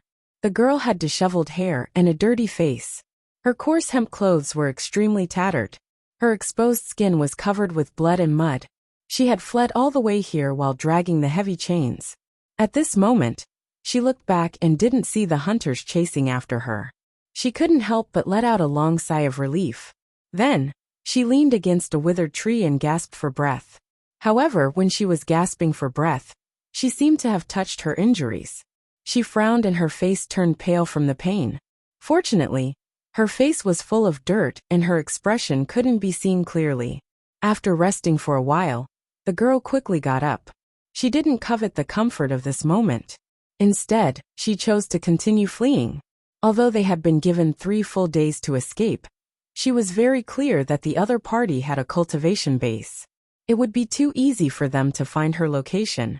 Therefore, she had to seize every opportunity to escape into the depths of the swamp.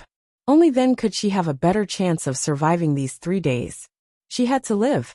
She couldn't die here. She still had a lot of things to do. The girl's eyes were very serious and calm, which was extraordinary. Especially at this moment, she was full of scars and dragging the heavy chains.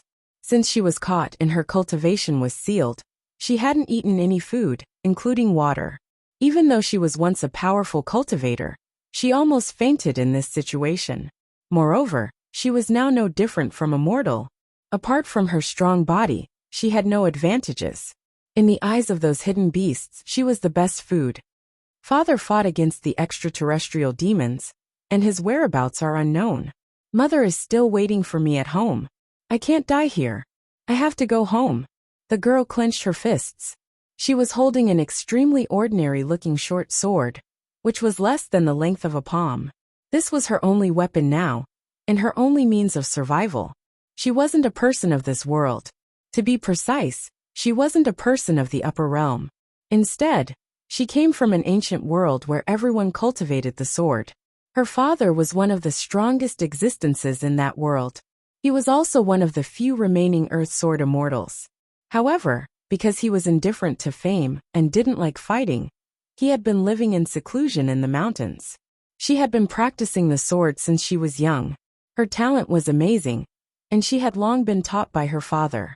At such a young age, she had defeated all the geniuses. Together with a few other geniuses, they were called the 4 Little Sword Immortals.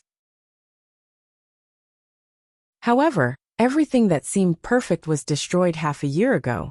On that day, a terrifying crack suddenly appeared in the sky. It spanned hundreds of thousands of miles, as if a wound had been opened in the sky. Even though they were far away, mortals could see the terrifying scene clearly. They trembled in fear. Terrifying gales and chaotic turbulence constantly blew from that place, as if it was leading to another terrifying world. Even the strongest existences, who were known as Earth Sword Immortals, didn't dare to step into that place rashly. They were worried that they would be sucked in and be smashed to pieces. In their world, the lifespan of Earth Sword Immortals could be counted in tens of thousands of years. Their strength could only be described as terrifying. It was easy for them to pluck the stars and take the moon, move mountains and fill seas. However, they were helpless in the face of such a huge crack in the sky. Then, something even more terrifying happened. In the following days, many creatures appeared from that crack. Their strength was incomparably terrifying. Some old people said that these were the extraterrestrial demons recorded in ancient books. They came from the distant and boundless outer realms. They might even be on the other side of the starry sky. When the space barrier shattered, they would invade. They held all kinds of terrifying weapons in their hands. Their appearances were even more ferocious and terrifying. They started to kill and wreak havoc in their world, trying to take over their world. There seemed to be no end to such creatures. After they resisted one wave, more and more of them came. Moreover, their strength was even more terrifying. In the end, even the Earth Sword Immortals, who were known to be invincible, were seriously injured by the strongest of those creatures. Their lives were in danger. Although they finally forced the group of terrifying extraterrestrial demons to retreat, they also suffered heavy losses. Moreover, they knew that the extraterrestrial demons that came next would be even more terrifying. They had no chance of resisting. Therefore, the major sects, Shu Sect, Sword Cliff, Kongshan, began to gather all the Sword Immortals to discuss the matter of resisting the extraterrestrial demons together. In the end, They came up with the idea that since they couldn't seal that crack, they would send people to pass through it and go to the source of the crack. They would eliminate the source and thus stop this disaster. Ever since the previous Sword Immortal of Shu sect passed away, no one in their world could break through space. Therefore, this was the only way. Her father happened to be among the group of Earth Sword Immortals who went to eliminate the source. Her father promised her and her mother that he would return after eliminating the source. However, after several months, there was no news at all. All the Earth Sword Immortals who went to eliminate the source were like stones sinking into the sea. There was no trace of them. She didn't believe that something would happen to such a powerful existence like her father. Therefore, she ignored her mother's objection and resolutely stepped into that crack. Chapter 610. Although it had been less than half a year since the invasion of the extraterrestrial demons, it had already caused great panic and disaster in their world. Many of the older generation even asserted that the next invasion of the extraterrestrial demons would be the time when their world would be completely destroyed. Therefore, many of the most powerful people who had reached the level of Earth Sword Immortal had gathered in various sects, trying to find a solution. And this time, the elimination of the source of the extraterrestrial demons was also proposed by the current sect master of Shu sect, E-Sword Deity, who was known as the one who flattened the sky with one sword. Her father was a famous and powerful existence in their world. In the face of such a crisis, he naturally chose to rush to that crack in an attempt to stop this disaster. Unfortunately, several months had passed, and there was no news of her father. The rest of the people who went with him also disappeared without a trace, like a clay ox entering the sea. Then, without telling her mother, she stepped on the path that her father had once left. If her father had died there, she would have to bring his body back. Before she found traces of her father, she could not die here. Many thoughts came back, causing the girl's expression to be a little absent-minded. In fact, when she passed through that crack in space, she did not expect that on the other side, besides the terrifying space turbulence and various chaotic storms, there would be majestic and heavy auras of various worlds. Under that kind of heavy aura, even the battle suit that her father had left for her could not withstand for a moment, and was shattered. She hadn't gone far when she saw the familiar group of otherworldly demons charging at her. They drove the purple bronze warship over, majestic and terrifying, like a towering demonic mountain, passing through the space turbulence. All kinds of terrifying chaotic auras around them could not stop them at all. At that time, the girl finally understood in despair that the power of the extraterrestrial demons was far from what they could contend against and resist. Even the Earth Sword Immortal, who was known as the invincible Earth Sword Immortal, could not move an inch in such a place. However, the extraterrestrial demons could walk on flat ground, control all kinds of terrifying weapons, and destroy heaven and earth. How could they resist such a group of terrifying enemies? Facing that group of extraterrestrial demons, she was caught before she could escape far. Her hands and feet were shackled with heavy shackles, and she could not use the slightest bit of cultivation, becoming no different from an ordinary person. After that, she was imprisoned in a cold and damp cage, where she spent a period of time in darkness and fear. Fortunately, she later discovered that a senior who had come with her father to eliminate the source was actually imprisoned beside her. That senior's injuries were very serious, and he was about to die, but he still dragged his injured body and told her some useful information. The good news was that her father was not captured by those extraterrestrial demons. At the critical moment, he suddenly made a breakthrough in his cultivation and escaped into the chaotic space turbulence. Then his whereabouts were unknown.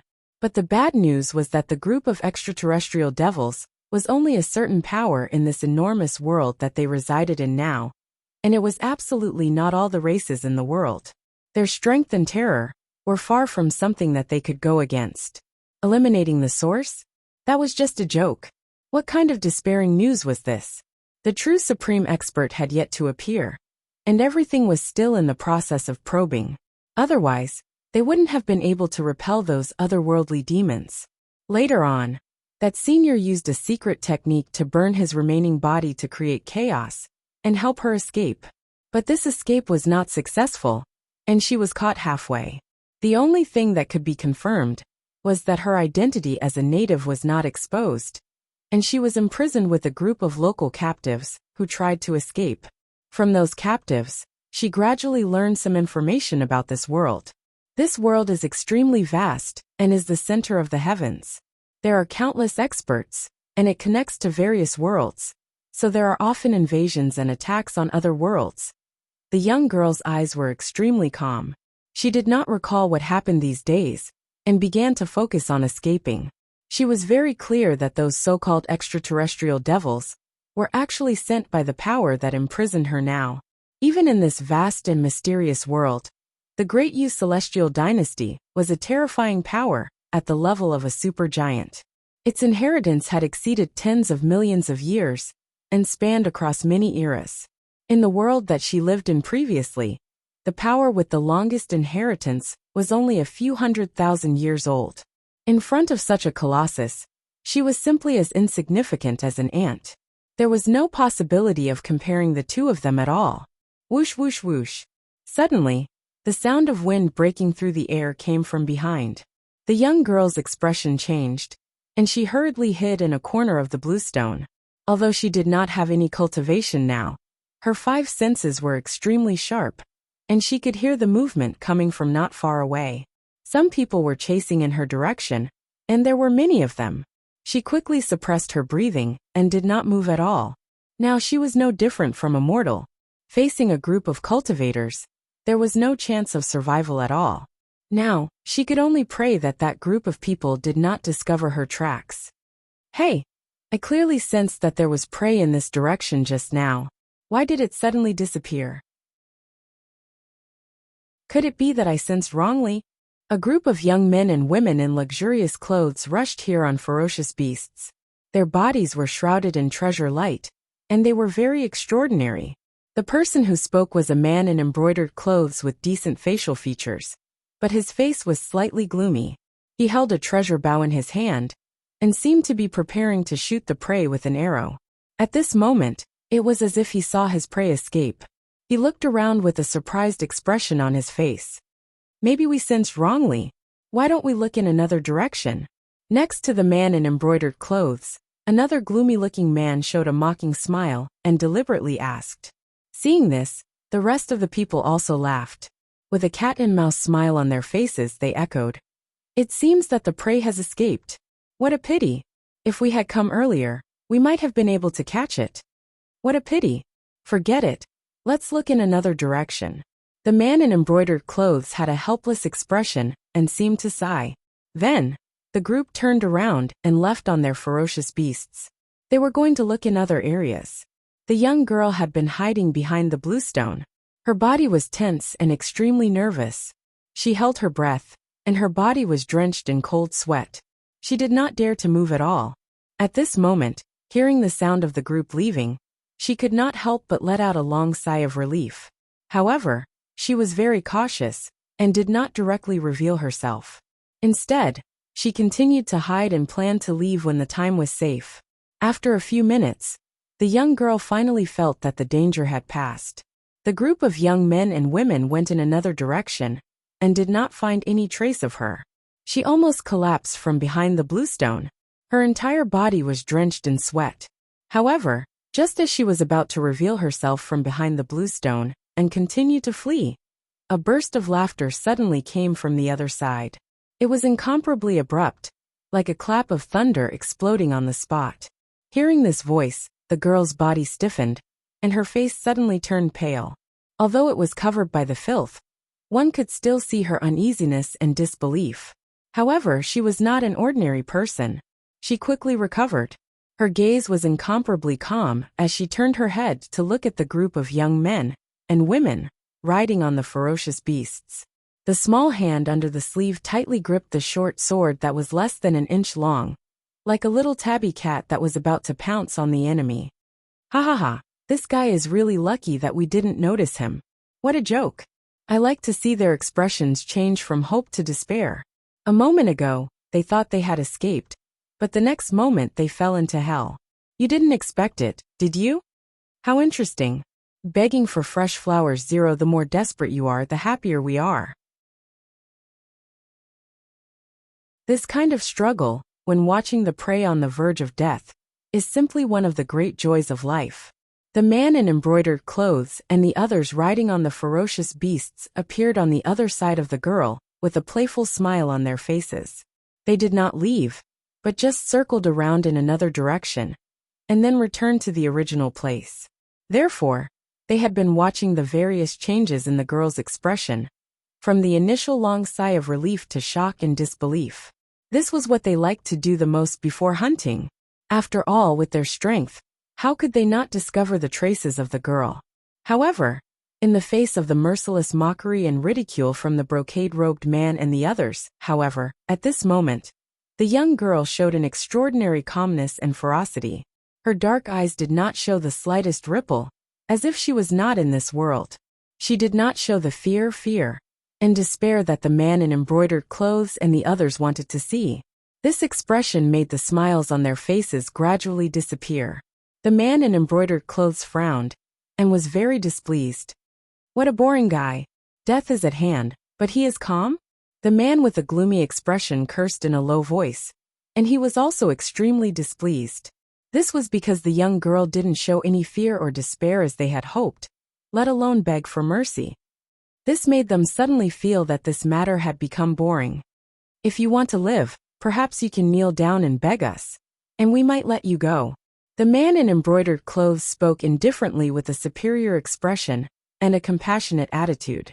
If the girl knelt down and begged for mercy at this time and cried bitterly and wanted to live, then they could slightly show that they wanted to let her go, and then kill her when she was full of hope. They were very good at how to torture people. However, the man in embroidered clothes was still disappointed. The girl's expression was still so indifferent, calm, and fierce, as if she would fight them to the death at any time. It's better to kill such a boring guy. It's boring. I'll give you 3 breaths of time to flee. Once these 3 breaths of time have passed, whether or not you can escape my arrows will depend on your fate. The man in embroidered clothes spoke indifferently, and as soon as he finished speaking, he started to draw his bow. The attendant at the side withdrew a few arrows that were tainted with a light green color, and passed them to him. Obviously, these arrows were tainted with poison. Even if it was just a layer of skin, it could take a cultivator's life in a short period of time. Moreover, the following path of escape would be accompanied by fear and pain, and they would be unable to do anything, and could only wait for death to descend. When she heard the man in embroidered clothes, the girl's expression changed slightly, and then she turned around and fled towards the swamp behind her. Miasma surged into the sky there, and it was filled with all sorts of mud and poisonous insects. This group of young men and women in luxurious clothes would definitely not chase her there. 1-3, swoosh. Swoosh. The corners of the man in embroidered clothes carried a wisp of a mocking arc. After he finished counting to 1, he didn't continue counting, and directly drew his bow, and shot towards the direction the girl fled towards. The arrows pierced through the air, bringing with them a terrifying whistling sound. Like streaks of heavenly rainbows, they directly split open the mud above the swamp, revealing the dry riverbed below. Many ancient trees on both sides of the swamp exploded under this aura. Not to mention people without cultivation, even ferocious beasts with powerful physiques would be blown up by this arrow, and be destroyed in both body and soul. The others watched this scene with expressions of mockery and pity. They silently waited for the moment the girl was shot to death. From their point of view, there would be no accidents. Am I going to die here? The girl originally didn't think the man in embroidered clothes would keep his promise to a captive like her, so she started to flee at the first moment. However, her speed was still far from the arrow behind her. That was the only thought left in her mind. Her feet stumbled, and her entire body fell into the swamp. 2.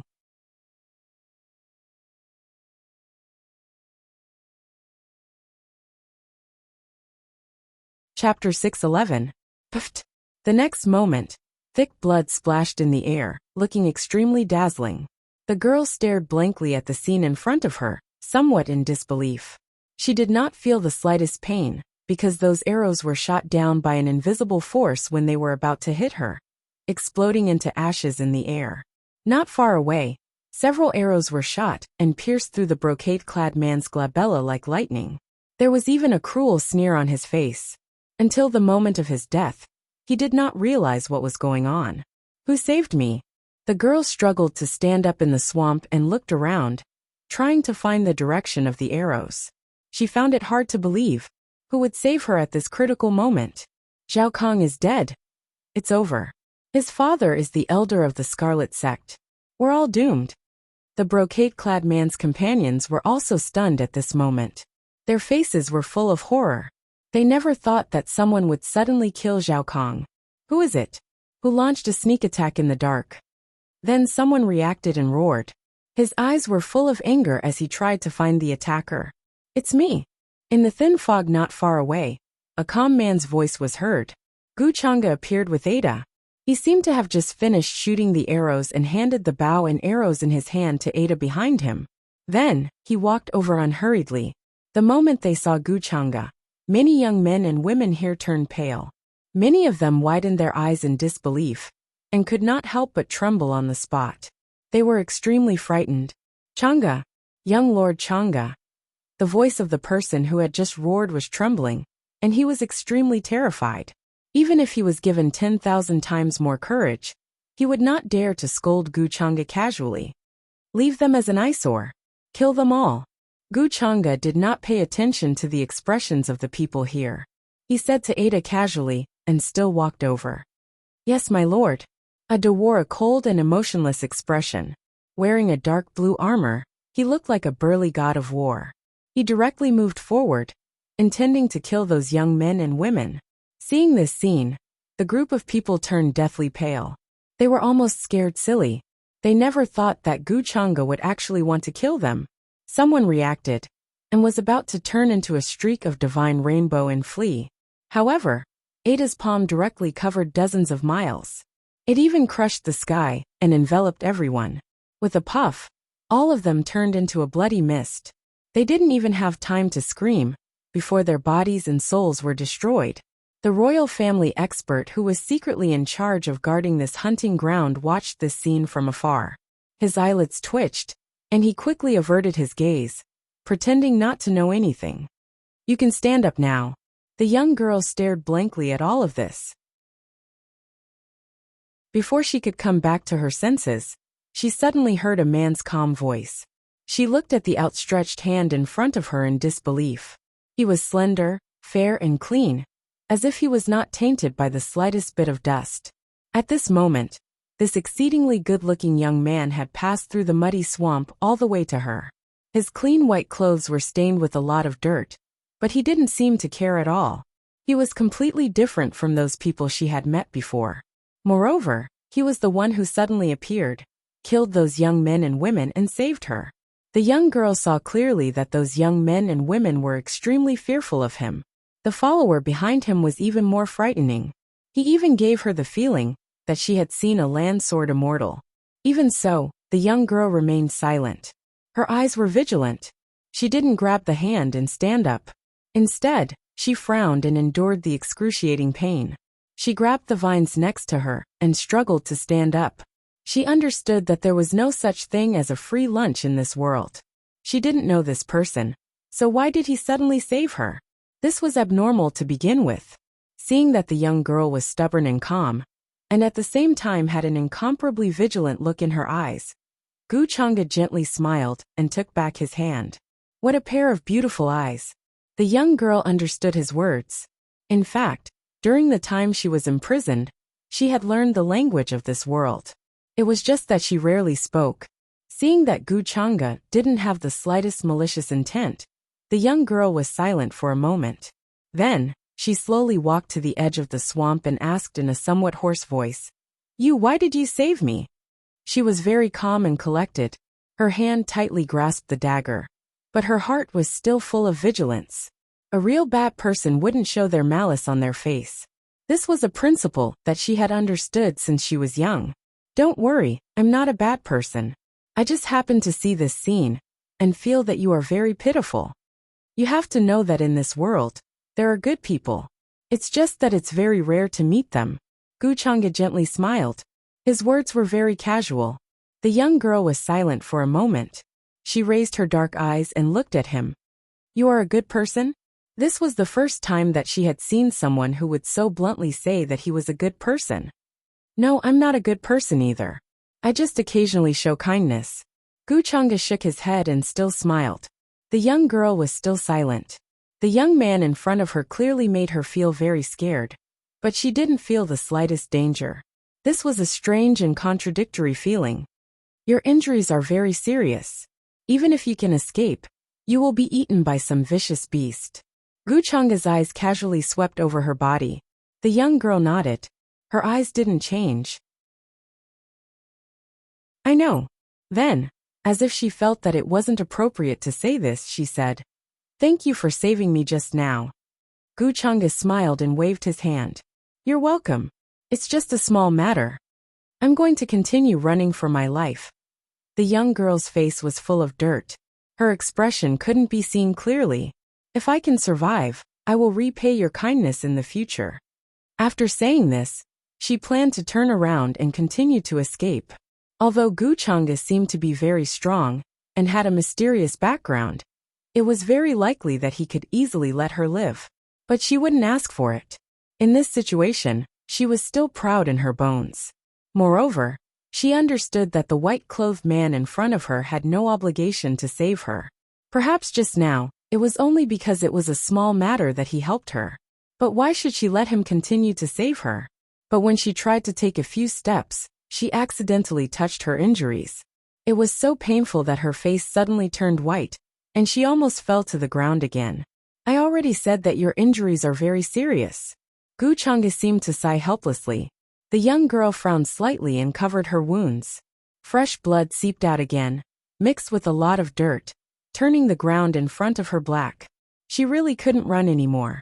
If she ran again, she would probably die from her injuries before the hunters behind her could catch up.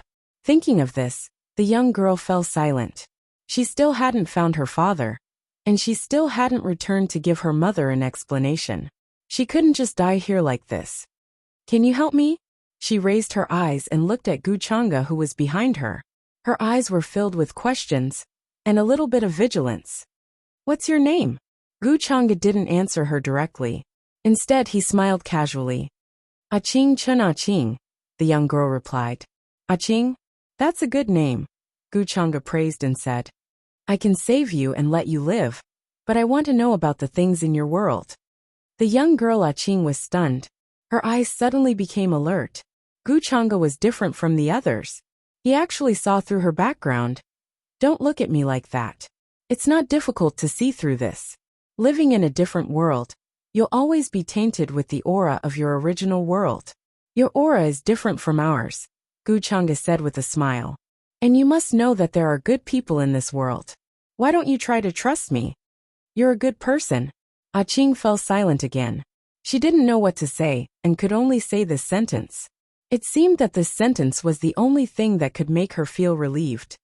I've always thought so too. Gu Chang'e smiled.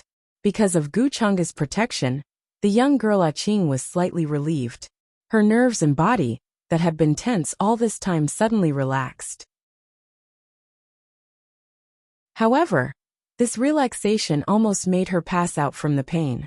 Both her old and new injuries were triggered at the same time.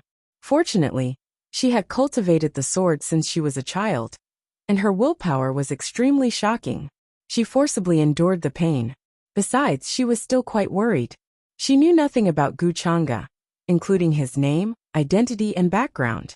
Although his follower was very powerful, after experiencing the incident of fighting against the extraterrestrial demons, she realized that in this world, masters of that level were not rare. Previously, Gu Chang'e casually killed that group of people. So how would he deal with the many troubles that followed? She was very clear and calm. She knew that the young men and women who participated in this hunting game were the descendants of famous families in this world. They had powerful backgrounds and must not be provoked. Although Gu Chang's expression had always been very casual and relaxed, as if she didn't take those things to heart, she was still very worried. Nevertheless, she couldn't take the initiative to ask Gu Chang'e about these things. For the next few days, the young girl Qing didn't find anyone chasing after her, and there were no ferocious beasts roaring in the surroundings. Because she had consumed a pill given by Gu Chang'e, many of her old injuries were miraculously healed. The effect of the pill could be said to be a divine pill.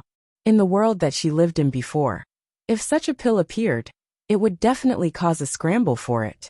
Its value was simply unimaginable, and it could even be regarded as another life. However, in Gu Chang'e's hands, it was used to treat her injuries, which seemed extremely ordinary. In fact, given some time, her injuries could be healed. There was no need to waste 0.2 of such a precious pill. Many details made Qing speculate about Gu Chang'e's identity. Who was he? Along the way, she didn't see Gu Chang'e shoot the other captives. Even if she saw it, she didn't care, and let it fend for itself. Soon, several days passed, and the hunting game finally ended. Qing silently followed behind Gu Chang'e, returning to the place where they were imprisoned. To be precise, it was in the pavilion there.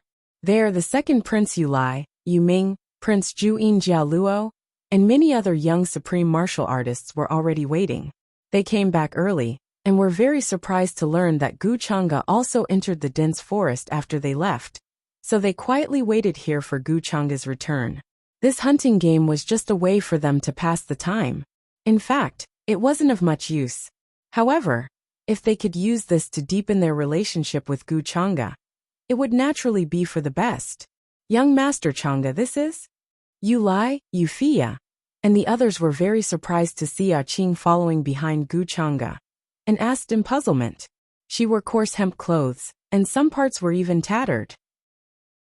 Her hair was dirty, and her face was covered in dirt. Only the outline of her face could be vaguely seen, and one could tell that she was a young girl. She looked exactly like a captive. Why was such a person following behind Gu Chang'e? Chapter 6:12. Qing was still dressed the way she was when she was captured. Her coarse hemp clothes were very old, and stained with mud and blood. She lowered her head and followed behind Gu Chang'e. Along the way, she seemed to have turned a blind eye to everything around her. Although she had settled down these days, and did not need to continue running, she did not clean the dirt and blood on her face. That was because it was also a good way for her to cover up. She did not need to worry about others seeing her real face, and causing unnecessary trouble. Gu Chang'e did not show any disdain for her appearance. I met a pitiful person in this hunt. I couldn't bear to see her like this, so I saved her. Gu Chang'e said casually with a faint smile on his face. I see. Everyone was enlightened, and did not doubt his words. They were just a little envious of Qing. In that case, she was a blessing in disguise, and turned from a captive to a captive. If she followed Gu Chang'e, even the great Yu Celestial Dynasty, which was her previous enemy, would not dare to say a word. Of course, no one knew Qing's identity. Even Yu Lai and the others did not know. They just treated her as an ordinary captive. Like the others, she was escorted here after being defeated at the border. Qing stood quietly behind Gu Chang'e, and watched him talk casually with the many young heavenly legends in front of him. Everyone showed a respectful and flattering attitude towards him. Even the future successor of the great Yu Celestial Dynasty, who arranged this hunting game, was extremely respectful to him. This made her feel like she was in a dream. She could not tell whether it was real or not, and could not calm down. What was the background and identity of Gu Chang'e who saved her? In the past few days, Gu Chang'e did not take the initiative to ask about her background and other things. He only showed interest occasionally. She had always maintained a vigilant attitude towards everything around her, so she had always remained silent, and never talked about the things that happened in her world. Gu Chang'e didn't seem to be in a hurry, but this made her even more confused. She didn't know how to repay his kindness. She was a person who didn't like to owe favors, but Gu Chang'e had saved her life twice. For such a favor, even if she had to work like an ox or a horse, it wouldn't be too much. A few heaven's prides from the Scarlet Lotus sect have gone missing. 17. A young Heaven's Pride suddenly noticed that some of the people who had returned were missing. How could anyone get into trouble in such a hunting game? And it was actually a group of people? Qing's hands tightened under her sleeves as she broke out in a cold sweat. The group of people who chased after her seemed to be from the Crimson Lotus sect. If the other party found out that the disappearance of that group of people was related to Wuxia, then she would not hesitate to stand up and take responsibility for everything. The hunting ground is fraught with danger. Sometimes when you encounter danger, it's normal for accidents to happen.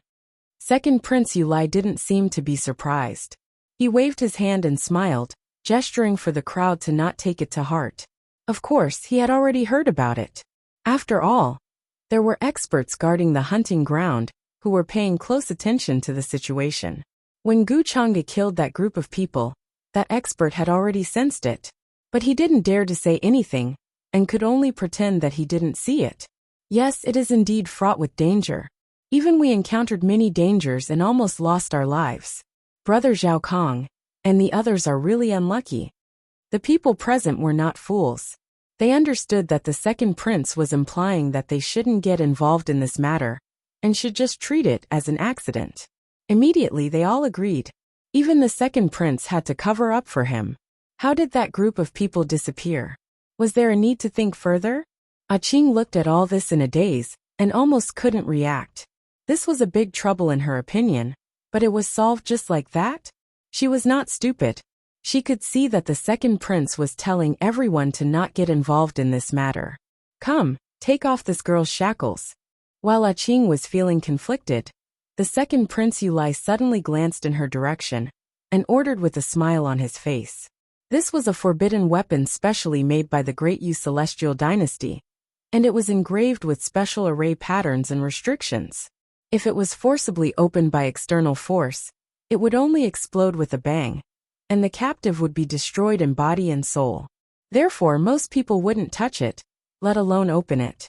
Soon, with a clang, the heavy shackles fell to the ground, and the long-awaited Dharma power flowed in her body again.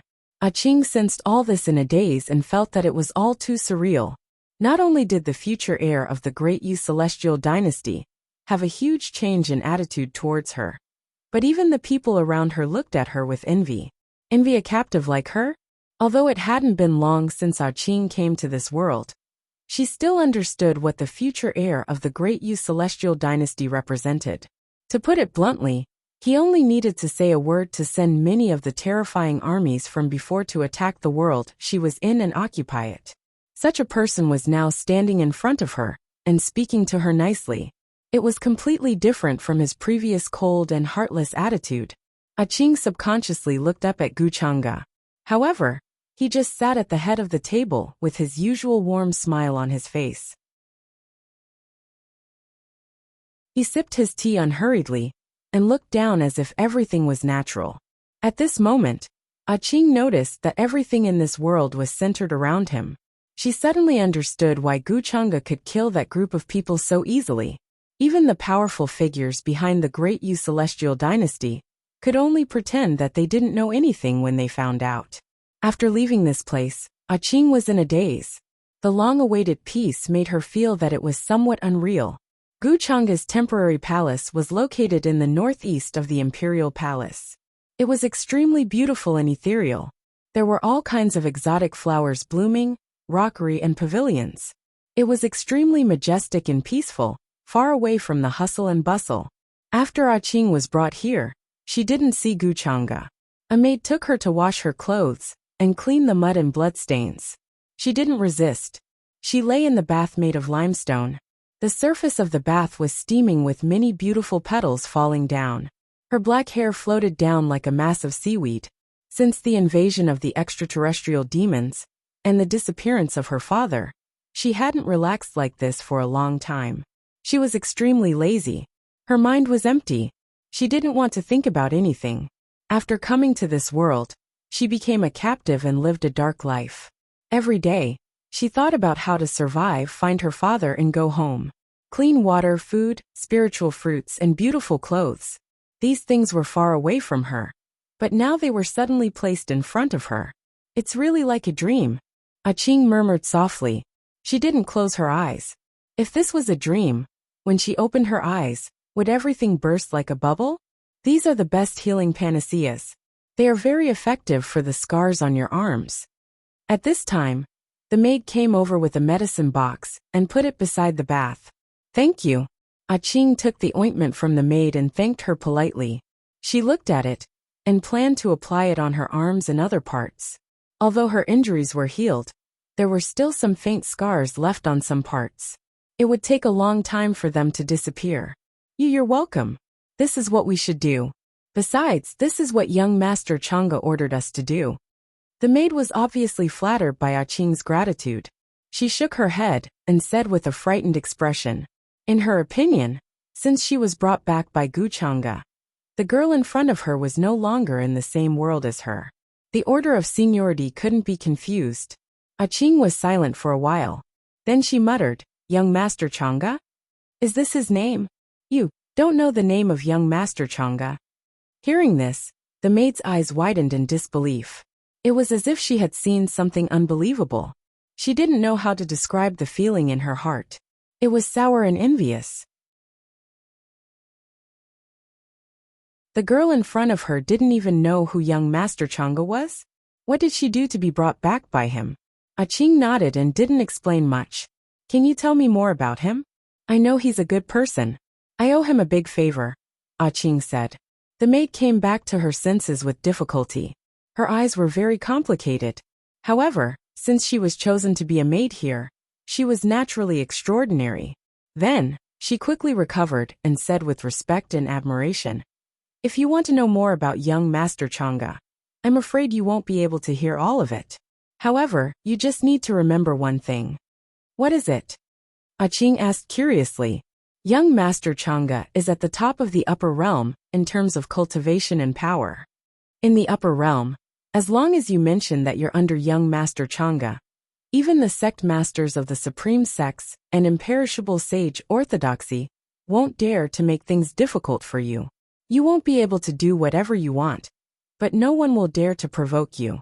The maid's eyes shone with longing. The top of the upper realm? Qing was extremely shocked. Then, she fell silent again to digest the huge amount of information. She had greatly underestimated Chang'e's background. She had thought that his status was similar to that of the Great Yu Celestial Dynasty's successor. However, it seemed that even the real master of the Great Yu Celestial Dynasty had to treat him as an equal. How could such a person save her? No wonder so many people were so envious of her. I'm afraid I won't be able to repay such a huge favor in my life. Qing smiled bitterly. Young master, the information is completely correct. There is indeed a stable space crack at the border of the Great Yu Celestial Dynasty. It has been almost a year since it appeared. The Great Yu Celestial Dynasty has sent many troops to guard the surroundings. They claim that they are guarding against hostile forces, but in fact, they are hiding the entrance to the ancient world. Deep in the palace, Chang'e casually flipped through a jade slip in his hand as a confidant beside him reported respectfully. The Great Yu Celestial Dynasty is trying to hide this matter. It seems that they have already infiltrated that world. There should be some secrets hidden in it. The water is not muddy enough. Go and spread this news to attract the attention of the other forces. Chang'e nodded and pondered for a while before he spoke again. The Great Yu Celestial Dynasty wanted to monopolize this ancient world, but Chang'e would definitely not agree. He was looking for a suitable place to fish and enforce the law. No matter how he looked at it, this world that had suddenly appeared seemed more suitable. Yes, young master. The confidant nodded, then thought of something and asked. By the way, young master, the fourth miss of the Tuoba mansion has been shouting to see you these days. She also said that she knows the person behind this is you. Do you want to get rid of her? Chang'e put down the jade slip in his hand and said casually, then let her shout. We can't kill her now. We need to keep her for a while longer. I understand. Soon, the place became blurry, and the trusted aide turned into smoke and left. Chang'e pondered. He had given Tuoba Xiaoyao half a month's time, but half of it had already passed. After 7 days, If Tuoba Xiaoyao still couldn't hand over the sky-wielding sword, then Gu Chang'e would have to find another way. However, he was still very curious about where Tuoba Xiaoyao got the secret method from. He had been reading various ancient books these days, and even asked someone to investigate, but there was no clue at all. It seemed that what Tuoba Xiaoyao said was true. There was no solution in the upper world. Could it be the secret method of the other 483 worlds? Gu Chang'e thought of another possibility. Could it be that before Tuoba Xiaoyao was reborn, he went to another world and got the secret method from that world? Forget it. Gu Chang'e didn't continue to care about this matter. He ordered someone to bring Qing here. He still had many things to ask her. Benefactor. Soon, under the guidance of the maid, Qing, who had freshened up and dressed up, appeared in front of Gu Chang'e. Compared to the first time he saw her, she was unkempt and dressed in coarse hemp clothes. Now she was like a beautiful hibiscus. She wore a plain light-colored long dress. Her eyes were dark, her hair was loose, and her small face was beautiful. Her facial features were like finely picked works of art, delicate and fair. Her slightly raised eyebrows didn't lose a sense of fierceness. No matter who it was, their eyes would light up when they saw such a fierce and beautiful young girl. Although she knew Gu Chang'e's identity, she didn't have the restraint of ordinary people. She was very calm. Sit. Gu Chang'e smiled and gestured for her to sit. Qing didn't refuse. She sat opposite Gu Chang'e, looking at the many delicacies, spiritual fruits, and all kinds of meat on the table. She forced herself to calm down and soon recovered. She hadn't seen such delicacies for a long time. Every single piece of meat exuded a power of qi and blood that made her feel a little apprehensive. There are only 2 of us in the hall. You can let down your guard. Gu Chang'e smiled and said, I'm just used to it. I don't mean to doubt your kindness. Qing nodded. Then, as if she was afraid that Gu Chang'e would misunderstand, she couldn't help but explain. It's good to be vigilant. In this world, if you're not careful, you won't live long. Gu Chang'e smiled, raised his cup, and gestured for her to eat. Thank you, benefactor. I won't stand on ceremony. Qing didn't refuse, and didn't care about trifles. She also began to eat. She hadn't completely recovered her cultivation. The spiritual fruits and meat in front of her were exactly what she needed. First it was the ointment.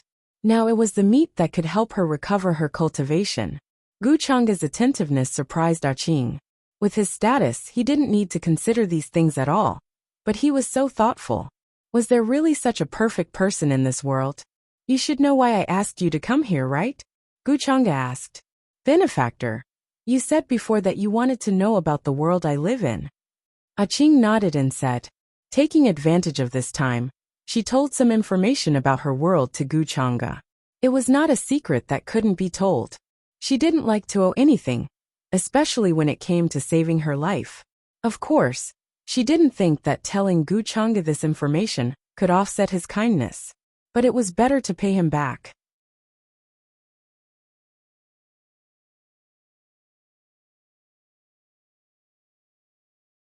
Chapter 613. In Qing's original world, the way of the sword had reached its peak. Everyone was born with the sword spirit. Because of this, since ancient times, they had divided the sword spirits into various levels such as heaven, earth, black, yellow, spirit, god, and so on. Those with great talent could achieve twice the result with half the effort in cultivation, and their future was limitless. However, a god-level sword spirit had not appeared for many years, and a spirit-level sword spirit was a genius that all sects and clans vied for. For example, Qing herself had a spirit-level sword spirit, and this was because her father was a powerful land sword immortal. It should be known that land sword immortals were already at the peak of the secular world in their world, and they were only one step away from breaking through the void and ascending to the heavenly tribulation. However, it was extremely difficult to break through the void. The last land sword immortal, who had reached the peak of the land sword immortal realm, the old sword immortal of the Shu sect, failed the heavenly tribulation at the back mountain of his own sect, and his life and soul were destroyed. Since then, no one had heard of anyone who had reached that realm. Land sword immortal realm? Gu Chang'e nodded slightly, and listened to the news that Qing told him, and he was somewhat thoughtful. The rules of heaven and earth and the environment were different in different worlds. However, the level of breaking through the void had obviously reached the maximum level that world could withstand. As for the lifespan that Qing mentioned, Guchanga did not care about it. After all, this was affected by the environment of heaven and earth, and some worlds lacked longevity materials. If the supreme experts of the upper realm were to live in these worlds, it would be difficult for them to live for hundreds of thousands of years. Therefore, in his opinion, the so-called land sword immortal realm should not have reached the heavenly tribulation, and should at most be between the supreme realm and the quasi-emperor realm. However, he could not be sure before seeing it with his own eyes. Thank you, benefactor. I will definitely find a way to repay your kindness. After eating and drinking to her heart's content, and even her cultivation had recovered a lot, Qing got up and said to Guchanga in satisfaction. Guchanga was still thinking about the things that she had said, and when he heard this, he waved his hand and said with a smile, "It's nothing, Miss Qing. You don't have to be so polite. It would be great if the people in this world were as kind as you, benefactor." Qing's eyes fell on Guchanga's face, and said very seriously, "Oh, isn't it too early for you to say that?" Guchanga smiled gently. A suspicious look appeared on Qing's fierce and beautiful face. She felt that Guchanga's words seemed to have some inexplicable meaning. However, Guchanga did not explain anything to her. He smiled and said, "It's getting late. Miss Qing, you should go and rest. I see that you have been practicing swordsmanship since you were young. Tomorrow, I will send someone to take you to make a suitable sword." This. Qing was a little stunned, but she hurriedly waved her hand and said, "My benefactor has been so kind to me. I can't trouble you anymore." Although she did need a suitable sword right now, she felt very apologetic for always troubling Guchanga. "Like I said, it's nothing." Guchanga still had a faint smile on his face. "You can't do this. Benefactor, I can't repay the kindness you've shown me." Qing insisted. She had her own principles. She owed Guchanga enough. Guchanga seemed to sigh and said, "Okay, since it's like this, Miss Qing, you should rest early." He could see that the girl in front of him had a stubborn and inflexible personality. Once she had decided on something, she would not easily change her mind. After a while, Guchanga planned to go to the world she had been in before. There were some things that he still needed her to do. Qing looked at him. She seemed to want to say something, but in the end, she did not say anything. She cupped her hands and left. Her parents always told her that there was no such thing as a free lunch in this world. Guchanga, a person who had only known her for a few days, was so kind to her. However, she could not understand Guchanga's intentions. However, Guchanga's actions did not seem to have any ulterior motives. It was as if he was simply being kind. After watching Qing leave, the smile on Guchanga's face quickly disappeared. A strange look flashed across his eyes. He learned from Qing that her father was a land sword immortal. However, he went missing while fighting against the so-called extraterrestrial demons, which was the Great Yu Celestial Dynasty's army. She also had the intention of finding her father. That was why she passed through the spatial rift, and was caught by the Great Yu Celestial Dynasty. In her original world, she was considered to be very famous, and had a high status. In the next few days, news about traces of an ancient great world, in the Great Yu Celestial Dynasty, suddenly spread like wildfire. No one knew who spread the news, but it alarmed many forces in the surrounding area. Many imperishable sects and supreme Taoist orthodoxies took notice, and began to send people to investigate. Some people even came to ask Emperor Yu directly. Emperor Yu was naturally furious. He ordered a strict investigation to find out who leaked the news. Of course, he also suspected Guchanga. However, there was no evidence to prove that Guchanga knew anything about this matter. However, among the people guarding the spatial portal, there was the eldest son of the Tuoba residents, who was also Tuoba Xiaoyao's eldest brother. Emperor Yu was naturally suspicious. A few days ago, Tuoba Xiaoyao left the Tuoba residence and went to the borderlands to look for his eldest brother. He naturally knew about this matter. Therefore, he could not help but wonder if the news was leaked because of Tuoba Xiaoyao. The timing was also right. However, since the news was already exposed, Emperor Yu could not think of a way to monopolize the ancient great world. In the face of the invoice sent by the various orthodoxies, he revealed a lot of what he already knew. This kind of ancient great world that had not been opened before meant rich resources. There was no orthodoxy that did not covet it. Immediately, the various orthodoxies began to send people to the spatial portal. At the same time, they came to discuss with Emperor Yu about how to conquer the ancient great world. Due to the spatial barrier and the natural order of heaven and earth, those who went to that world could not unleash their original strength. However, the various orthodoxies were already experienced. They just did not want to delay and let the great Yu celestial dynasty take the lead. Taking advantage of this opportunity, the various imperishable sects also sent out their outstanding disciples. Compared to the older generation, the younger generation would be less suppressed when they entered the void realm. Moreover, as the successors of the great sects, they had many treasures on them and did not have to worry about their lives. Emperor Yu was naturally unwilling to let other forces get ahead of him. Therefore, he chose many of his sons and planned to let them go with him. The second prince, Yu Lai, was the future successor of the great Yu celestial dynasty. Accidents could not be allowed, so Emperor Yu did not let him go with them.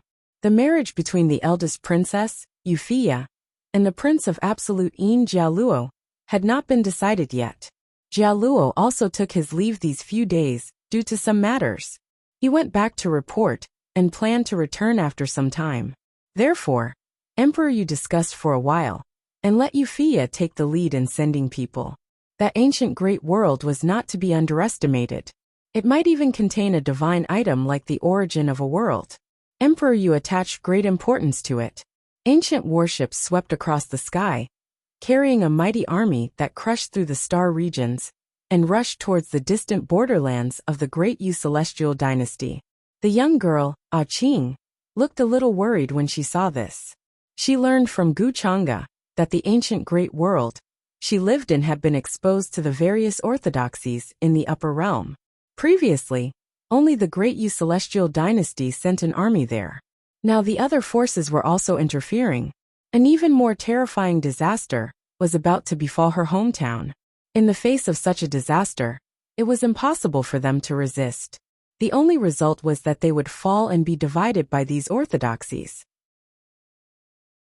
Benefactor, isn't the force behind you interested in this matter? Qing suddenly felt a little confused and could not help but ask Gu Chang'e, who was beside her. Because I'm not interested, so naturally, the force behind me is not interested as well. Gu Chang'e said casually. Qing nodded and understood. This depended on Gu Chang'e's attitude. If he wanted to, he could also send such a terrifying army like the other orthodoxies. However, he did not seem to be interested in this. Don't you have any plans after this? Gu Chang'e asked with a faint smile on his face. I might have to go back. Mother must be very worried about my safety. Moreover, I have to stop this disaster with my people. Qing was silent for a moment before she answered.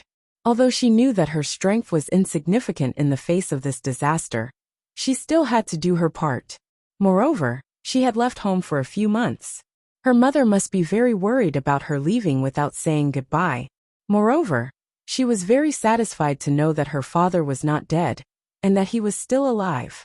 However, I'm afraid that I won't be able to repay your kindness in this lifetime. Qing glanced at Gu Chang'e and said. Gu Chang'e only smiled and said, Actually, have you considered that you can solve this disaster? I can solve it. Qing was a little stunned. With her power, she definitely could not do all this. Was there any other choice? The border of the great Yu celestial dynasty was actually an extremely vast star zone. There were many floating stars and continents around it. It was extremely vast.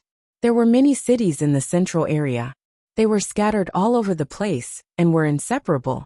With the arrival of the mighty army from all over the place, this place became the focus of all forces. Even some rogue cultivators came after hearing the news and tried to take advantage of the situation. Apart from the great Yu celestial dynasty, many other great sects and orthodoxies in the area had also sent a large number of people to station around the star zone. Without His Majesty Emperor Yu's order, we can't go through that space portal. There are many powerhouses guarding it. Even I can't go near it easily. So, we can only wait for all the armies to arrive before you can join them and go with us. In one of the cities, Tuoba Xiaoyao was talking to a young man with strong facial features in front of him. The young man's facial features were similar to his. He was his elder brother, Tuoba Feiyun, who was in charge of guarding the space portal at the border. I don't have much time left. I have to go there and find a way to save Qingyu, Tuoba Xiaoyao said in a low voice. He seemed to be a little anxious. It had been a few days since he arrived here. He was very sure that the world behind the space portal was the world where he lived and cultivated in his previous life. However, there were less than 5 days before Gu Chang'e asked him to hand over the sky-wielding sword.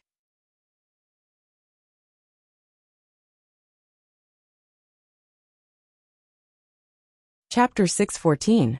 This kind of thing can't be rushed. Since Gu Chang'e still needs the thing on you, then he can't force you too much. Unless he doesn't want that thing anymore.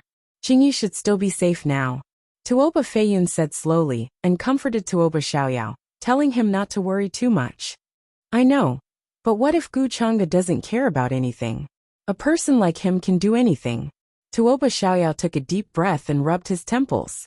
If it wasn't for the fact that time was too tight, he wouldn't have to do this.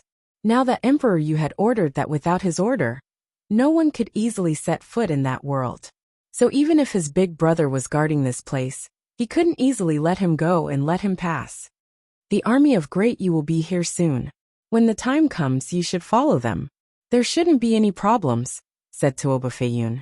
He didn't know why Tuoba Xiaoyao was so sure that the way to save Tuoba Qingyu was in that world. However, at this juncture, the only thing he could do was to trust Tuoba Xiaoyao. He knew all the news about Tuoba Xiaoyao during this time, and he was both confused and relieved. However, everyone had their own secrets, including him. That was why he didn't ask Tuoba Xiaoyao about these reasons. I understand. I'll go and make some preparations now. I'll meet up with Big Brother tomorrow. Tuoba Xiaoyao nodded, then got up and left. He was sure that the world behind the space portal was the world where he lived and cultivated in his previous life. But how long had it been since his soul crossed over? What happened in that world? Whether or not his original sect and fellow apprentices were still around was still unknown. Even he suddenly felt a sense of homesickness. More and more armies gathered in the starry regions around the borderlands. Many carriages and even dragon boats sped past. There were many figures standing on them. Their auras were powerful, and banners fluttered in the wind. It was a magnificent scene. Among them, the most eye-catching ones were the immortal guards of the Great Yu Celestial Dynasty. They rode ferocious beasts and wore armors. It was as if they had killed their way through mountains of corpses and seas of blood. They were finally stationed in the depths of the starry regions. The city stretched out continuously, incomparably ancient and tall. It was like a mountain ridge that stretched across this place, able to defend against external enemies. Experts from various great orthodoxies had rushed over. Other than the older generation, most of them were from the younger generation. Elite disciples of various major powers could often be seen passing by on the streets. Their qi and blood were astonishing, and their bodies contained spirit energy. They walked with majestic gait, and divine light lingered around them. Are these the people who are going to conquer my hometown? In a pavilion next to the street, the young girl Ah Qing looked at the people coming and going below through the window, and couldn't help but whisper. Perhaps it's not appropriate to use the term expedition. They're just going there to gain experience. Gu Chang'e shook his head and smiled gently. Experience? Ah Qing pondered over these two words and felt self-deprecating. To their world, this was a terrifying calamity that could be called a catastrophe. However, in the eyes of the cultivators of the upper realm, it was just an insignificant experience. Their life and death were insignificant. Perhaps you're already used to this, benefactor? Ah Qing said.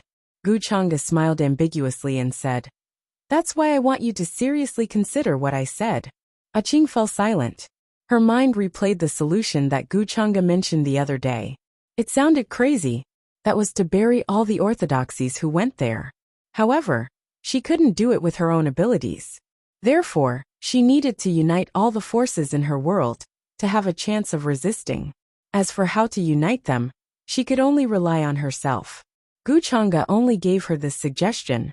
In fact, Qing didn't know why Gu Chang'e said that to her. He was from the upper realm, so why would he help a native like her? Could it be that he couldn't stand it? Those who are just will be supported by others, while those who are unjust will be supported by none. This is the cycle of the heavens, and it's inevitable that everything in the world can't escape their fate. Qing looked at Jiang Chuchu, who suddenly spoke. She didn't know Jiang Chuchu's identity, but she knew that everyone respected her. Moreover, she and Gu Chang'e were inseparable like a celestial couple. It's the cycle of the heavens. Isn't it karma? Qing nodded and stared at Jiang Chuchu's face. It was a flawless and unparalleled face. It was so beautiful that it was like a dream. Her eyelashes were very long, and her eyes were as clear as water. She was like a celestial fairy who had descended to the mortal world. She was crystal clear and extraordinary. As a woman, she was slightly envious. How could there be such a flawless face in this world? It was so beautiful that it made people forget about the world. Jiang Chuchu said calmly, "If you want to save your hometown, what Chang'e said is the only way." As for the origin of Qing, Gu Chang'e had only briefly mentioned it to her. However, Jiang Chuchu still guessed Gu Chang'e's intention. The ancient world that the Great Yu Celestial Dynasty was trying to hide probably contained the world's origin. Gu Chang'e had the forbidden demonic technique, so he could devour and refine the world's origin. Furthermore, at his current level, ordinary origins were no longer of any use. Only a divine item, at the level of the world origin, could help him. As a native of that world, Qing's father was one of the strongest people in the world. Although she was young, she had a great reputation. In such a situation where there were foreign enemies, and the world was about to be destroyed, if she could stand up, she would be able to gather many people's hearts. Under this premise, it would be much more convenient for Gu Chang'e to find the whereabouts of the world's origin through her. I actually understand what you're saying, but how can I resist when there's such a big gap between us? Qing's eyes seemed a little dim. You have to understand that if you don't resist, you won't have the slightest chance. Only by resisting can you have a chance of survival. After all, there's always a way out. There's always hope. Gu Chang'e smiled casually, his expression calm. Then he looked at Jiang Chuchu. Maybe I have to make a trip to that world this time. You don't have to follow me. Jiang Chuchu nodded softly. Then I'll return to the human ancestors' hall in a few days. Gu Chang'e smiled. You're so obedient. Just as they were talking, the sound of fighting suddenly came from the street not far away. Runes rushed out of the sky, shining brightly in all directions. The waves were very violent, instantly clearing a large area. Many cultivators and living beings avoided them and looked over in shock. I heard that you've been keeping a low profile all these years, but your true strength is comparable to the second prince of the Great Yu Celestial Dynasty.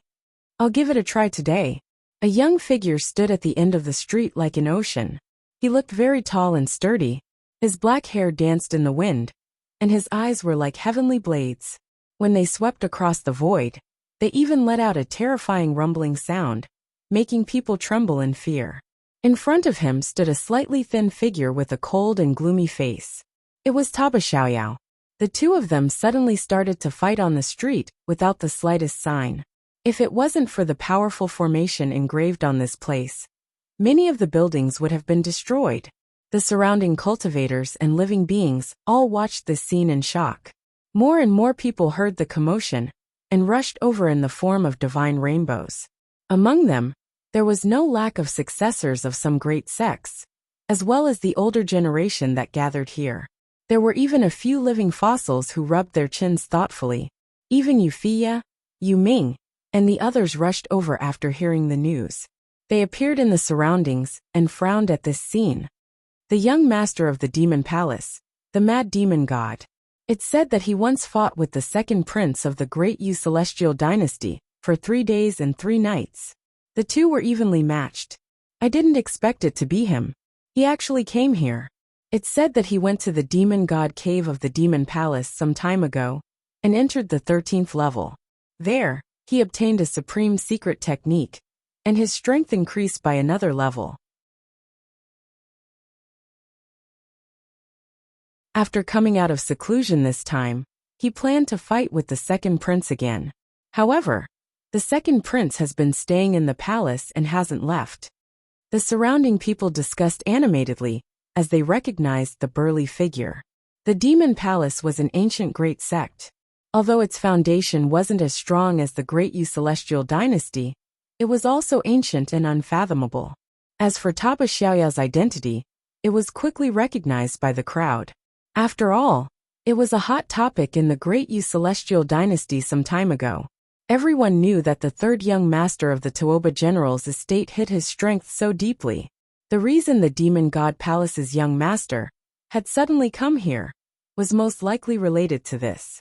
He wanted to test the second prince Yu Lai's strength by fighting with Tuoba Xiaoyao.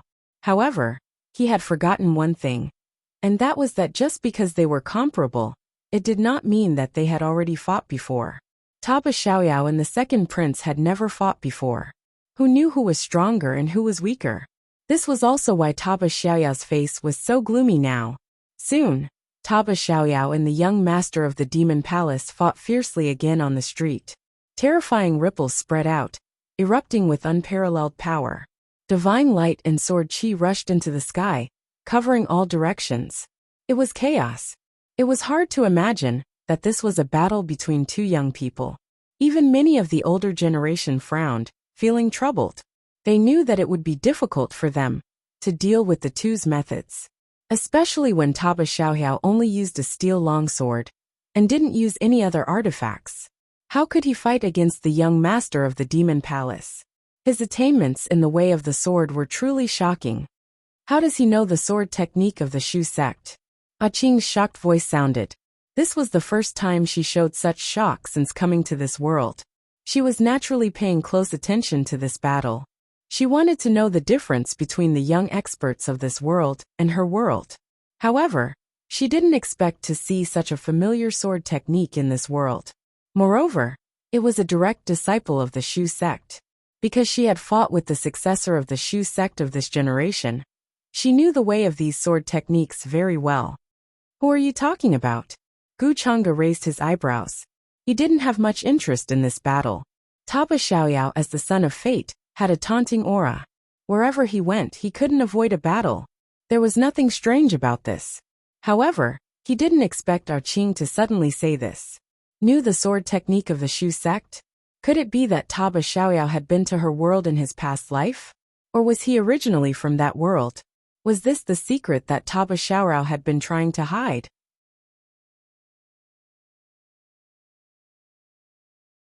Chapter 615. This is a sword technique that only the direct disciples of the Shu sect would use. If it was leaked out, they would be hunted down by the Shu sect. They would not be able to escape death no matter where they go. He is definitely a direct disciple of the Shu sect. There is the aura of the sword spirit on him. The young girl Qing stood by the window and watched the battle. At the end of the long street, there was a huge battle. Two figures were fighting crazily, and the momentum shook the surroundings. There were blade gleams and sword shadows intertwining, and there were also various ancient runes that were evolving and spreading, making the place blurry. The cultivators who were watching were all frightened and kept a distance. It was hard to imagine that this was a battle between two young people. If they were from the older generation, they would believe it. The young master of the demonic palace was a famous young supreme being. He was an invincible existence. As for Taba Xiaoyao, he had only suddenly appeared during this period of time. In the past, he had been extremely low-key, concealing his strength and biding his time. However, his strength was not to be underestimated. He was not at a disadvantage even after hundreds of moves with the young master of the demonic palace. The young supreme beings who were watching all this were slightly moved. They felt that Tuoba Xiaoyao would be a great enemy. It seems that Tuoba Xiaoyao's rebirth into this world was not a coincidence. Gu Changge put down the cup in his hand, and his eyes suddenly became interested. It seemed that the secret technique of the Hunyuan Heavenly Palm Sword Embryo that Tuoba Xiaoyao cultivated should be from the Shu sect. It should be from the hometown of the young girl, Qing. The reason why he rushed here at the first possible moment was definitely because he wanted to return to that world through that spatial portal. With this thought, Gu Chang'e suddenly moved and disappeared. When he reappeared, he was already at the place where Tuoba Xiaoyao and the young master of the demonic palace were fighting.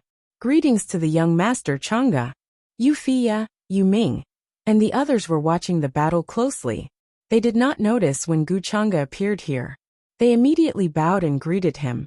Even the expressions of many of the older generation around them changed slightly. They did not dare to disrespect Gu Chang'e. We are at the critical moment of conquering that great world. Why do you have to start a conflict over such a trivial matter? Why don't you give me some face? If there are any conflicts, we can resolve them in the future. Is that okay? Gu Chang'e looked at the two people who were fighting and said with a smile on his face. Hearing this, everyone was stunned. They did not expect that Gu Chang'e would stand up at this time to dissuade the two of them. Since he had already said so, who would dare to make a move? That would mean not giving Gu Chang'e any face. Tuoba Xiaoyao didn't expect Gu Chang'e to appear and dissuade him. His expression flickered, but he didn't continue to attack.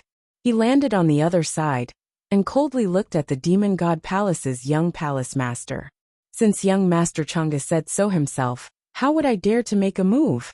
The young master of Demon Divine Palace was known as the Mad Demon God, but he didn't dare to go against Gu Chang'e's wishes. He landed on the other side and cupped his hands as he said, "Thank you for your kindness."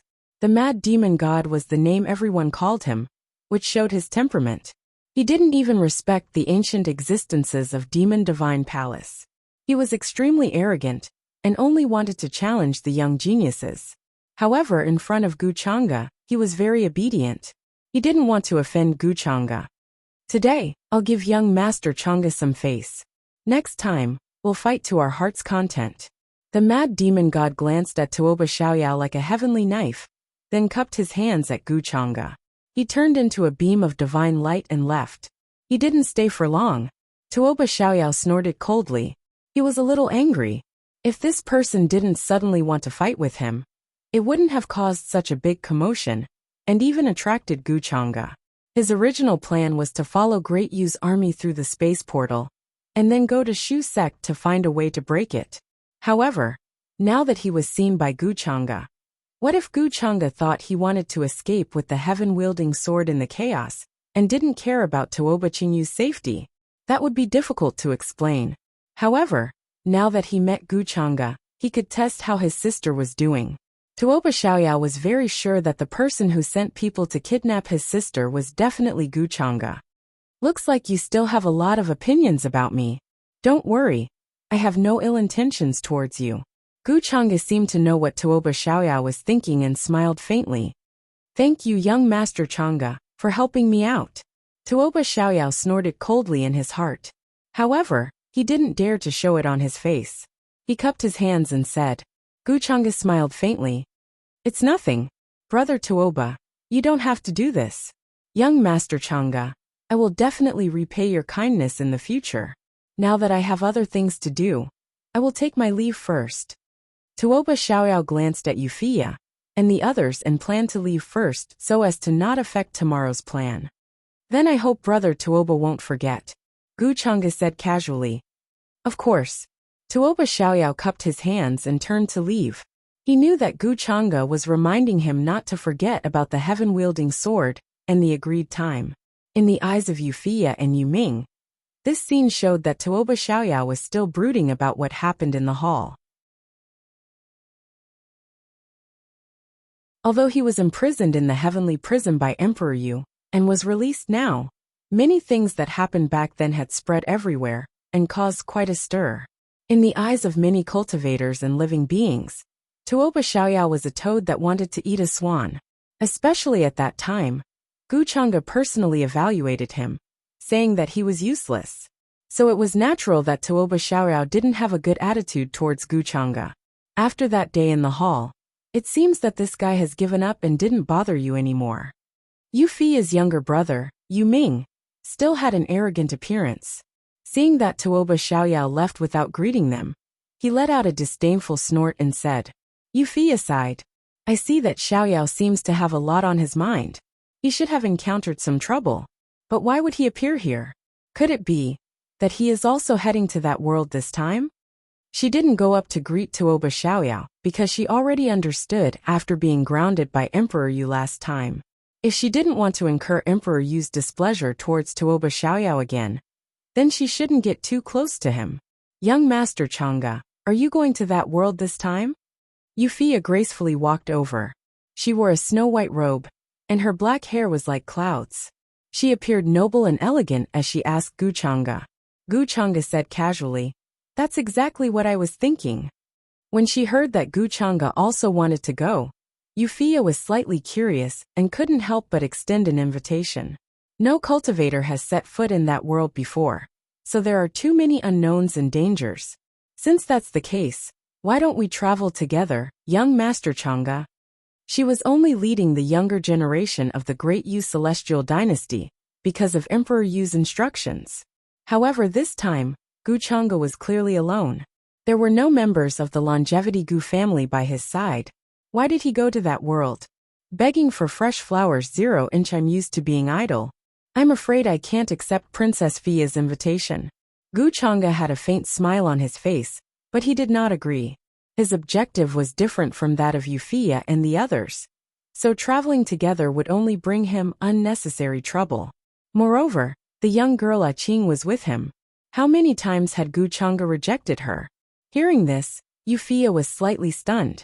Even though she was intelligent, it was difficult for her to understand the reason why Gu Chang'e rejected her. At this time, it was obviously much safer to travel together. That world was full of unknowns. Although Gu Chang'e's strength was strong, he might not be able to resolve all the dangers. Could it be that Gu Chang'e really hated her, so he kept rejecting her? The battle on the long street today was just an insignificant episode for many of the surrounding forces, because everyone's attention was on the big world that they were about to go to. In the past few days, a lot of news about that ancient big world had been revealed, causing quite a stir. Many ancient existences were speculating that the ancient big world might nurture a great way of the sword, which led to the extremely prosperous reproduction of the way of the sword in that world. Rumble. In the most central region of the star field, along with a dazzling divine light, surging and vast energy erupted like the ocean, as if there was a thick and majestic world crushing through. A huge spatial crack that was tens of thousands of miles long lay there, filled with all kinds of chaotic auras and chaotic storms. Many broken star skeletons were floating around, revolving around the giant space crack. Ordinary cultivators did not even dare to approach the edge of the area, as they would be crushed to death by the aura here, turning into dust, and being destroyed in body and soul. This place was like a cosmic tunnel opened by a supreme immortal king, which could allow one to travel to another world, mysterious and vast. At this moment, many ancient warships were speeding along, their runes shining brightly as they resisted the spatial aura here. They forcibly crossed over and landed in the huge spatial crack. These ancient warships were filled with figures, clad in armor, holding heavenly sabers and battle spears. Their murderous auras soared into the sky, and their brilliance was unparalleled. The spatial doors opened, and various orthodoxies sent out their armies to conquer this big world. The Sword Arcane world was an extremely vast and boundless land. However, if one looked at it from a high altitude, they would realize that this was an extremely ancient planet. Other than the vast land, it was surrounded by oceans and various islands scattered like stars in the sky. The land was divided into 13 provinces, and the territory of each province could be said to be boundless. Even if one's cultivation base was extremely high, it would be difficult to see the end of a province. Within each province, there were large and small forces and sections. They were like several routes that depended on each other for survival. Among them, there were also immortal overlords that had stood tall for hundreds of thousands of years. Shu Sect, Kongshan Mountain, Sword Cliff. These forces were extremely ancient, and every disciple who walked out from them was a hero of a region. They were powerful and respected by countless people. Within these overlord forces, there were land sword immortals who had lived for more than 10,000 years, who were in deep slumber. The cultivation base of these existences was unparalleled, and it was difficult to describe their magnificence with words. With a single sword strike, they could freeze all 13 provinces, and the world bowed down to them. However, with the upheaval in outer space half a year ago, many extraterrestrial devils descended in an attempt to invade this world. The former glory and brilliance were no longer there, and the flames of war and disputes were everywhere. Even the land sword immortals who appeared in the world were severely injured by the extraterrestrial devils. Countless cultivators and living beings lived in fear every day, worried that this world would completely fall, and everyone would be slaughtered and enslaved by the extraterrestrial devils. 2.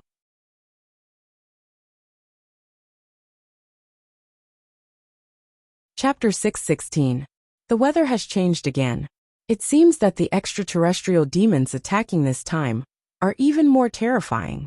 I wonder if we can still withstand them. We can only pray for hope.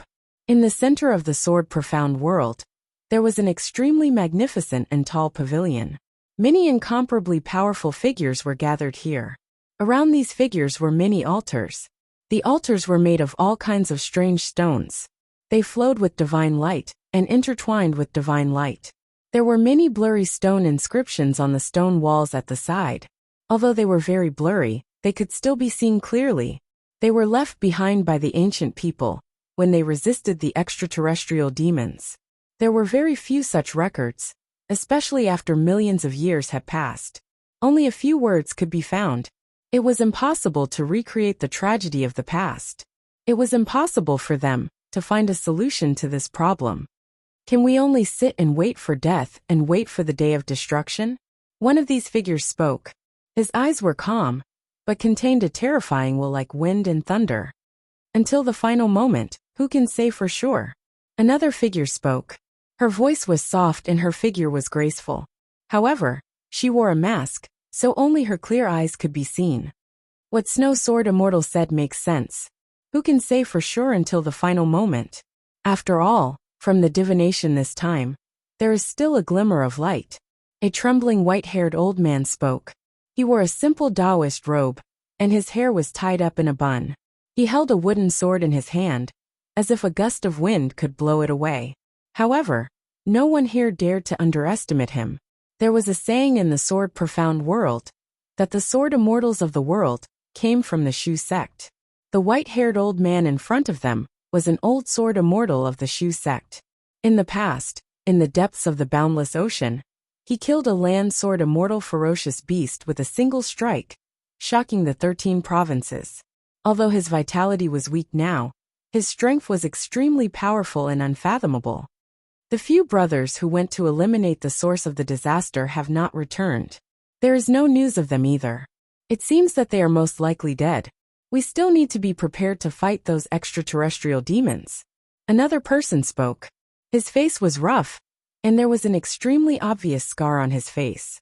However, traces of sword light could be seen flowing in his eyes, making people not dare to look directly at him.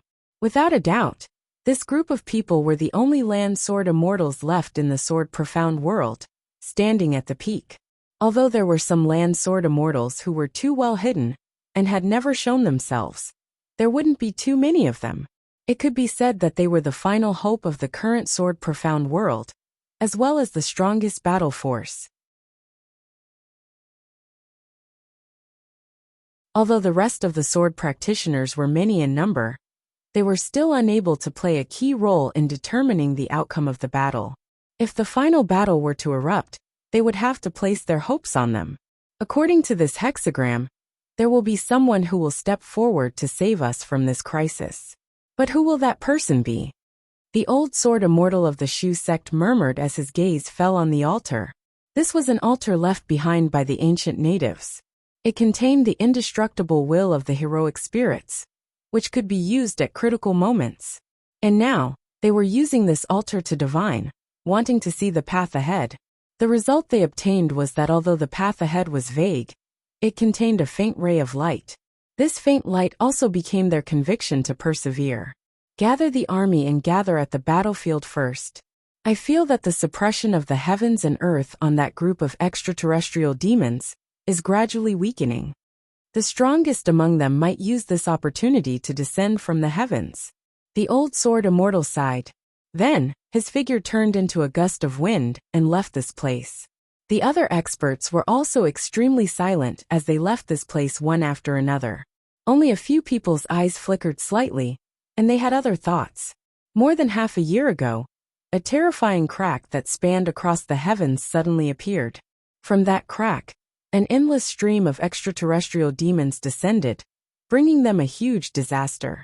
However, the only thing that was certain was that the will of the heavens and earth was resisting that group of extraterrestrial demons, causing the experts among them to be unable to descend to the ground. They could only watch everything coldly from the outer realm. If they were to erupt with powerful pressure and aura here, they would be suppressed by the rules of the heavens and earth immediately. They were very cautious and worried that something unexpected would happen, so they had never descended with their true bodies. Boom! At this moment, all the living beings in the sword mystic world felt an extremely terrifying aura descend from the heavens. It was as if the eternal blue sky was about to collapse. There was a great will of the universe crushing down, causing their bodies to explode and their hair to stand on end. All the living beings felt a chill all over their bodies. They trembled to the extreme as they looked at the heavens in horror. The army of extraterrestrial demons has descended again, and it's even more terrifying than before. An expert rose into the sky, and two terrifying divine lights shot out from his eyes. They pierced through the heavens and earth as he looked at the outer realm. He was extremely solemn. Boundless sword chi soared into the sky from every place in the 13 prefectures, turning into human figures. They looked at the scene outside the heavens and earth with heavy expressions. That's the ancient worship of the extraterrestrial demons.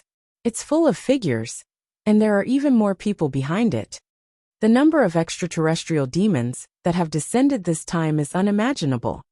An expert endured the pain of his body that was about to shatter and couldn't help but roar in a low voice.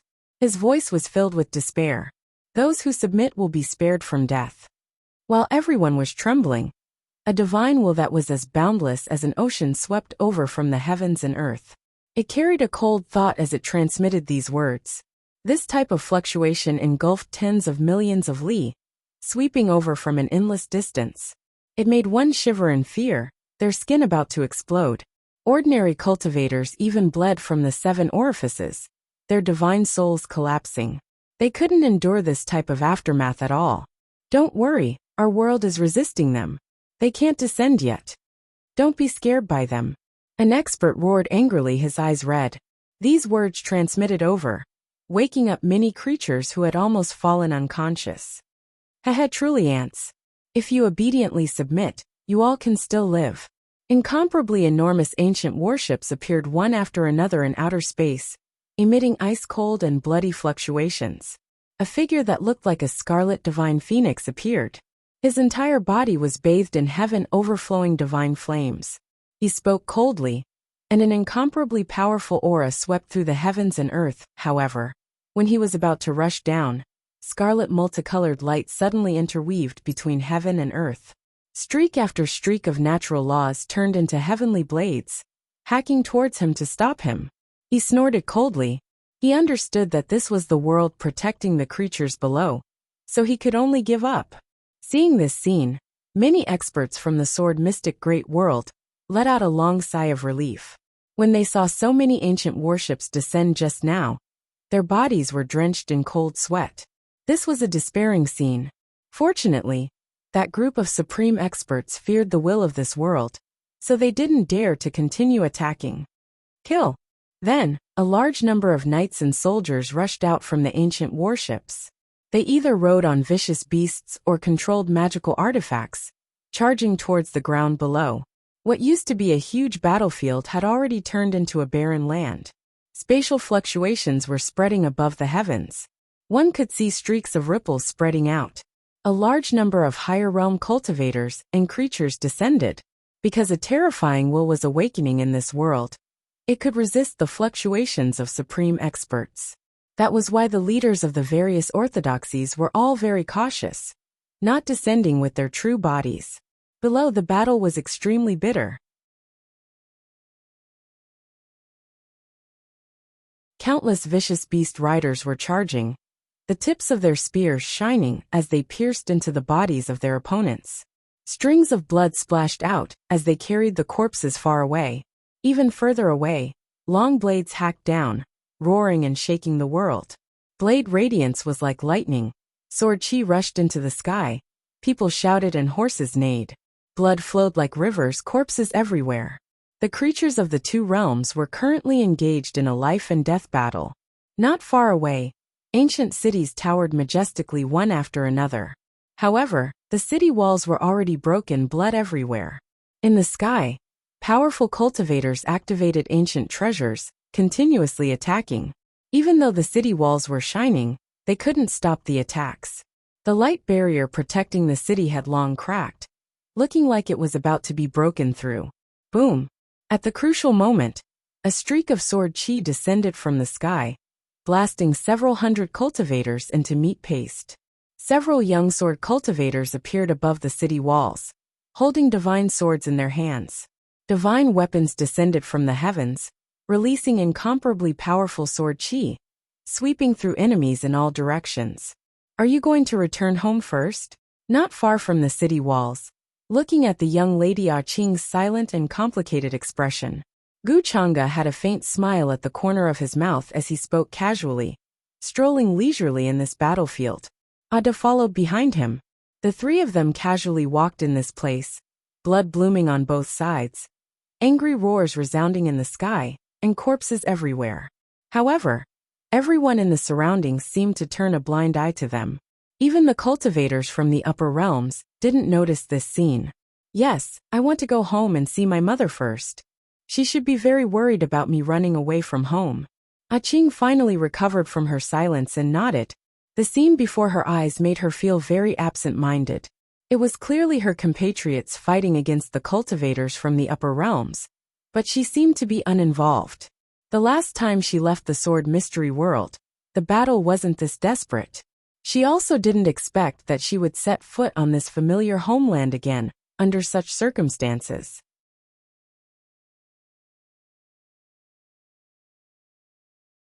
Chapter 617. This is the southern barren state of the 13 states.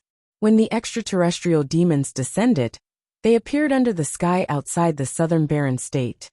Gu Chang'e, Ah Ching, and Ada walked casually on the battlefield. There seemed to be an invisible domain around them. Even the most powerful cultivators would not be able to see them. All of the attacks and shockwaves were neutralized by an invisible force when they were about to reach the three of them, dispersing like ripples. Ah Ching understood that this was Gu Chang'e's method. It was mysterious and difficult to guess, so she looked at the scene of the battle in front of her, and explained in a low voice. She knew that Gu Chang'e meant no harm. After bringing her back to her hometown, he came alone with only one of his subordinates. He did not walk with the army of the upper worlds. Gu Chang'e was her savior, completely different from the other cultivators of the upper worlds. The southern barren state of the 13 states? Then the city in the distance is the southern barren city? Gu Chang'e nodded. From Ah Ching, he knew that there were 13 states in the sword mystery world, and the territory of each of them was extremely vast. Although it was far from comparable to the upper worlds, it was much vaster than the territories of the other ancient great worlds. Moreover, ever since he came to this world, he felt that there was an extremely clear will in this world. To be precise, this world had a spirit that could even manipulate the rules of heaven and earth, so that it could contend against the strongest cultivators of the upper worlds and prevent their arrival. It was not something that the ordinary will of heaven and earth could compare to. Gu Chang'e's cultivation method was completely different from that of other cultivators. When he restrained all of his aura, no one could detect his actual situation. Therefore, in this world, Gu Chang'e's existence was more like a piece of nothingness, vast and unknown. He was not worried about being resisted by this world. Moreover, he came for the origin of this world. If he had a consciousness, it would be easier to deal with him. Yes, but it seems that it won't be long before the southern Barren city is breached. Those cultivators were sent by the Nanming dynasty in the southern Barren state. The Nanming dynasty is affiliated with the Sword Cliff. They are also a famous superpower in the southern Barren state. They have been fighting against the extraterrestrial demons all this time, Ah Ching said, looking at the ancient city in front of them. Although the 13 prefectures had sent experts over, they were too far away. Even if they passed through the spatial altars, it would take a lot of time.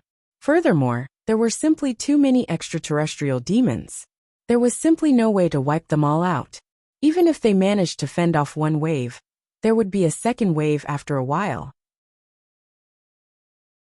The barren land outside of the southern wasteland city was all caused by the recent battle. In the past, there were many forces that resided here.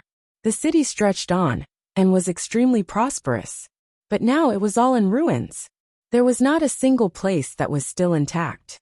It wasn't a river of blood, but it was close. Just as the two of them were talking, a loud noise suddenly came from the towering ancient city in the distance. The tall city walls collapsed, and so did the light curtain. It was difficult to continue defending against the surrounding attacks. A golden cauldron fell from the sky, carrying wind and thunder. It was summoned by a cultivator and shattered the protective shield. The few young sword cultivators who attacked before also coughed up blood. Then they were sent flying backward, covered in blood. Everyone was shouting. Some were frightened, some were desperate, and some were determined to fight against the army of the upper world. Kill! Shouts shook the sky. The ancient city was breached. The army of the upper world shouted and rushed forward like wolves and tigers. They took the absolute initiative and wanted to occupy the southern wasteland city. On the other side, the army was defeated. The defeated army fled like a tide. Their faces were full of fear and despair. However, the army of the upper world was surrounding those powerful sword cultivators. They did not care much about those soldiers with weaker cultivation. Cover the escape of the fourth princess. Fight against these extraterrestrial demons. We can't let the fourth princess fall into their hands. Someone in the southern wasteland city shouted loudly. Several terrifying sword auras rushed out. Several figures held long swords and attacked that cultivator in the sky. That place immediately became chaotic. Light shone brilliantly, illuminating the skies. Blade radiance and sword shadows scattered in all directions. Countless people were fighting. The fourth princess of the southern wasteland dynasty is also here? Ah Ching raised her head and looked at the southern wasteland city that was gradually collapsing. A hint of surprise appeared on her face. Not only did she recognize the fourth princess, the two of them even had a good relationship. In the past, they discussed the way of the sword together. They were quite like-minded. However, at this juncture, even if she wanted to go and rescue the fourth princess, she had no way to do it. The figure in the sky who summoned the golden cauldron was really too powerful. Just by standing there, he had an invincible might. He swept through many sword cultivators in the surroundings, without falling into a disadvantageous position. They were now in the midst of chaos. Although everyone in the surroundings turned a blind eye to them, Ah Ching could still feel that kind of terrible and desperate situation. That fourth princess is an old friend of yours? Hearing her words, Guchanga said with a smile. Ah Ching nodded and looked at Guchanga. Yes, she is the fourth princess of the southern wasteland imperial city. At the same time, she is also the first genius and the second beauty of the southern wasteland imperial city. The first genius and the second beauty? Guchanga seemed to be a little surprised. Xiandai is a very good person. After learning of the invasion of the extraterrestrial demons, she immediately went with the army to the border to resist, Ah Ching said. Boom! The fluctuations in front of them became more and more terrifying. The towering mountain-like walls were collapsing. In the end, the endless brilliance collapsed. They couldn't resist the army of the upper world at all. Endless sword auras soared into the sky. Each of them was as big as a mountain ridge. They slashed horizontally. However, in front of the figure holding the golden cauldron, they burst like bubbles and turned into ashes. Everyone was coughing up blood and retreating. Even if they tried their best, they couldn't resist the enemy's footsteps. This was a despairing and shuddering scene. The soldiers riding ferocious beasts attacked in large numbers. Their shouts shook the sky. Everything in their way was destroyed. They were like terrifying sharp swords that could cut through anything. In the city that was about to collapse, a carriage rose into the sky. There were many figures around it protecting it. It seemed that they wanted to take the opportunity to break through. Beside the carriage, an old man without a white beard held a Taoist sword. He stood in the air and wanted to block the terrifying figure holding the golden cauldron. "Don't even think about getting there," he shouted in a low voice. The Taoist sword shone resplendently. It spewed out terrifying sword rays that illuminated all directions. "Ignorant ant, how dare you stop me?" The terrifying figure holding the golden cauldron said coldly. He didn't look like a human. There was a vertical eye between his eyebrows that was surrounded by lightning patterns. Without a doubt, he was extremely powerful. He was one of the powerhouses sent by the upper world to the sword mystery world this time. In this direction, the two people soon started fighting. Terrifying fluctuations swept through the sky and the ground. Countless mountains in the surroundings trembled. Gray cracks cracked open and endless murderous auras rushed out. Even if it was only the aftermath of a battle of this level, it was a destructive disaster for all the living creatures and cultivators below. In the face of the merciless slaughter of the upper world's army, the cultivators of the sword mystery world had almost no room to resist. They retreated in defeat. The southern wasteland city, which had been standing tall a moment ago, had completely collapsed at this moment, turning into ruins. The young girl Qing looked at this scene and clenched her small hands. She couldn't bear it and turned her head away.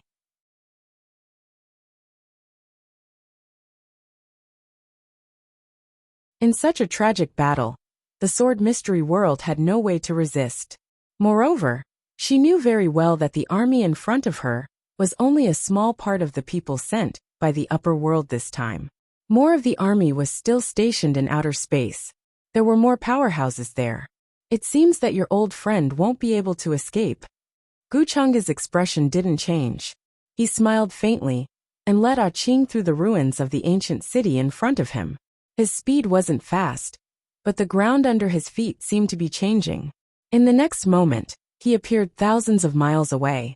"Benefactor, can you help her?" At this moment, Qing also noticed the changes in the battle situation. There was a pleading look in her eyes. The old man without a white beard was obviously no match for the person from the upper world. He had already coughed up blood and was at a disadvantage. His body was stained with blood, and his aura was weak. Even the Taoist sword in his hand had shattered. In the next moment, a golden cauldron descended from the sky with terrifying lightning. Death appeared on the old man's face. With a scream, he was directly turned into a bloody mist. His body and soul were destroyed. This scene made the army on the tragic battlefield even more desperate. However, after killing the old man, the figure didn't stay any longer. Instead, he took out the cauldron and chased forward again. He could see that there was an extremely important person in the carriage in front. Otherwise, the old man wouldn't have used his death to buy time. Dong! In the sky, more knights rushed down. The big bell boomed, and the sound waves spread out like knives. It was like the scythe of the Grim Reaper crazily harvesting lives. Not only were many sword cultivators in the sky shattered, but even the army on the ground fell in droves. The world was filled with an aura of despair. Fourth Princess Elder Yuan has fallen. He was killed by the extraterrestrial demon. The people in the carriage felt the waves in the distance. They couldn't help but reveal sorrowful expressions. A servant girl with a pretty face lost all color in her face. Her face turned pale as she trembled uncontrollably. In their eyes, Elder Yuan was already a super strong cultivator. That was why the Nanming dynasty's emperor sent him to protect the princess. However, under the hands of that horrifying extraterrestrial demon, they were quickly killed. They couldn't even delay for time. A calm voice sounded in the carriage. The extraterrestrial demon that descended this time is far more terrifying than the previous ones. Elder Yuan was already a 7th realm cultivator, but he was still not that person's match. The other party is very likely half a step into the 8th realm. In the sword mystery world, the cultivation realms were divided into 9 major realms. Only by completing all 9 major realms could one enter the Earth Sword Immortal realm.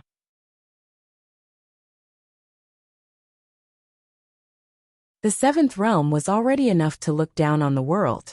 It was difficult to find a match. The girl who spoke had black hair like clouds. She had bright white teeth, and a smile that could topple cities. She was so beautiful that it was dreamy. Her hair fluttered like a fairy. She was the #1 genius of the Southern Baron State, known as the Second Beauty Princess Xiandai. Even in such a desperate situation, she still maintained an extraordinary calmness. She looked at the scene behind her. There was a sword pill hidden in her sleeve. She wouldn't let the other party capture her. If she was faced with death, she would end her life at the first moment. As a princess, she wouldn't be humiliated until death. She would die with dignity. "Princess, what should we do? That extraterrestrial demon will catch up soon." The rest of the people in the carriage were pale with fear. They were frightened by the scene just now. Although the carriage had the ability to travel through space, it was obvious that the other party was also very fast. It was only a matter of time before he caught up. They didn't have many guards with them. Moreover, they couldn't possibly be the other party's match. The men of sacrifice who came with Princess Xiandai had all died during this time. Now there weren't many people left with her. Elder Yuan was her last trump card. Unfortunately, he was already dead. His body and soul were destroyed. Now, there were only 2 paths in front of everyone. Either they were captured, or they were killed. Don't be afraid. At worst, we'll just die. As citizens of the Nanming Empire, why should we fear death? Princess Xiandai didn't show any despair. Instead, she was calm. She didn't show any fear at this juncture. However, her words were obviously not of much use. The others trembled even more. They could feel the terrifying pressure chasing after them. It swept through the heavens and earth, making their skin feel like it was going to collapse. "Let's see where you can run to today." The figure with the great golden cauldron in hand caught up, and with a single palm, this space was locked down, making it difficult to move even a single step. "Protect the princess. Don't let him take another step." Several figures around the carriage roared angrily. Their eyes were red. They charged out, wanting to fight the other party to the death. Princess Xiandai also took the initiative to walk out at this moment. There was calmness between her brows. She held an exquisite longsword in her hand. It flickered with dark green radiance as she faced everything. She wasn't inferior to men. Even though she knew that she couldn't win and might lose her life here, she was incomparably calm. "So it's a princess. Seems like you have some value." The figure holding the golden cauldron sneered. He stood in the air. A terrifying aura spread out from his body, making people's hearts tremble.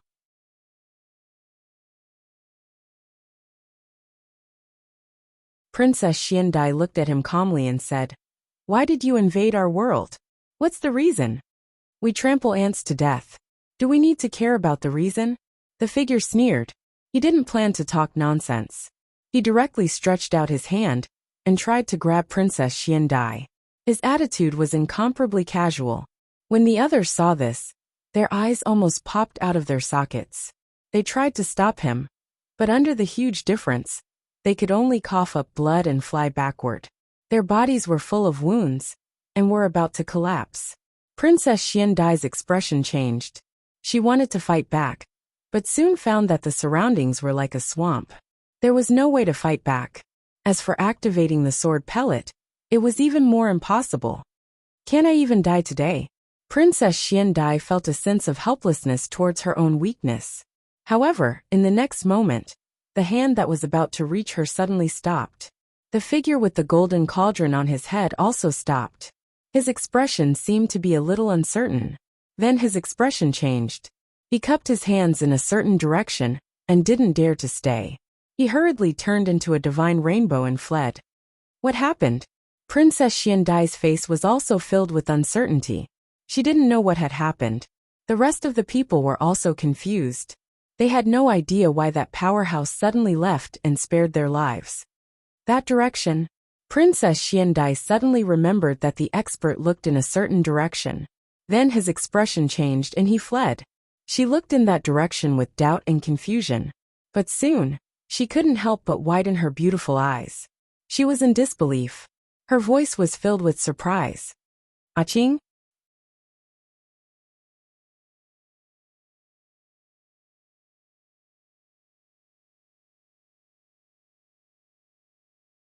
Chapter 618. Princess Xiandai was pleasantly surprised. She never thought that she would see Qing again. Originally, she was very worried when she found out that Qing had entered the crack in outer space alone in an attempt to find her father. She even thought that they would never meet again. Today, she was pleasantly surprised to see Qing again. She felt that it was somewhat inconceivable. Xiandai. A rare smile appeared on Qing's face as she walked towards Princess Xiandai and the others. Seeing that Princess Xiandai and the others were in danger, she was the one who asked Guchanga to save them. The expert from the upper realm had retreated because he sensed Guchanga's existence. These two are. Princess Xiandai's beautiful eyes revealed a hint of surprise. She looked at Guchanga and Ada behind Qing and could not help but ask. She did not forget how that expert had retreated. He had glanced in Qing's direction. Moreover, his attitude was extremely respectful and fearful. Could it be related to this extraordinarily handsome man in front of her? This caused Princess Xiandai to feel an inexplicable sense of vigilance. To be able to scare away an expert who was half a step into the 8th realm, it was impossible for him to be unknown. It was also impossible for him to be someone from the sword mystery world.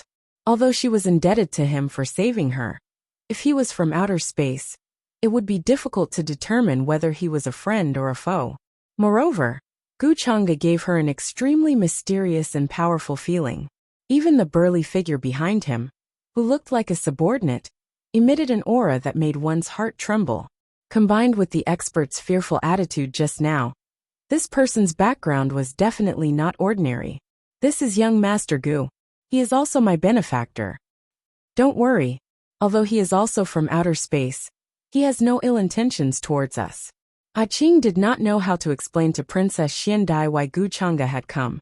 She could only make a long story short and casually introduce him. Princess Xiandai nodded. Although Qing said so, she was still a little worried. However, the kindness of saving her life just now was real. If Guchanga had not appeared and scared away that expert, she and her many followers would have died tragically here. Immediately, her expression became slightly solemn as she clasped her hands at Guchanga and said, "Thank you for saving my life, young master. If there is a chance in the future, Xiandai will repay you." Guchanga had an easygoing and indifferent smile on his face as he said, "It's just a small matter. Princess, you don't need to worry about it." The others could see that Guchanga's background was not simple. Moreover, judging from the current situation, it was not clear whether they were friends or foes.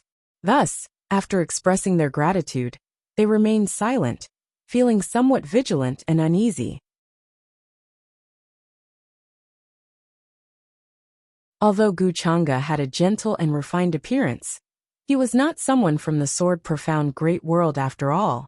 Looking at this scene, Guchanga still had a faint smile on his face, as if he did not care. He indeed had no ill intentions towards the living beings of this world. After all, he was here for the origin of this world. Qing, what did you see after you went to the crack? Did you see those seniors and the source of the disaster? Then Princess Xiandai thought of something important and asked Qing, ignoring the fact that Guchanga was still beside her. Hearing this, everyone else's expressions became serious, and they pricked up their ears to listen. Back then, the 4 sword celestials of the land had stepped into the crack together to find the source of the disaster and destroy it. But after going there, it was like a clay ox entering the sea, disappearing without a trace. No news was sent back. Many people guessed that they had fallen because the soul lamps left behind by the 4 sword celestials of the land had mysteriously been extinguished. Later on, people tried to search for their whereabouts, but none of the people who went to search for them returned safely. It could be said that apart from Qing, no one else had returned alive. As such, they all desperately wanted to know what had happened to Qing. When I first passed through that crack, I was caught by those demons. Then, I was brought to that huge world and imprisoned there for a few months. If it wasn't for Mr. Gu saving me, I'm afraid I would already be dead. I wouldn't have been able to return. Qing recalled that experience as a complicated look appeared on her face. To her, that was an extremely dark and despairing past. She was imprisoned in a dark dungeon, unable to see the slightest bit of light. During that hunting game, Guchanga's appearance was the first ray of light in the darkness for her. I see. Princess Xiandai did not expect Qing to almost die there and experience such a difficult experience. She could not help but feel a lingering fear. The others were somewhat disappointed. They thought that they could learn a lot about that world from Qing. What about your father and the others? Princess Xiandai asked again, somewhat concerned. I don't know. I didn't find any information about them. Qing shook her head. Then, she threw out a piece of shocking news that could be described as a bomb to everyone. The power of that world is beyond our imagination. The large-scale invasion army this time can only be described as insignificant to that world. Insignificant? Princess Xiandai felt a bitter taste in her mouth. Even if it was an insignificant force, it was not something they could contend against. This was truly despairing. Princess! Just then a sound came from afar. A few figures quickly approached and descended from the sky, their faces full of anxiety. Qing looked over.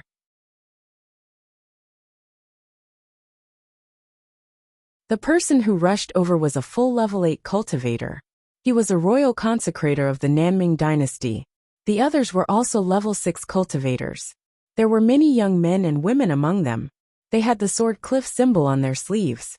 Nanming dynasty was the most powerful country among the sword cliff's subsidiary forces. With such a huge incident like the southern barren city being destroyed, it was impossible for the sword cliff not to send disciples over. In the entire southern barren state, the sword cliff was fully deserving of being the overlord. The current master of the sword cliff was the snow sword fairy, who was known as the #1 beauty of the southern barren state. Princess Xiandai was also her inner disciple. Worship Chen. Princess Xiandai and the others saw the level 8 expert and let out a long sigh of relief. It should be that Royal Lord Nanming had immediately sent this Worship Chen to rescue them after hearing the news of the southern barren city being destroyed. Princess, it's good that you're fine. Worship Chen saw that Princess Xiandai was safe and was completely relieved. It's good that junior sister Xiandai is fine. The other disciples of the sword cliff behind Worship Chen also looked worried and surrounded her. Hey, isn't this Miss Qing? Suddenly, someone recognized the young girl Qing and was very surprised. As one of the 4 young heroes of the sword mystery world, many of the younger generation had been defeated by her sword. Her father was a reclusive sword fairy of the land. His strength was so extraordinary that he could look down on the world. Rumor had it that she had stepped into the crack in the sky to find traces of her father. How could she appear here? Doubts arose in their hearts, but they were also very puzzled. Princess, these two are? Worship Chen, who was at the level 8, looked at the indifferent Guchanga and Ada. His heart skipped a beat, and he could not help but ask. In his perception, this young man with a smile was like a deep and vast unknown space, filled with an aura that made his heart tremble. This feeling was even stronger than when he had faced the snow sword fairy. He did not dare to underestimate him, and became extremely cautious. This is young Master Gu. He saved our lives just now. If it wasn't for him, we would have been killed by that extraterrestrial demon, just now like Elder Yuan. Princess Xiandai explained. Princess Xiandai explained. She repeated Qing's original words and briefly explained what had happened. What? Elder Yuan is dead? High Priest Chen and the others were shocked. Then they looked sad. A 7th realm cultivator was killed before they could get here. It seemed that Princess Xiandai and the others had been lucky to survive. Thinking of this, they felt a lingering fear. If it wasn't for Guchanga's help, Princess Xiandai would have been a pile of bones by the time they had arrived.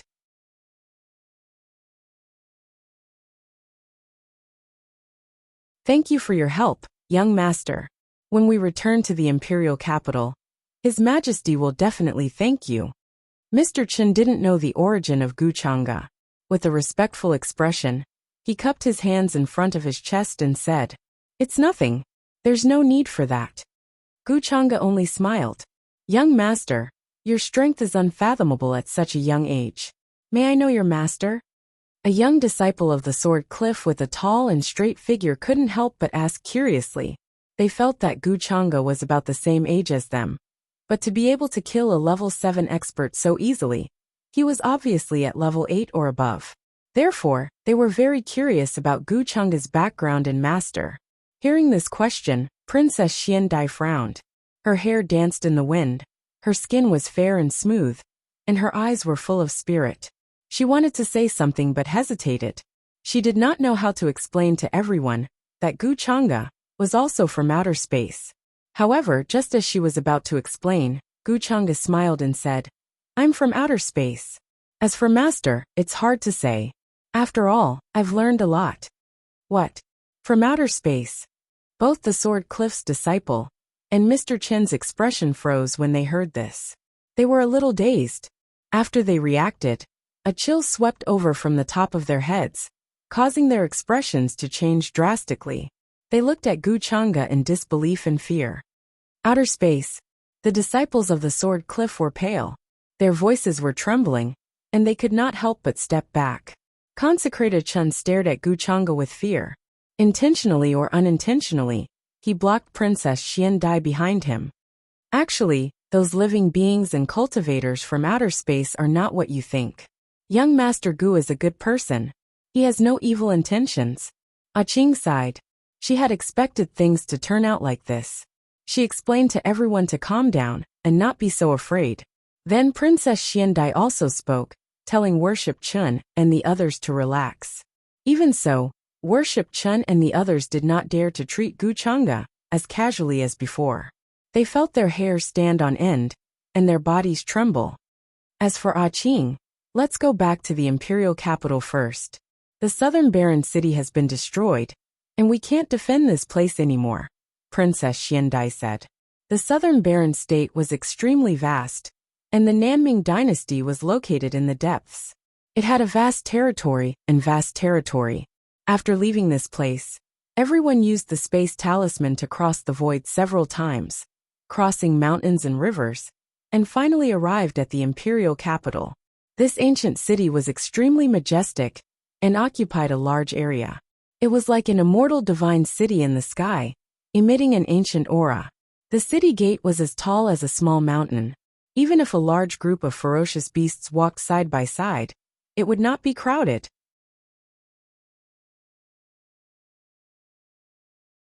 The walls were mottled, and there were mana fluctuations on them. If there were enemies, they would overflow with divine light and protect the entire ancient city.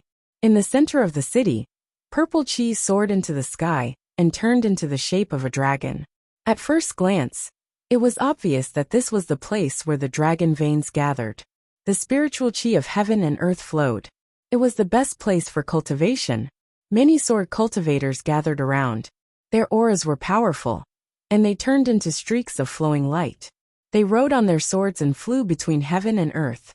Princess Xiandai, Worship Chen, Gu Chang'e, and the others appeared outside the city gate through the space transmission formation.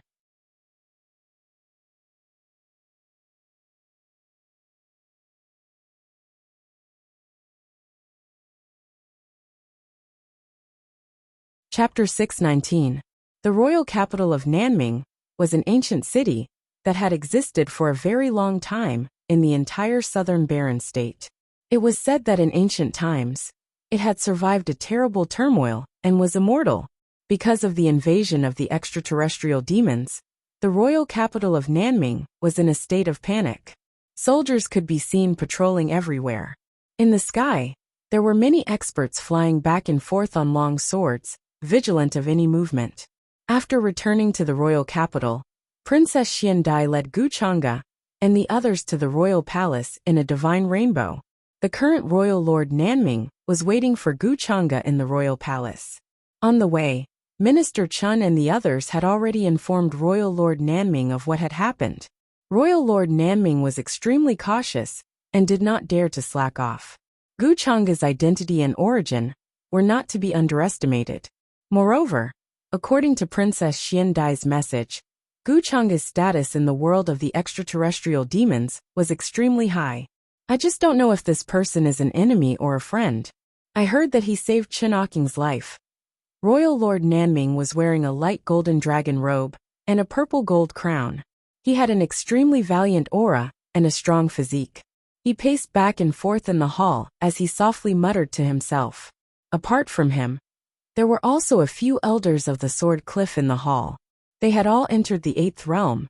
They were famous experts in the entire southern Baron state. With a stomp of their feet, they could change the color of mountains and rivers. They had great power and influence. They had also heard the news from Princess Xiandai, so they hurried over from the Sword Cliff to see the guest from the outer realm. The Sword Cliff attached great importance to this matter. Even Sword Immortal Snow, who had rushed back from the ancient altar, had a change of expression. If it were not for the fact that he could not leave, he would have made a trip here.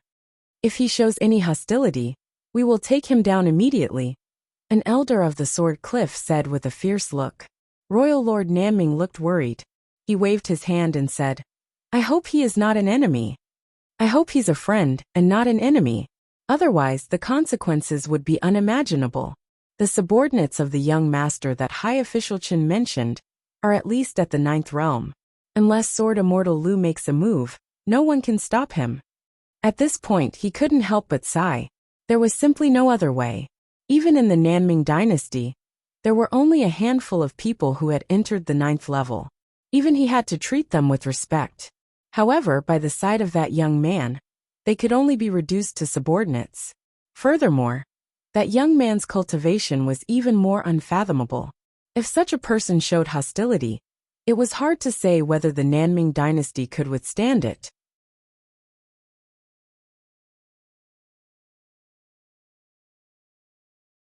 A 9th realm subordinate?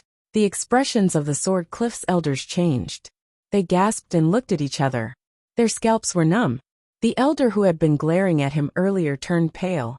His lips trembled slightly, and he didn't dare to say anything else. There were 9 great realms, and each realm was a different level. What was even more important was the gap between the realms at the end.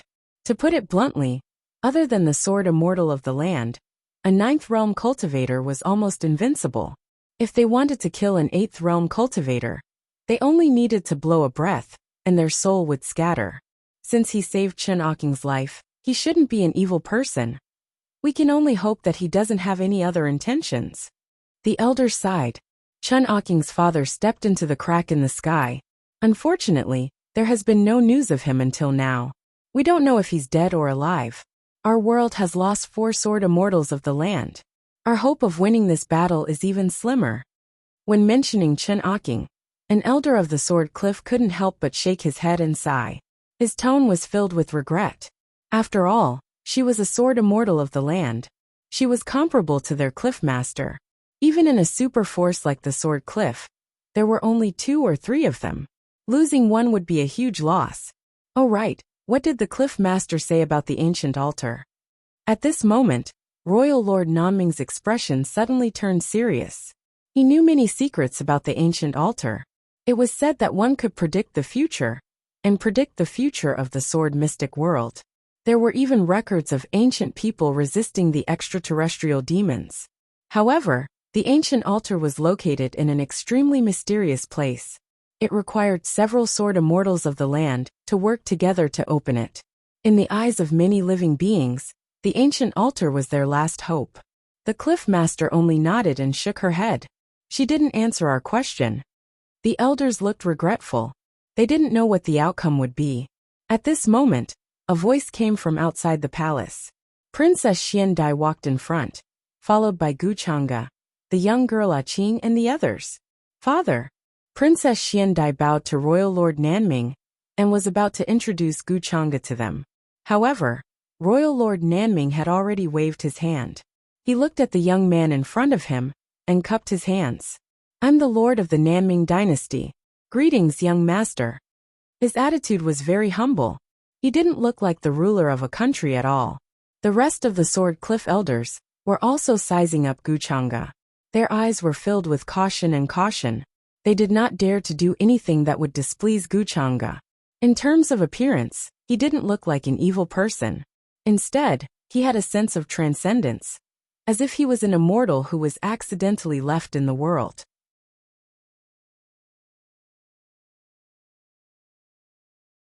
That made them feel slightly relieved.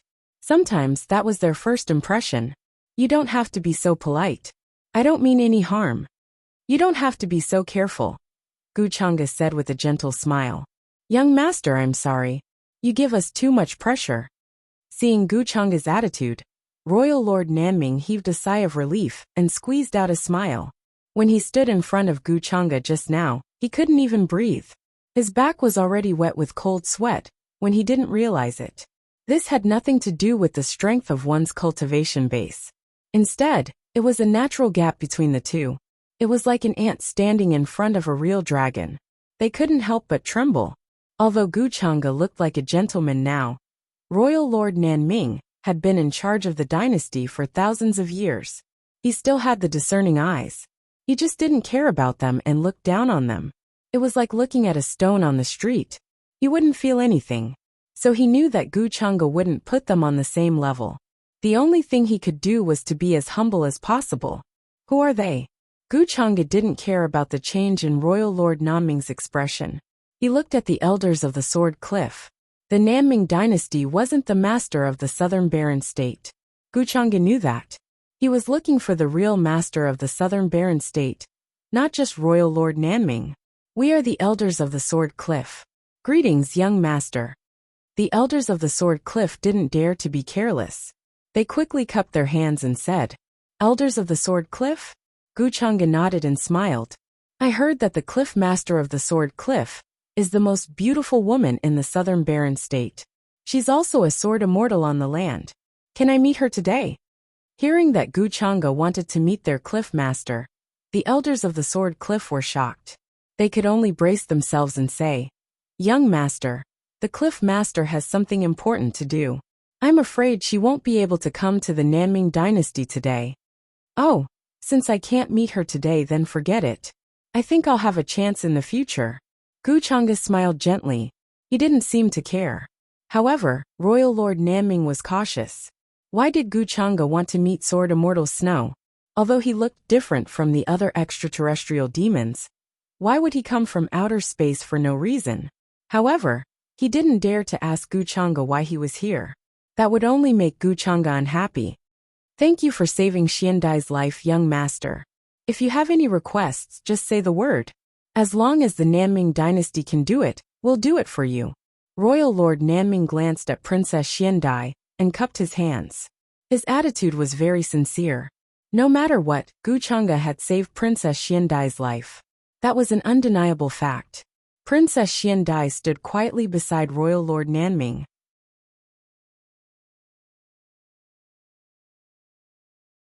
She was tall and slender. Her lips were bright, her nose was straight, and her eyes were clear. She was extremely beautiful. Her long hair danced in the wind like a fairy. She was the second most beautiful woman in the Southern Barren State, second only to her master, Sword Immortal Snow. Guchanga smiled faintly. It's just a small matter. There's no need to tell me anything. Actually, you don't have to be so cautious around me. All you need to know is that not all forces in the upper world like to fight for hegemony and invasion. There are also many orthodoxies and clans that value longevity and peace. The extraterrestrial demons in your eyes are terrifying. But in our world, they're just ordinary cultivators. You're overthinking things. It's too scary. Everyone in the hall was stunned by Guchanga's sudden words. Royal Lord Nanming's eyes flashed. He felt that Guchanga was giving them some advice.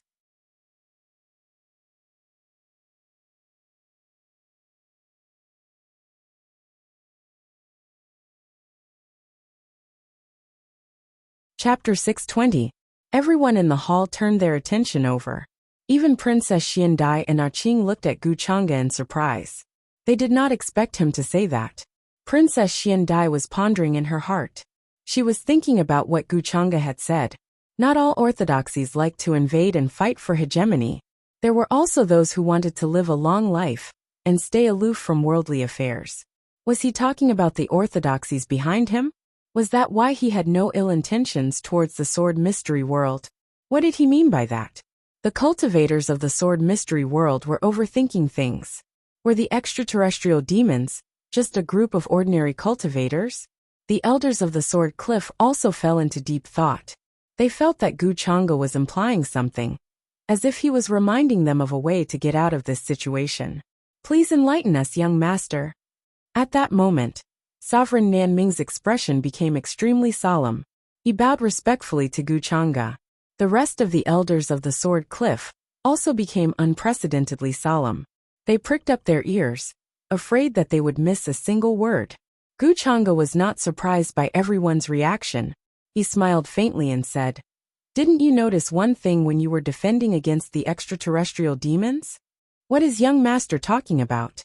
Sovereign Nanming was a little stunned. The rest of the elders of the sword cliff were also confused.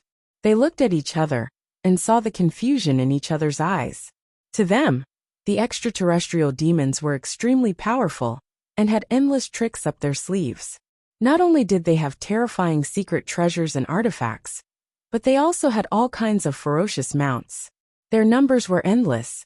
After defending against one wave, the next wave would arrive very soon. Their strength was even more terrifying than before. That was why they fell into despair and could not find a solution. However, Qing suddenly fell into deep thought. That was because when they were in the upper realm, Gu Chang'e had told her about karma and retribution. Could it be that the invasion of the extraterrestrial demons would result in some kind of consequence? And that consequence was the turning point for the sword mystery world? The heavens have the virtue of cherishing life. Everything will always leave a glimmer of hope. Although there are many extraterrestrial demons, no true experts have come, because they are afraid of the will of this world. I wonder if the experts of your world have realized this.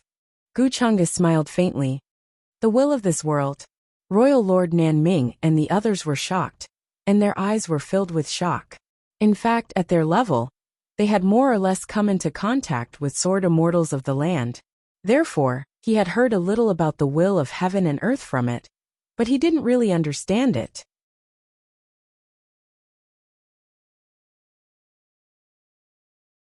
Originally, they were still wondering why there would be such a terrifying aura that seemed to be able to shatter the universe.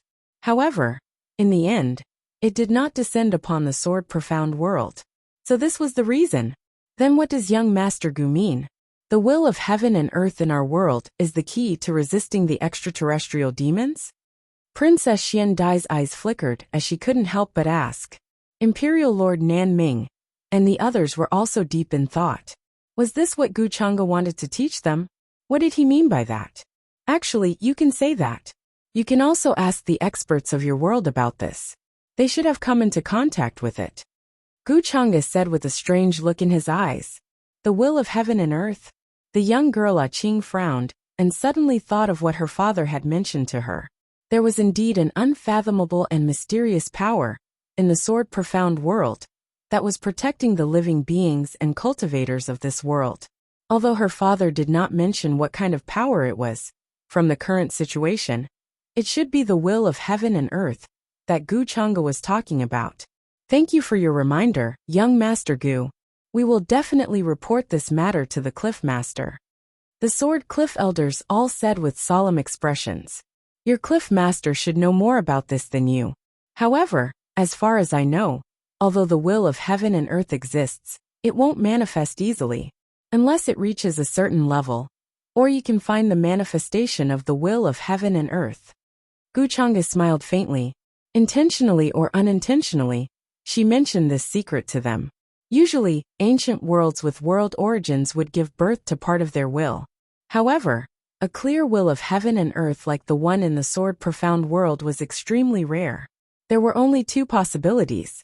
The first was that the world's origin was extremely huge. The second was that the will of heaven and earth was extremely ancient and could be traced back to a very long time ago. Therefore, he could use these people to find the origin of the world and save some time. Furthermore, if the cultivators of the sword profound world awakened the will of heaven and earth, the various orthodoxies that descended in this world would definitely start a war with them. Gu Chang'e could use this opportunity to benefit from it. The Sword Cliff Elders looked extremely serious and did not dare to stay any longer. They turned into divine rainbows and left, planning to return to the Sword Cliff to report this matter. Royal Lord Nanming did not dare to delay, and ordered to send more troops to fight against the extraterrestrial demons. Because of Guchanga's words, hope rose in his heart again. This battle was not completely hopeless. After all, they still had a final trump card, which was the will of heaven and earth. We should inform the other 13 states about this.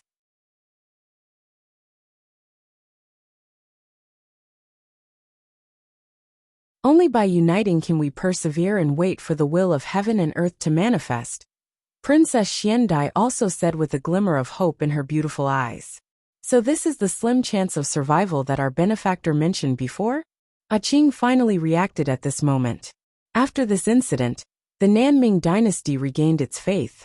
The royal lord personally ordered to mobilize troops from all over to support the various sects and clans that were fighting against the extraterrestrial demons at the border. All of a sudden, a mighty army rushed out of various cities. Riding on flying boats and divine swords, they went forward to fight against the extraterrestrial demons. A tragic battle that involved the entire southern Baron state broke out at the ruins of the southern Baron city. The orthodoxies from the upper realm were shocked to find that the creatures of the sword profound world, who were originally in despair, were now fighting with all their might, as if they had been injected with chicken blood. This was a kind of desperation and courage to fight for survival in the face of death. I heard from the supreme being of the Silver Feather clan that he met Guchanga when he was attacking the southern Baron city and was about to capture the princess. He was scared away by him. Guchanga wouldn't come to this world for no reason. He definitely has a purpose.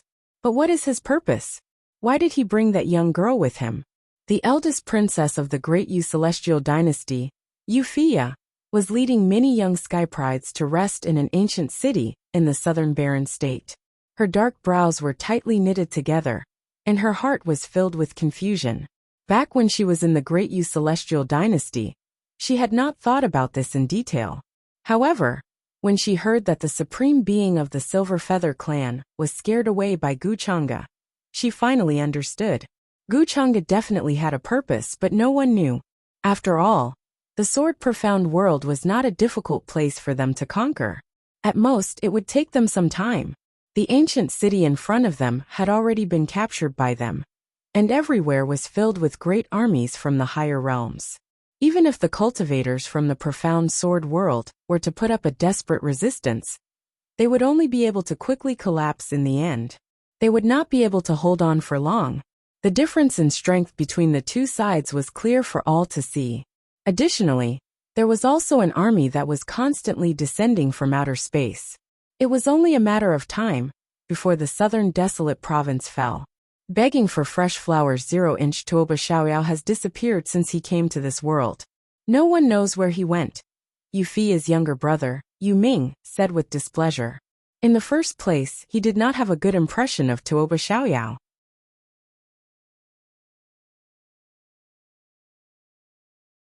In the end, during the battle with the Sword Profound world, that fellow actually vanished without a trace, his whereabouts unknown. This made him even angrier. He should be in possession of something. Yufia gently shook her head and couldn't help but guess. On the other side, Tuoba Xiaoyao had disguised himself and left the southern Baron state, heading straight for the Shu sect. He had to go to the Shu sect's sword garret before the appointed time to find a solution. In his previous life, he was a core disciple of the Shu sect. Now that he had disguised himself, it was extremely easy for him to sneak in. In addition, he was extremely familiar with the profound sword world. He understood the environment and terrain of the various places. Even if he encountered any danger, he would be able to find a way to resolve it. Therefore, there was no danger along the way.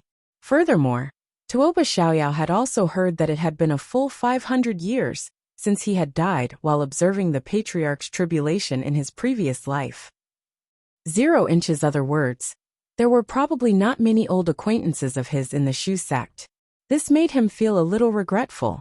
Although he had undergone reincarnation and changed his body, his original soul was still that of a disciple of the Shu sect. This time, The profound sword world is in great trouble. I might be able to do something in it. Tuoba Xiaoyao looked at the vast territory in the distance. When he thought about how this place would become a scene of devastation after the flames of war spread over, he could not bear to see it. For a moment, he felt that the responsibility on his shoulders had become heavier. Not only did it concern the fate of his family in this life, but it also concerned the survival of his hometown in his previous life. Reporting to the Cliff Master, this is what that young Master Gu said himself. At the Sword Cliff, on a peak where the cold wind was blowing, two figures stood. One of them wore a Taoist robe and had his hair tied up in a bun. He looked extremely old, but his eyes were extremely clear and spirited, like a divine sword that had been tempered for countless years. The figure by his side was extremely graceful. She wore simple and plain clothes, and wore a moon-white mask. Her skin was translucent like snow, and only a pair of clear eyes could be seen. Her fine black hair fluttered in the wind, as if thousands of strands of sword qi were interweaving in the air. It was the Cliff Master of the Sword Cliff, the #1 beauty of the Southern Barren State, known as the Snow Sword Fairy. The old man was an old sword immortal of the Shu sect. His strength was extraordinary and unfathomable. The will of the world. The Snow Sword Fairy listened to the Sword Cliff Elder's report and frowned slightly, thinking about these 4 words. It seems that world already knows us very well. It actually knows that our world has given birth to a will.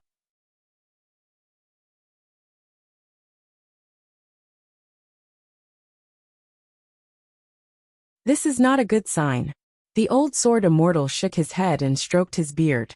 That young Master Gu probably doesn't have good intentions. But what he said doesn't make sense. From the signs on the ancient altar, the will of the world is indeed our last hope.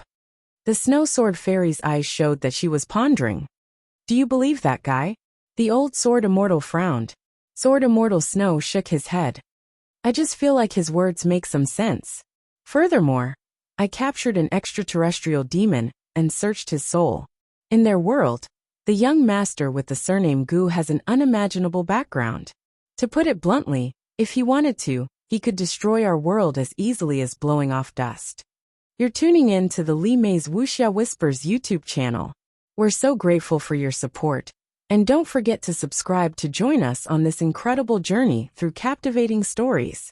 Your generosity through donations truly makes a world of difference, as it's the primary source of revenue that allows me to expand and enhance this channel for you. Thank you from the bottom of my heart for being a part of this adventure.